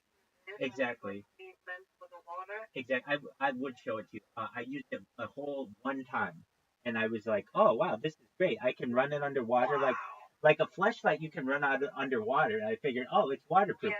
and I did not even think. And then it shorted out on me. Like I Here's $500. no, but it was pretty expensive. I think it was over $100. So it was one of those things that like, okay, well, shit happens, and but yeah. So it tells me that there's a hole in the market that it needs to be waterproof. But if you just look up like automatic, I guess it'd be like automatic flashlight in Amazon, you'll find similar version. It had a digital readout on it. I mean, it was. I figured like, oh, okay, this thing's this. I mean, like you could adjust. There's a little speedometer with the amount of pumps that you're doing to keep your record. They had something like that in games that you could play with it. Yeah. Um, it Oh my was god, really? Like fun yeah, games?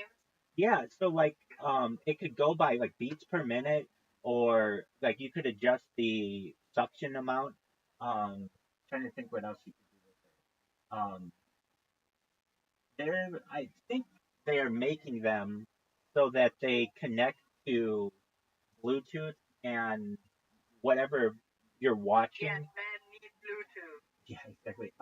It has like haptic feedback so that like whatever you're watching on the screen is imitated with this. Now this didn't have that function, but I've seen higher level versions of it.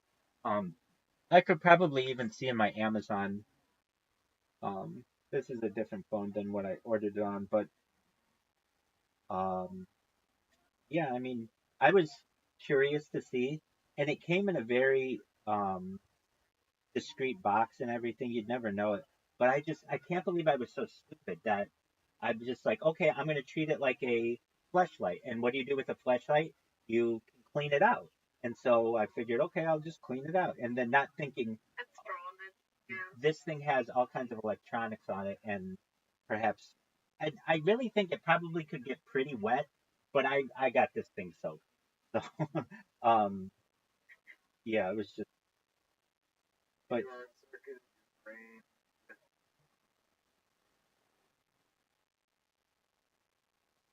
let me see if it's on here what I ordered. I don't know if it was this. My orders. Oh, I have to sign in. Fuck it. Um, To have it. it was from it was from Asia. I think it was just called a male masturbator, automatic male masturbator, something like that. Which you know that And the how job is done. it experience?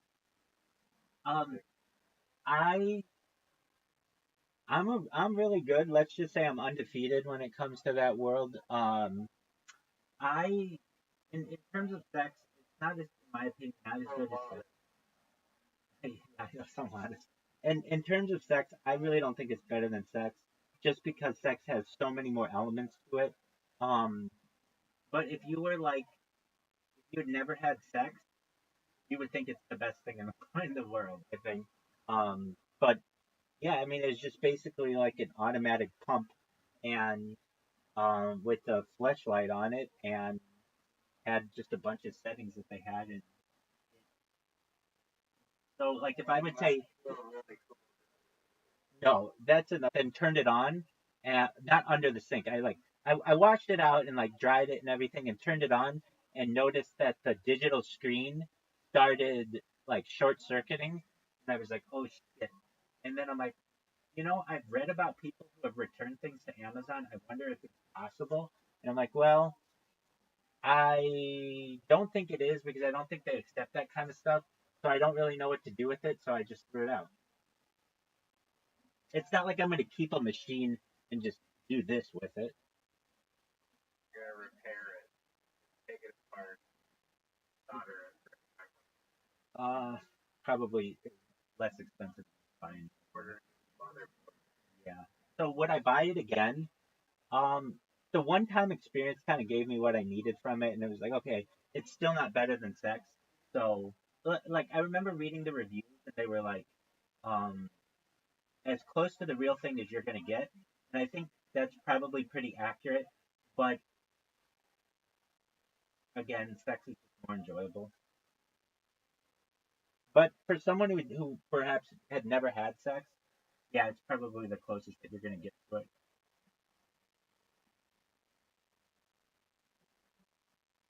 Yeah, I haven't explored the real doll world yet.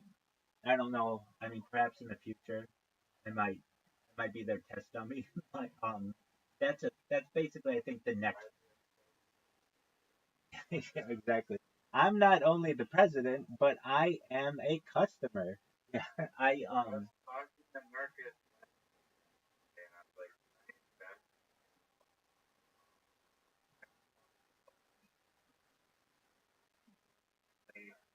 the Canadian stock exchange. Of course, he knows no one pays. Where is paying? But you, since you're in Canada, by accident, and next fucking time, sector, whatever, I'm dumping all my money. And I'm gonna get fucking. have you seen This is a fucking 10 or 20 year play.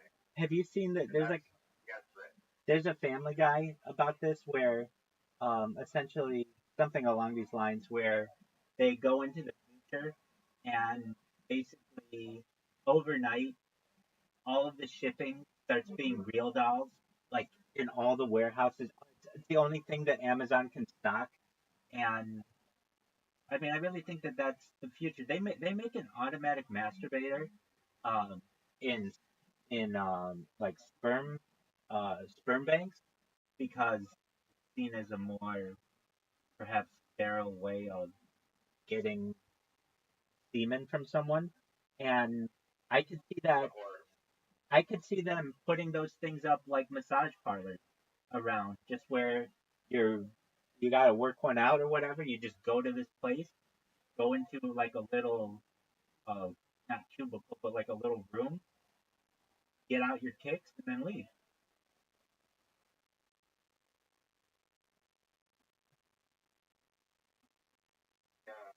I mean, they better good.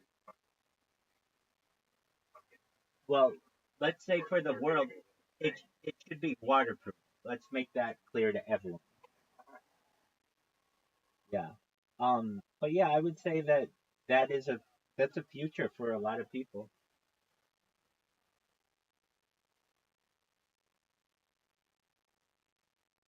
And in answer to your earlier question, about the womanizer, I basically always have this thing within arm's reach. Not that I use it, but if ever any chicks out there, you should know I'm prepared.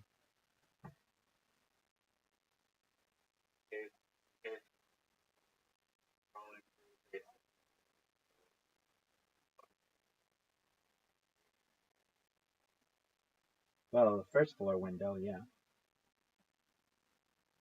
Oh, you're on the first floor? Do you Yeah. have a window? Outside the room.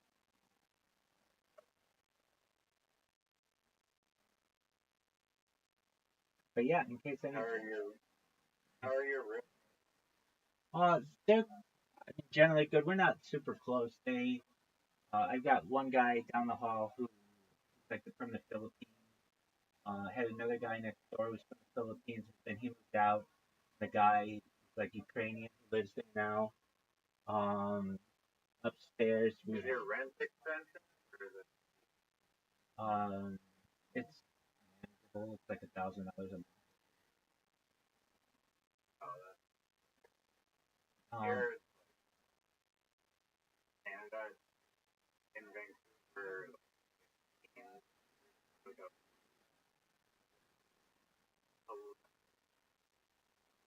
well, but I mean, keep in mind, I share a house with like 9 other people. There are a lot of people. oh yeah. Uh, but yeah, Yeah, I mean, not like, too long ago,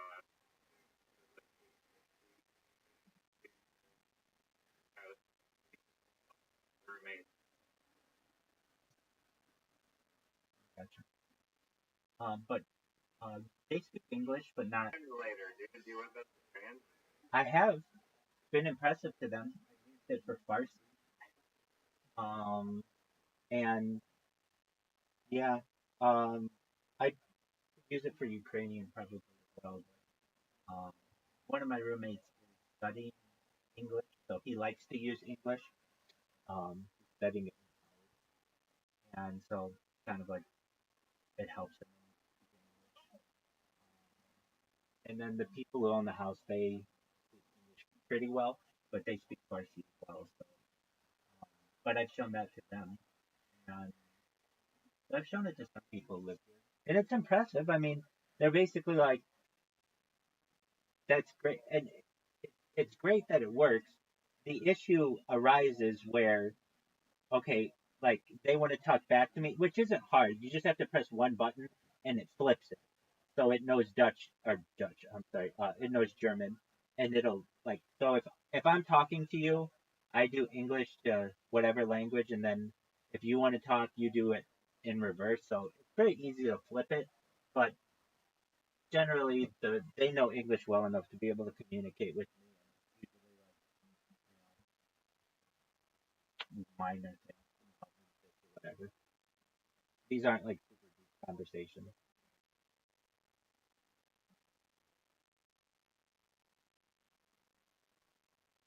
I think America spends too much there.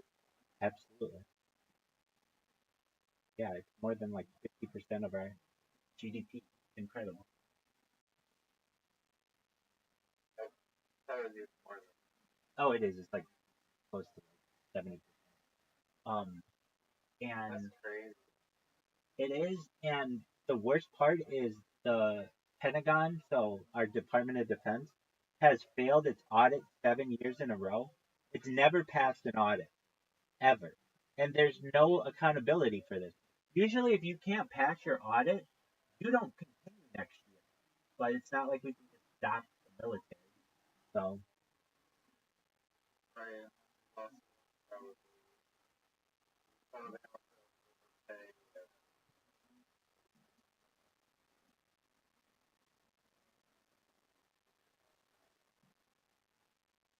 bunch that much weight. no one knows where it goes. And if you ever see like, it's really sad. They'll do a thing where they'll shoot off a cannon, not even a cannon, just like guns off of a ship and show how much that costs. And it costs like thousands of dollars. And then they'll shoot off a cruise missile and it's like $1.2 million. And then they'll show the homeless that we have in the United States. Nobody's getting help. Yeah, but we have Exactly. seen was saying about it and you can just erase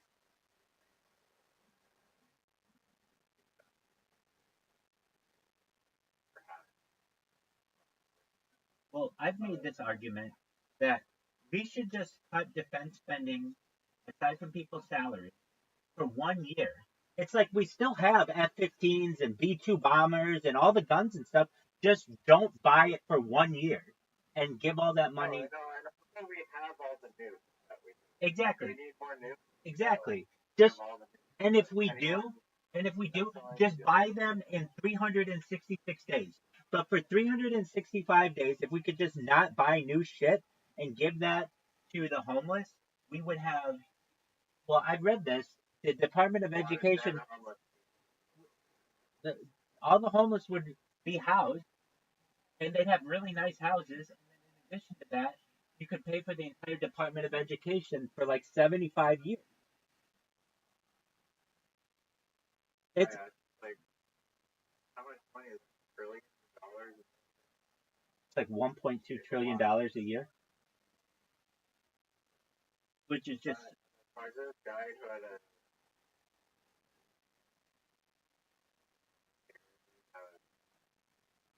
cycle. absolutely. I'm a huge advocate for that. All you need to do is essentially air condition them and provide people with a plumbing system, and people can live in them quite comfortably. And the insulation in the hot weather though, they like the metal is not really great. Then you put insulation in it. Yeah. Exactly. So does like a Yeah, but I mean, a shipping container is much roomier than a van.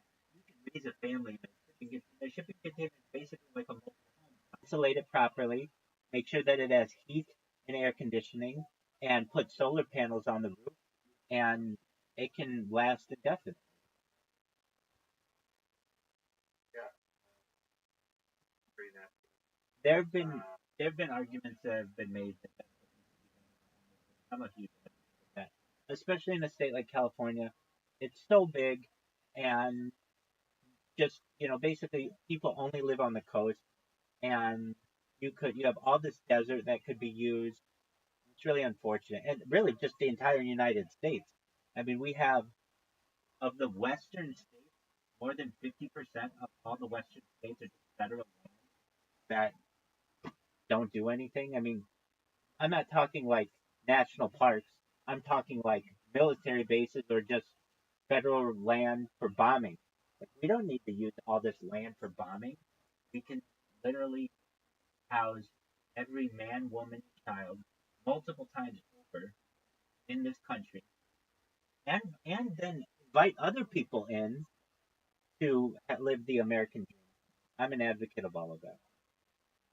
And I think I'm gonna military budget. no, it's too big for him. If he even tried to touch it, they'd kill him. Absolutely. Oh, it's not even. That's not even other like people. It's the hidden.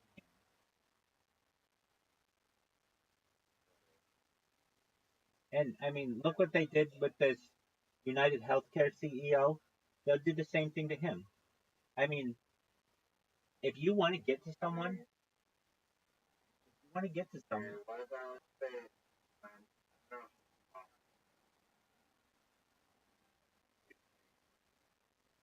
marketing or government tax,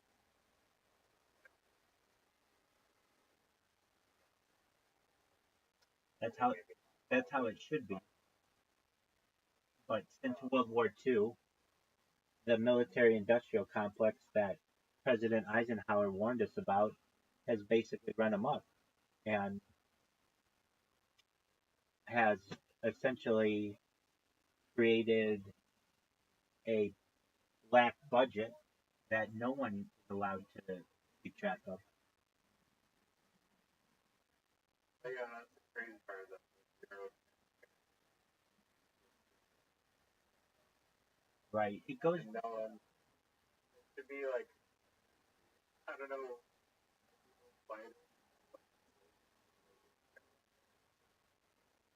No, they.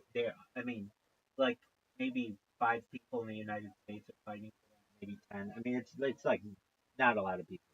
And the reason why is because these people disappear. I mean, there's very much a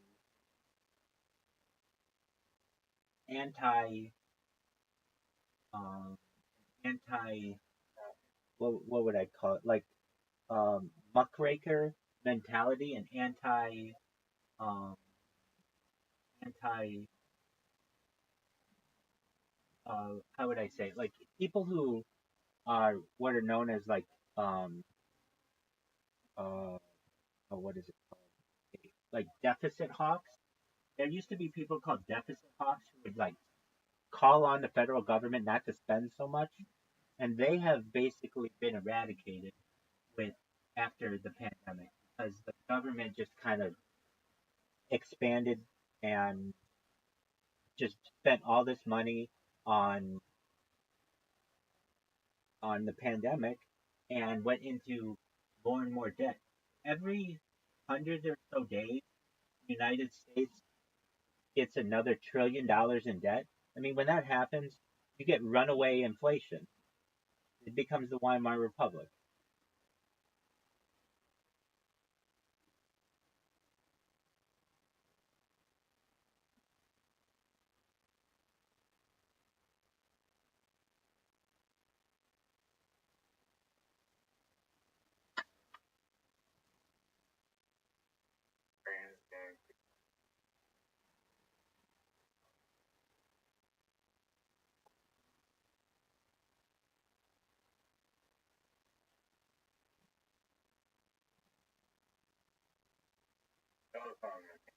All right.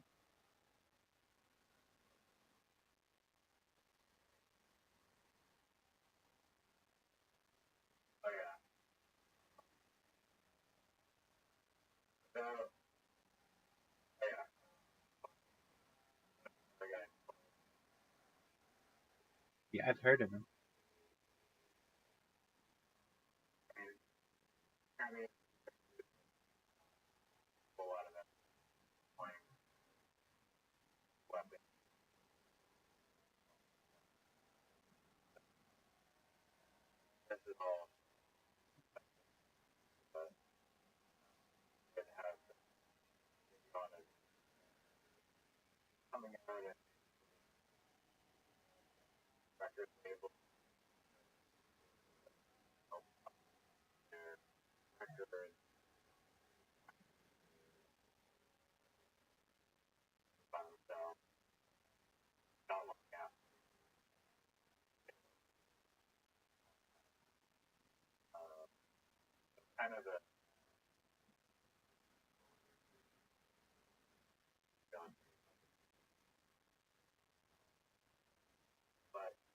Without the military, it's like the dynamic of the world.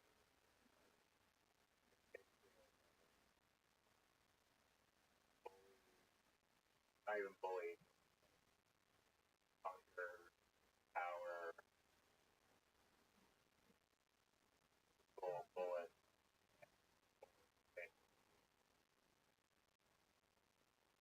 like lots of over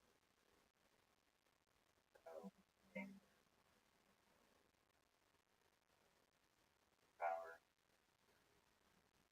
school, violence.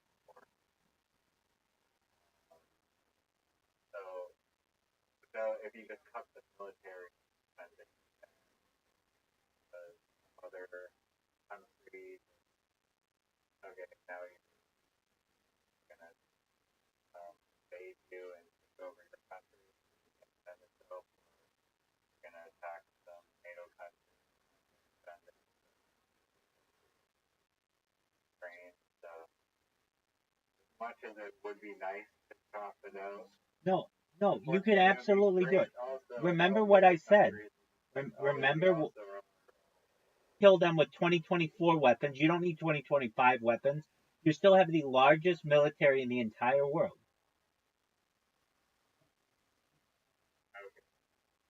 You get what I'm saying? There's no threat. No one, no one would even today fight a year 2018 United States or year 20, even a year 2001 United States is stronger than every other military in the world. Arguably, maybe China, perhaps. But I mean, nobody's gonna.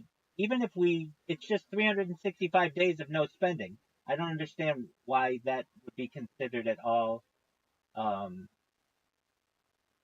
at all, um, what's the word? At all, oh, the word, contentious. That's not the word. It's close. At all, I mean, contentious works.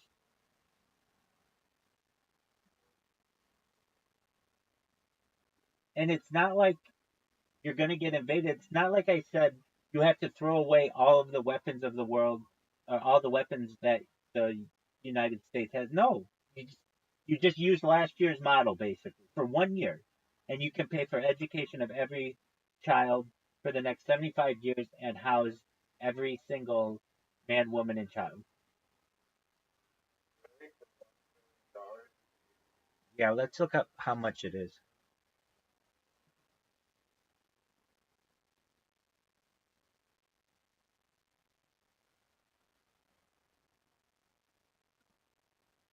Yo, dog, approximately how much would it cost to house every man, woman, and child who's homeless in a container home community with like air conditioning and heat and putting insulation? I don't know, put like $10,000 into each one of these things and give them Wi Fi and solar panels? And could this be paid for with just 1 year of United States military spending, so long as all of the troops and all of the personnel were paid? Would there be enough of a surplus to be able to pay for this community?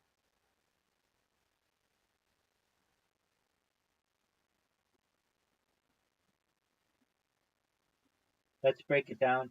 So the homeless population is 580,000 homeless people, so about $10,000 each.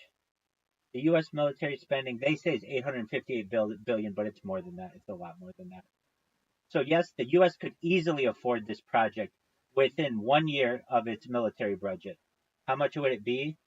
Um, so that's only $5.8 billion. So you could make these things worth $100,000, and it still would work.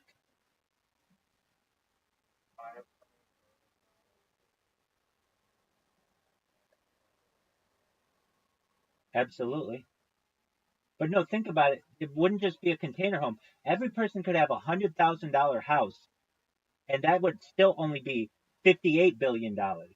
Every person could have $1 million home, and that's still only $580 billion. Let's make sure that's right. That seems wrong. Yo, dog, what if every person was given $1 million home?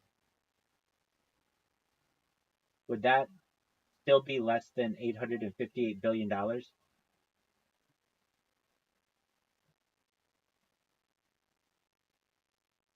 right, so if each of the 580,000 homeless people were given $1 million home, I mean, let's talk like they've just given $1 million or whatever. Okay. Um. So yeah, that's $580 billion. You could give every homeless person in this country $1 million, and that's only $580 billion. And the defense budget is $858 billion. Isn't that a fucking joke?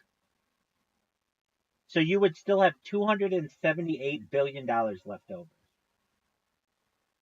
In other words, it's totally possible to provide every homeless person with a luxury home and still have significant funds remaining for military expenses. Dog, they have $1 million. And wait, hold on a second though. And still keep in mind, many of these homeless people still get food stamps and things from the state that aren't included in that. So they'd still have all the food that they needed too. In $1 million house.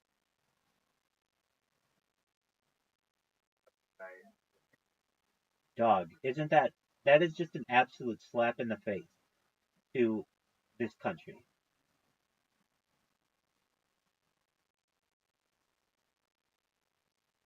I don't even know what to say. I never thought of it in those terms that you could literally every single homeless person that I've seen, we could have given those people $1 million and still had $250 billion for military. It's incredible. $1 billion is a lot of money. It is. That is 1,000. Exactly.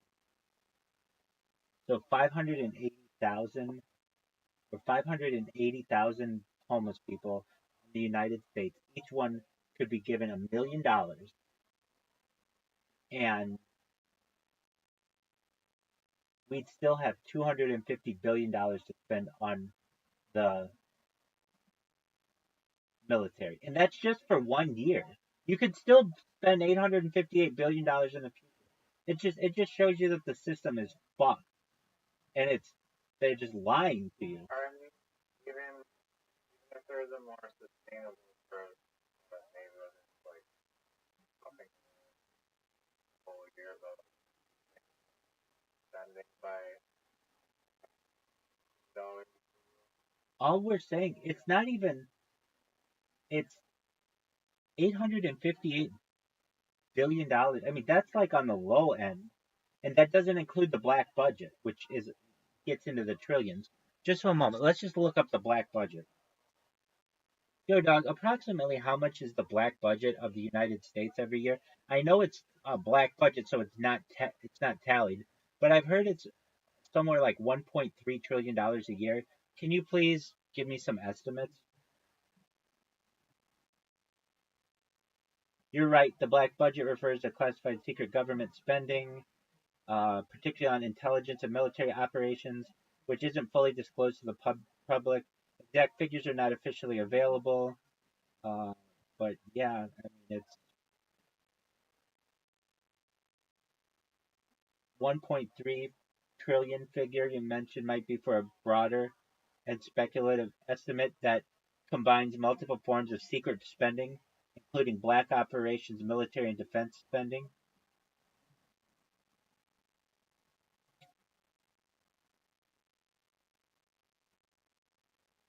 Which is fucking wild. It's sickening. Every fucking homeless person, we could just go down to 6th Street or Skid Row and literally get every single person there $1 million and still have enough money, meaning the United States citizen would never know the difference whether their military budget was $858 billion or $250 billion. It would be the exact same. Everything would be the same. We'd still have the same aircraft carriers and still have the same F-15s and F-16s and F-35s and all that other shit. We'd still have all the nuclear weapons, all the cruise missiles, all of the troops would still get paid exactly the same amount. Yet, every single man, woman, and child is homeless in this world would get $1 million, in this country, would get $1 million. That's an incredible statistic.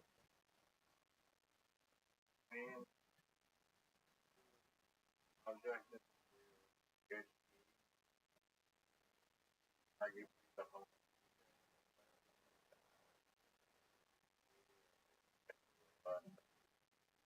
regular people that are definitely not our first argue. You gotta take one first. You have to take care of your own first. Once you take care of your own, the people who are in other countries who need assistance can get their assistance. The United States still provides. Hold on a second. Let me just look this one up. How much does the United States provide in annual aid overseas?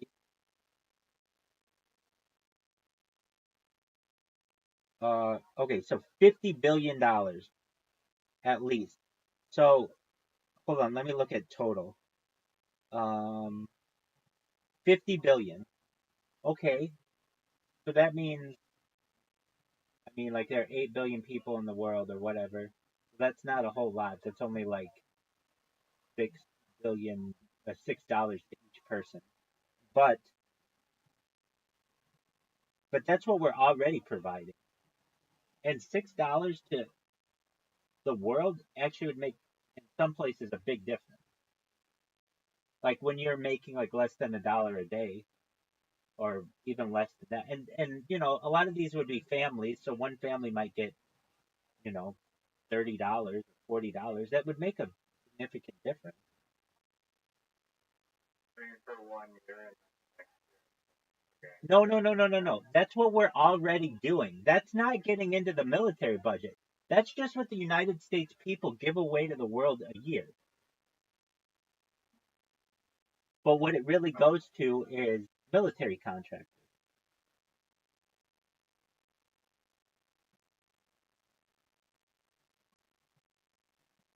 Also, I mean, there's like the little water water, like 95 all their all their back usually. So that probably can make a bunch of there.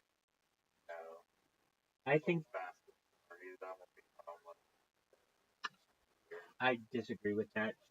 If you gave people an opportunity, if you gave every single person $1 million worth of stuff, they would cherish it. They'd never let it go.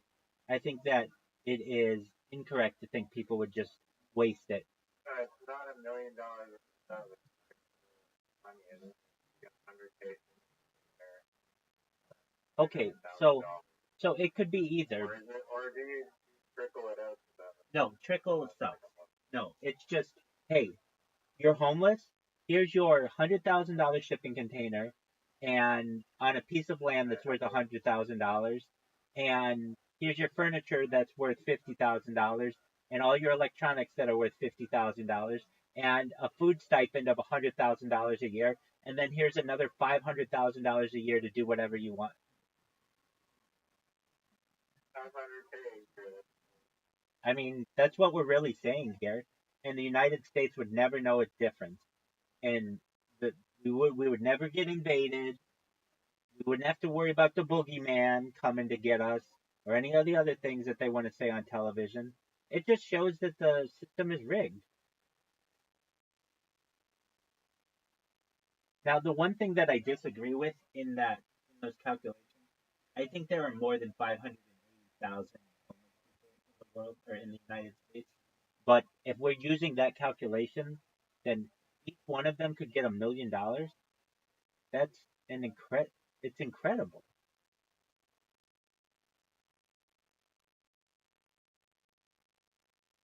It's very sad. So that statistic that I read, I think is correct. That let me look this up too. Hold on. Is it possible if you gave every homeless person 580 or sorry, if you gave every person in the United States, no,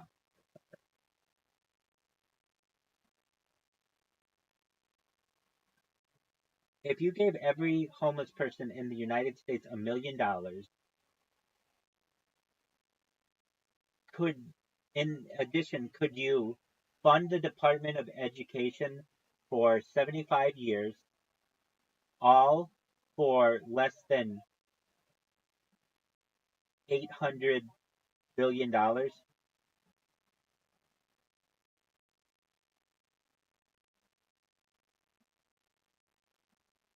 Department, yeah, oh yeah, you definitely could do it.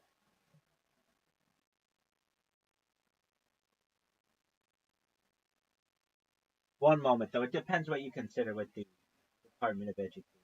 I mean, Elon Musk and Donald Trump have said that they have even considered getting rid of it. Um, and that's not like even inaccurate. So it says that they have inflated numbers, I think, for the Department of Education. They say to do it for 75 years is 6.75 trillion. Maybe the funding that I've seen is to pay. Let me change this. Pay every teacher that amount. Okay, just one moment. For the next 1,000 years and still be less than $858 billion.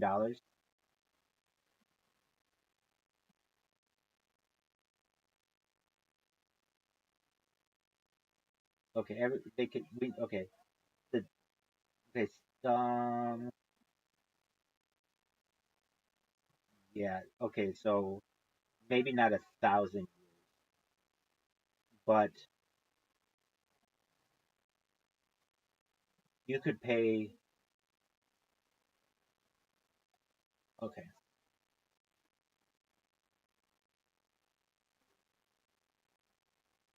What up, Frosty? How you living, pimp?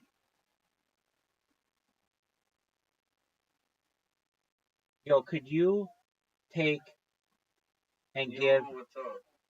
every homeless person in the United States, we're asking ChatGPT,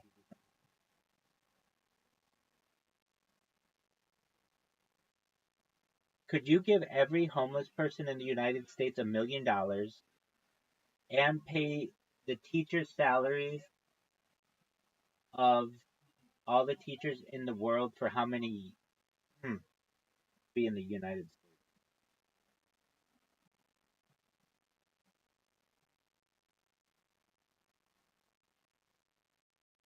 Um, what do you mean?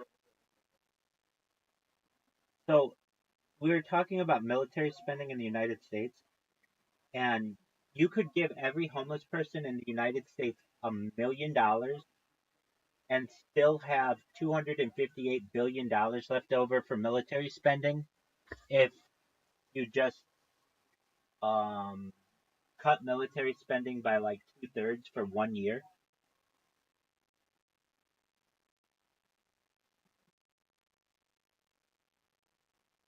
Yeah. Um, and teachers. What about the teachers?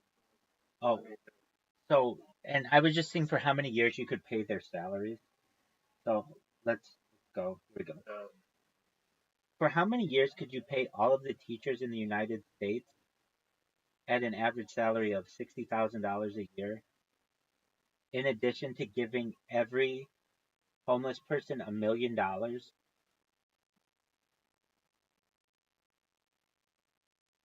for less than $900 billion? Most of the military expenditure that they have right now goes uh, taking the majority of the Americans in the country. So I don't know if that would have consequences. I mean, they're only kind of, I don't know, everyone's had enough time.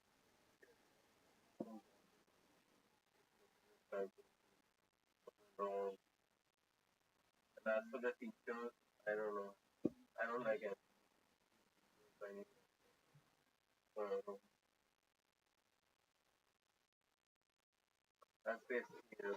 That's just my opinion on it. I'm not saying that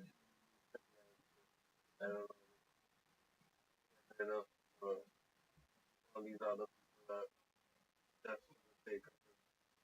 But I don't think that chaos at that proportion is necessary to have everyone just. You gotta remember that value for money.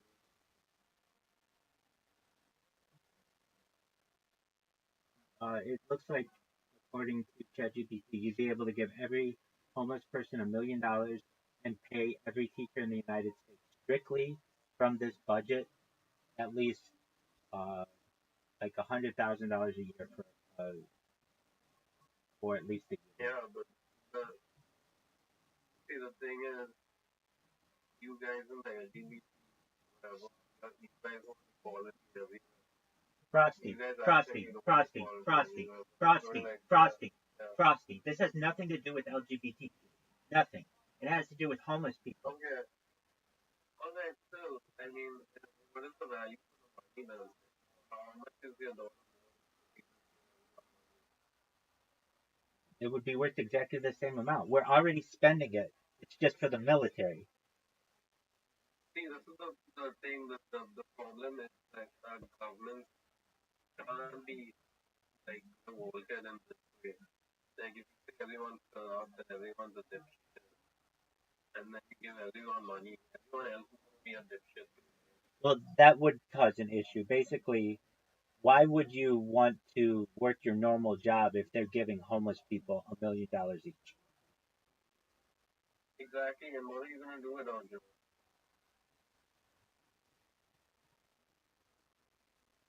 Well, it just shows that a handout could be given. I mean, just how much would that be for every just household? Yo, if we did not fund, yo, if we did not fund, if we did not fund the military for 1 year, how much money could be given to every man, woman, and child in the United States?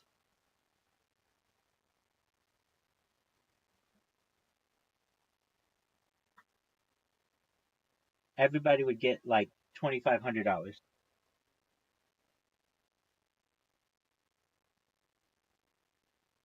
Yeah. So basically, I mean, that's like a universal basic income right there.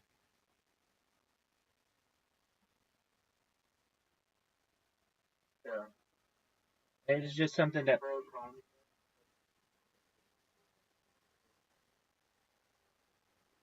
I am pro communist.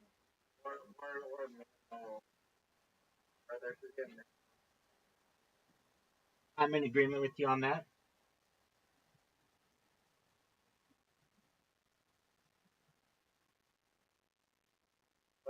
See the opposite argument, right? Spend money because the argument kind of much that you're not mind you want. It's not talking about that. I'm talking about practice kind of that if everyone just if we have equality, we have everyone gets along as long as has an open mind and join whatever cause we have. That is the problem with uh, the kind of thinking behind it.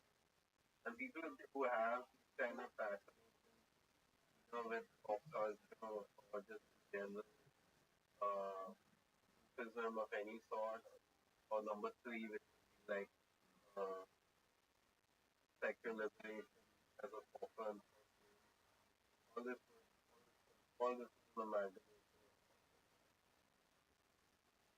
And this is, I'm kind of, the problem that Rabbi and he's like, yes, saying, like, yes, like, right, Rabbi? Oh, I don't like to.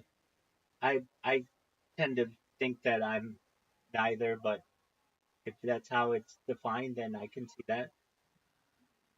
Yeah. Frosty would rather have all that money deposited in his bank account. He thinks that's a better idea. Yeah.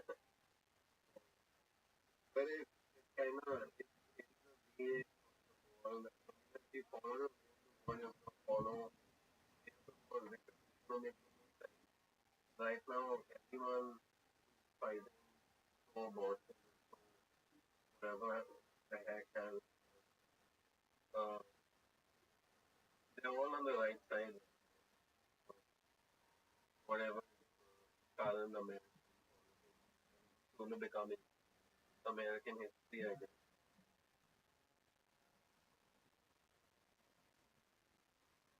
Anyway,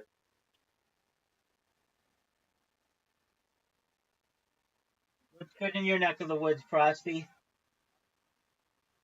nothing, I'm living laptop, so tomorrow, Are they gonna call you when it's ready?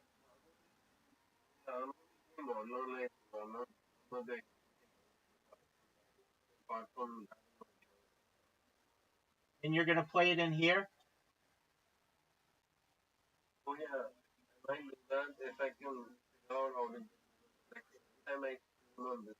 Right. We talked about this.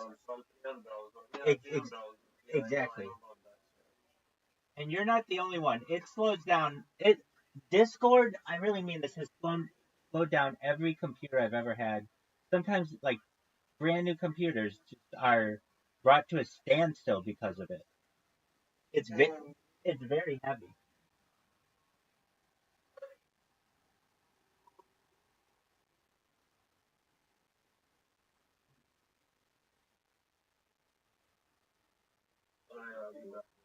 Excellent. Take care, Frosty. We'll see you.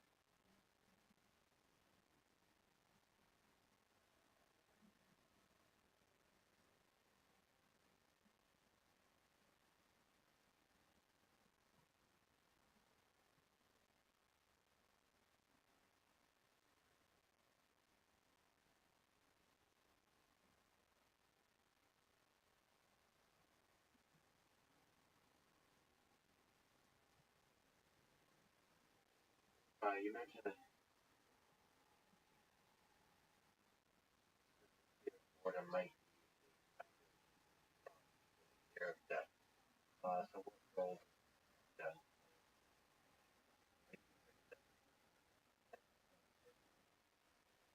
And all of come up. But the fear of death is so deep, it comes to the country. is individual. Very specific. Oh, I lost my smartphone. There is little piece of the fear. So I can't deal with losing everything I'm dealing now with my losing somebody. I feel pain. Small. Somebody who doesn't not anything like happens, I can deal with it. I can deal with that. This is not. So any fear is a distant echo, the big fear. Have you ever looked at it head on, sort of contemplated? Yes, I mean, and when I was a teenager, I would constantly try to then imagine. It was a very, very shocking, moving. I remember, especially in connection, like with national ideology, possibly which again comes from the fear of death. You know that you're going to die, so you say, okay, I die, but the nation lives on. I live on, the nation is going to die. And you hear it especially on Memorial Day, fallen soldiers. Every day there'll be all Memorial Day Take care, big for dog. fallen soldiers fell defending Israel in all these different wars. All the kids come dressed in white. Have this ceremony with flags and songs and dances in memory of the fallen soldiers. And you get the impression, again, I'm crass, but you get the impression that the best thing in life is soldier. Because if you die, everybody dies in the end, but then you'll have all these cool kids remembering, celebrating, not really die. And I remember standing in the ceremony, like, okay, so I'm a fallen soldier. Now I'm skeleton, wrong, under the victory cemetery, under the stone, do I actually hear kids singing all these songs? Not. How do I know they do it? If they die in the war and they don't sing the songs, how does it help? I realized as a quite I was quite young at the time. Then you can't hear anything. That's the meaning of being dead. Dead, you can't think of anything like, oh, now they're remembering it was dead. That was a shocking. What's the risk for it was hold in mind? Yeah, I lost it over time. I mean, for many years it was a very powerful tool, motivation for philosophical, for spiritual exploration. And I realized that the fear of death is a very powerful drive. Over the years, kind of, and there's something wrong with that because they don't get it. Like I would ask parents about something. Oh yes, it might be, and that, but and on the other hand, they are so worried about other things. That will be a political crisis, or an economic problem, or a personal problem like with the bank or whatever. So worried. But then about the fact that they're going to die, we don't care about it. That's why you read Camus and others when you're a teenager. You're really worried about the existential question. Well, this feels like the right time to ask what's the right person to ask the meaning of life. No, but that's it. Um, so what life is? If you ask what the meaning of life, what life is, life is feeling, having sensation, emotion, and reacting. When you feel something good, something pleasant, you want more out of it. You want more of it. When you feel something unpleasant, you want to get rid of it. That's all of life. That's what is happening all the time. Things you want the pleasant things, increase you want unpleasant things. That's what life is.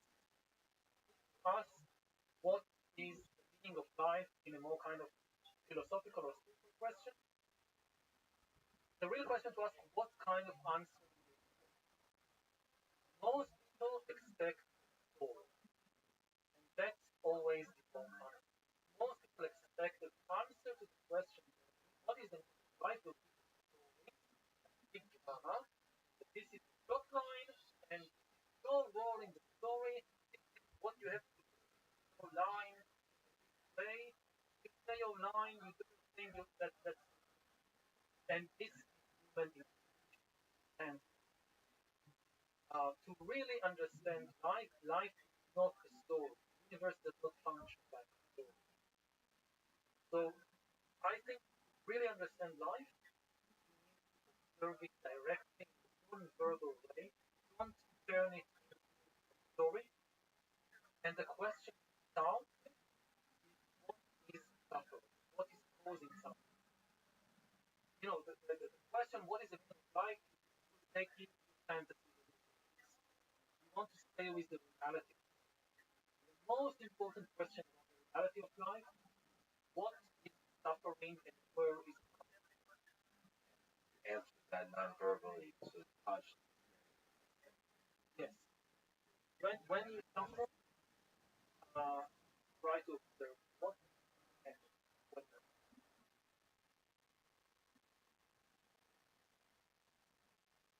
Well put. And I wonder if AI will also go that And way. if you develop consciousness on the present,